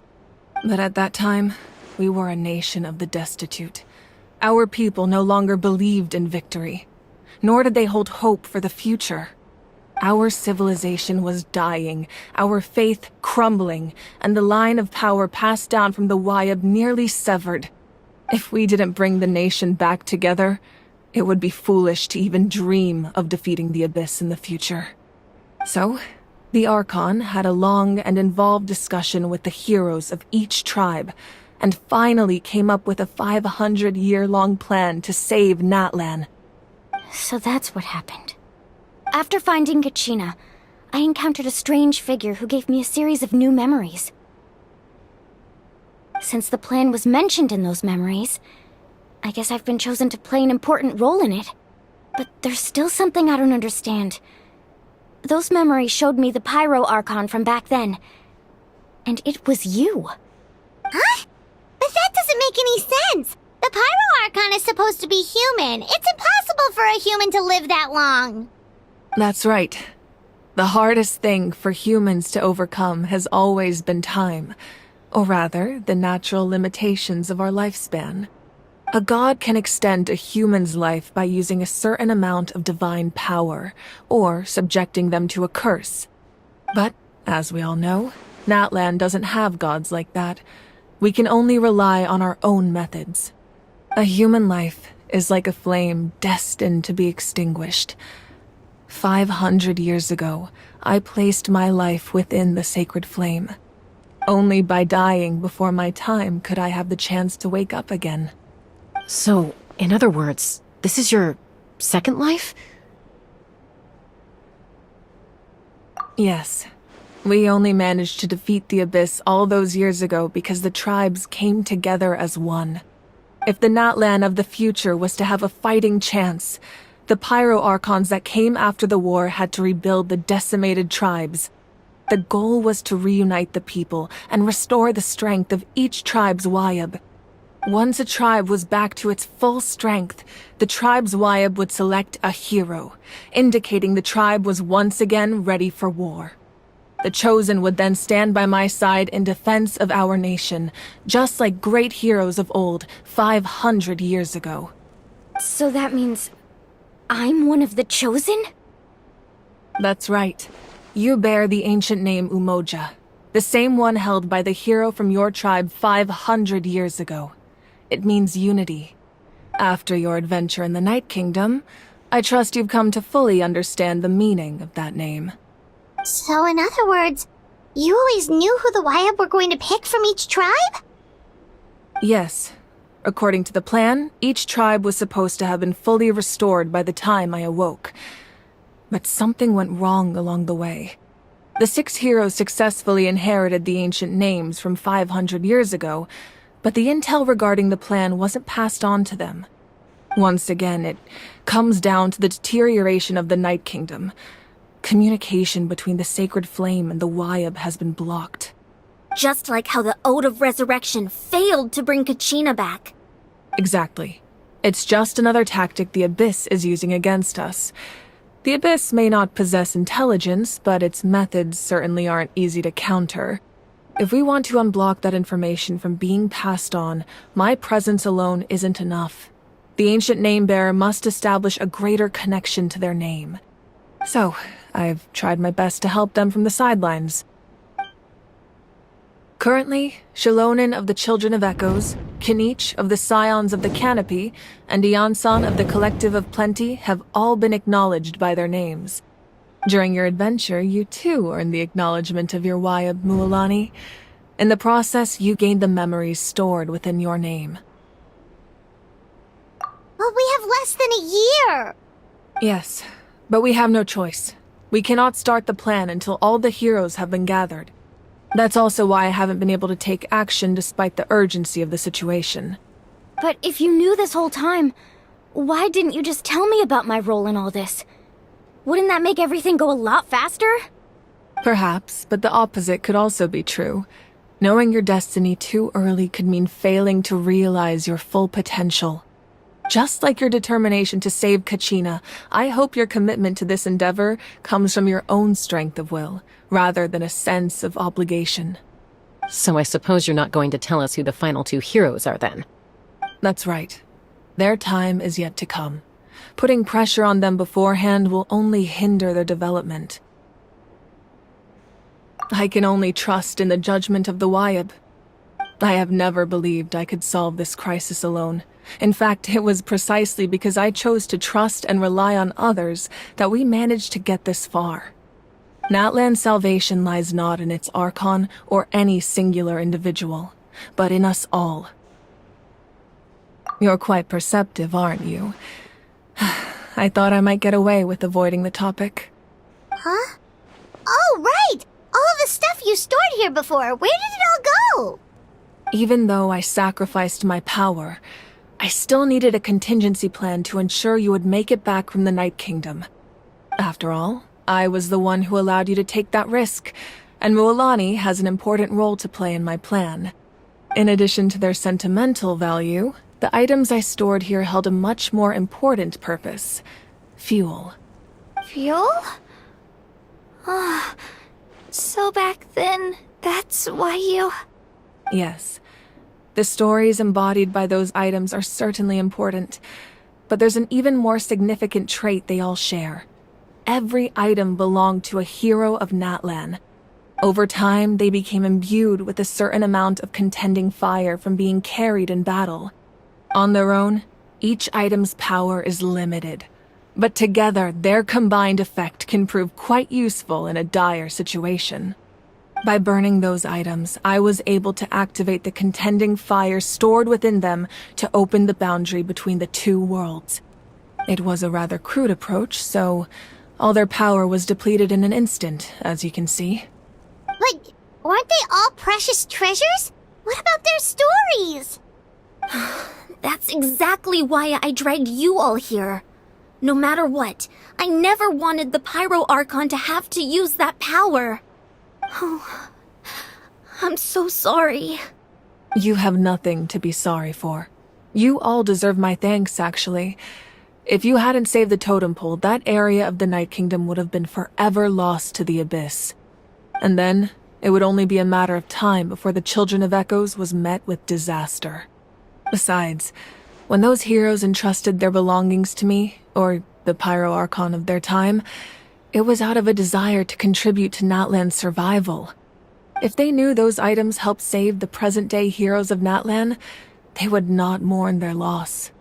Even when you put it that way, I still feel bad. There's no need. Remember what I told you about time? The people and the events of the past are never truly lost to us. We simply carry them with us in a different form. In that sense, we didn't lose anything at all. If you still have regrets, let them fuel your resolve in the battles to come. Your deeds will become new legends and nurture new forms of power just like the items once stored here. Well, we'd still like to return the favor. Well, if that's the case, just treat me to a drink sometime. Now that Kachina has returned, we can finally hold the victory feast and celebrate your team's triumph in the Night Warden Wars. And we could all use the rest, that's for sure. Plus, you'll be able to silence everyone who doubted you once and for all, Kachina. Still, now that I know the danger we're facing, having a victory feast doesn't feel right. Try not to let it get to you. It's important to stay calm. Worrying about it will only affect your judgment. All right. You should head out. I'll join you in a bit.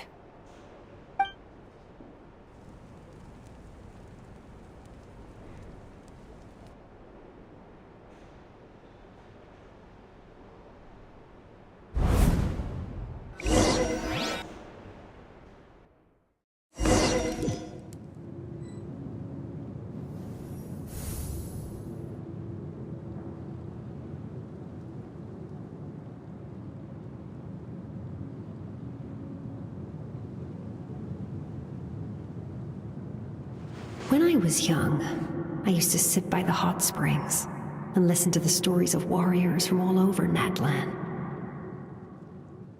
They attract people from all walks of life. Friends come easy here, no matter what tribe you're from.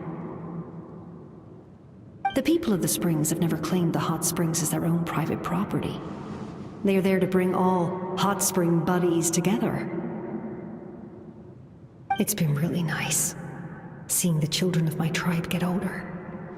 It's helped me gradually understand the true value of the springs. I've witnessed their energy, their determination, their absolute passion for life. Even when they cause trouble, I never managed to hold on to my anger for long. It's unbelievable how quickly they worm their way back into my good graces. I'm certain Mualani will become a great warrior when she grows up. She possesses infinite potential. I can see it. One day, when I'm no longer in fighting form, I'll come here and tell stories to all the children, just like those warriors did for me. So you better get busy, Pyro Archon, or I'll end up running out of stories.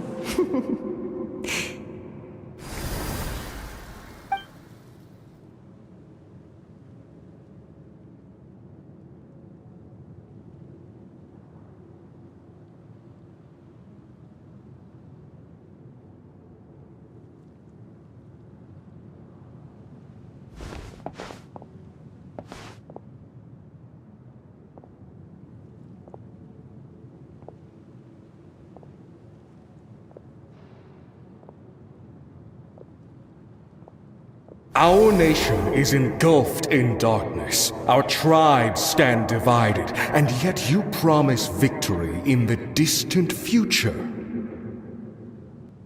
The Abyss is a cunning enemy, one that I faced in battle many times. Were that not the case, I would never understand exercising this degree of caution.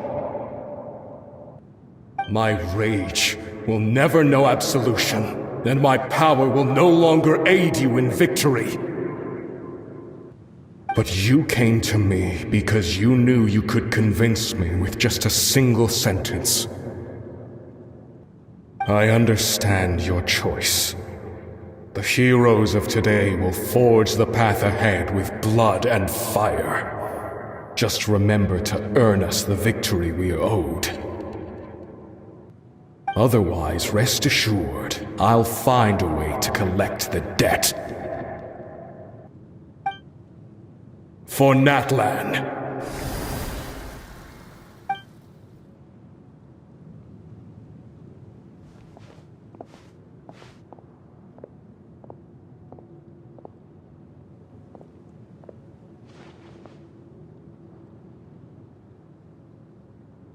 So, you're gonna head 500 years in the future to serve as the Pyro Archon again?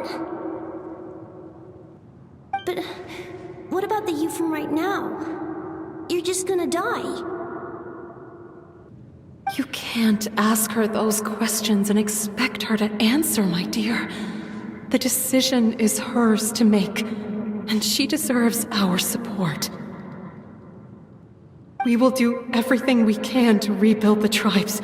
Don't you worry. Even across time, we will all do our part to fight for Natlan's future. Yeah, Mom's right. We'll always believe in you, sis.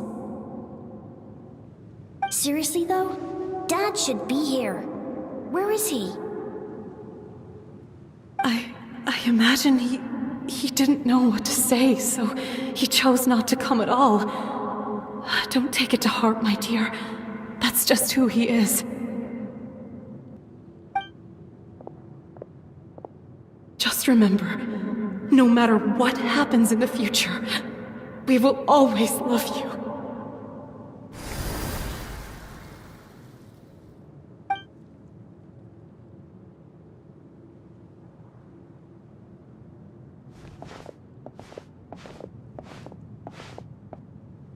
I'll come find you one day.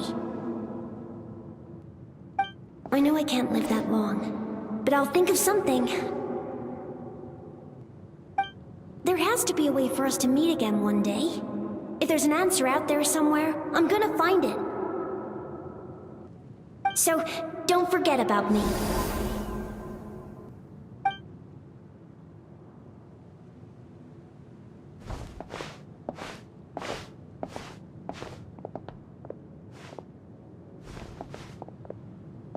If that's your decision, then you have my full support, Archon.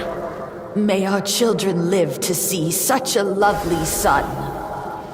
For Nadland! No one fights alone.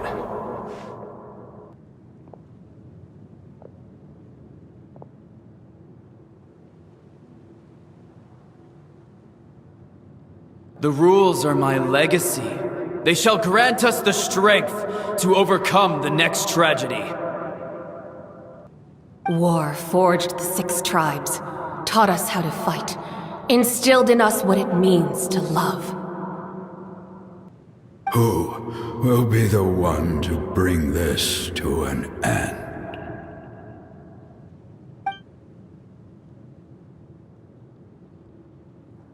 We are the inheritors of memory and legend.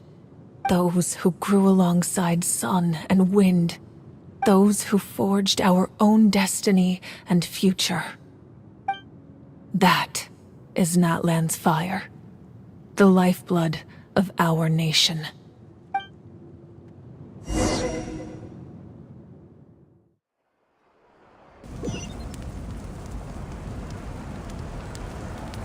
Life goes on.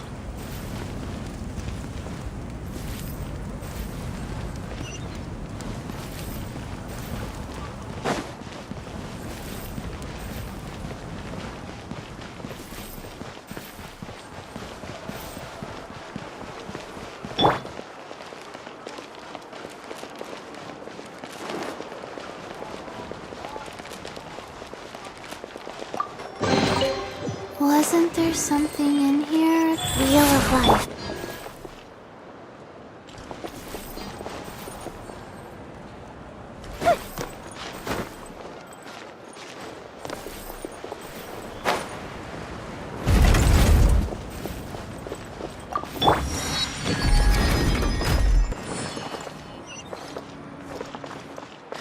I need to find time to send those Saurian relics.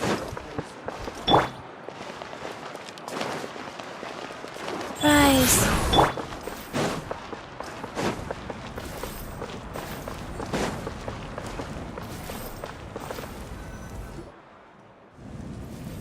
Hey, Koichi! You here for the victory feast too? Oh, no. I knew Chaska would be here, so I just came to deliver some medicine. I was about to leave, actually. It's not that I don't want to celebrate Kachina and the others. I'm so glad she made it back. It's just... well... I'll make things awkward if I'm around my sister right now. Ah, well, you two had a fight, so Paimon can understand. She didn't cause any trouble during your trip, right? Yeah, she was super helpful. She gave us a lot of useful information about the Abyss. That's good. That's all I needed to know. Is there a reason you asked? You were pretty outspoken when we first met, but now it's like you're holding something back.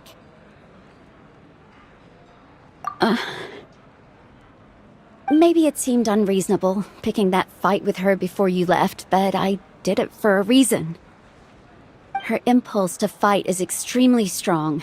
Her mental strength helps her rein it in, but she still loses control sometimes.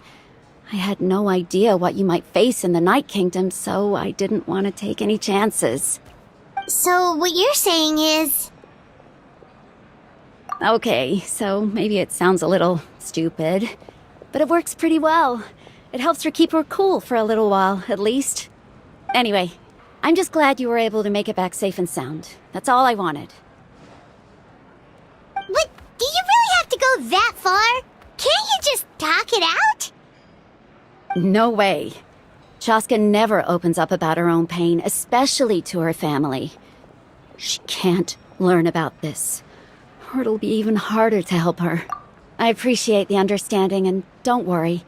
I'll find a way to help her ease this burden. Anyway, I need to get going. Enjoy the celebration. Oh, and if you ever need a doctor, you know who to find.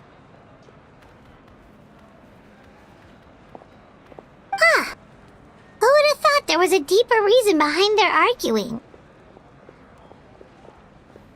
In the end, it's all the Abyss's fault. Paimon's had enough of them.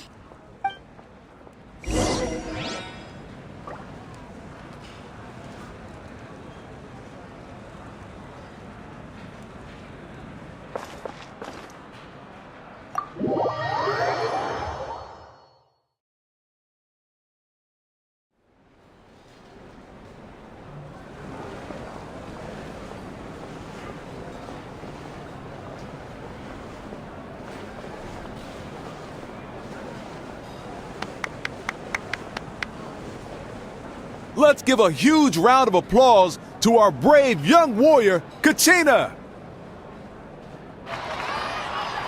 Woohoo! Well done, Kachina. Thank you, everyone. I'm so glad I finally made it. I always knew you could do it. With so much potential at your age, you have a great future ahead of you. You're one to talk. Don't think I didn't know you were the first person to abandon your team. I'll be dealing with you when we get back. I had no choice. My friend invited me. I couldn't just say no. Oh, really? So you weren't just trying to get ahead in the first round? I wasn't, I swear. I just happened to find that bearer injured in the wild, so I stopped to bandage his wounds. When he insisted on repaying the favor, what was I supposed to do? I'm just one person. I figured Kachina would have no trouble replacing me. But the fact of the matter is that after your departure, everyone else started thinking about swapping teams too. I'm really sorry, Kachina. It was wrong of us to abandon you like that. It's amazing that you still made it all the way through to the Night Warden Wars. That's the highest honor. So, what about you guys? Did you make it far? Our team captain drank too much the night before the competition and turned up late to the stadium on the day. We got disqualified.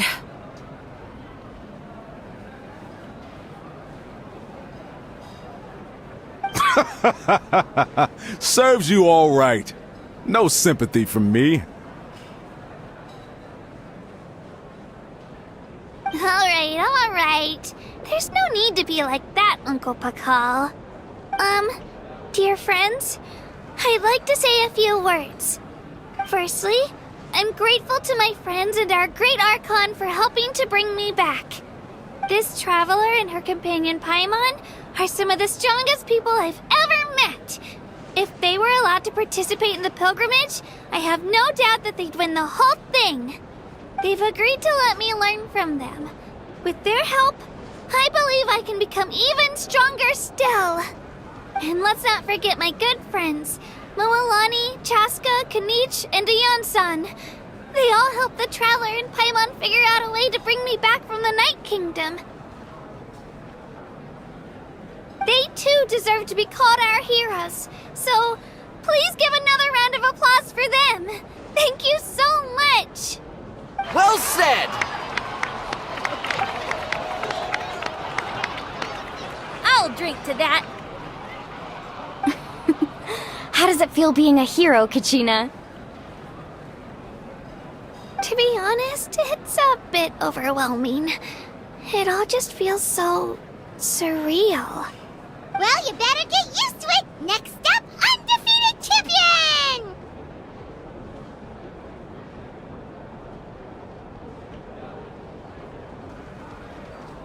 Hey, please don't make fun of me.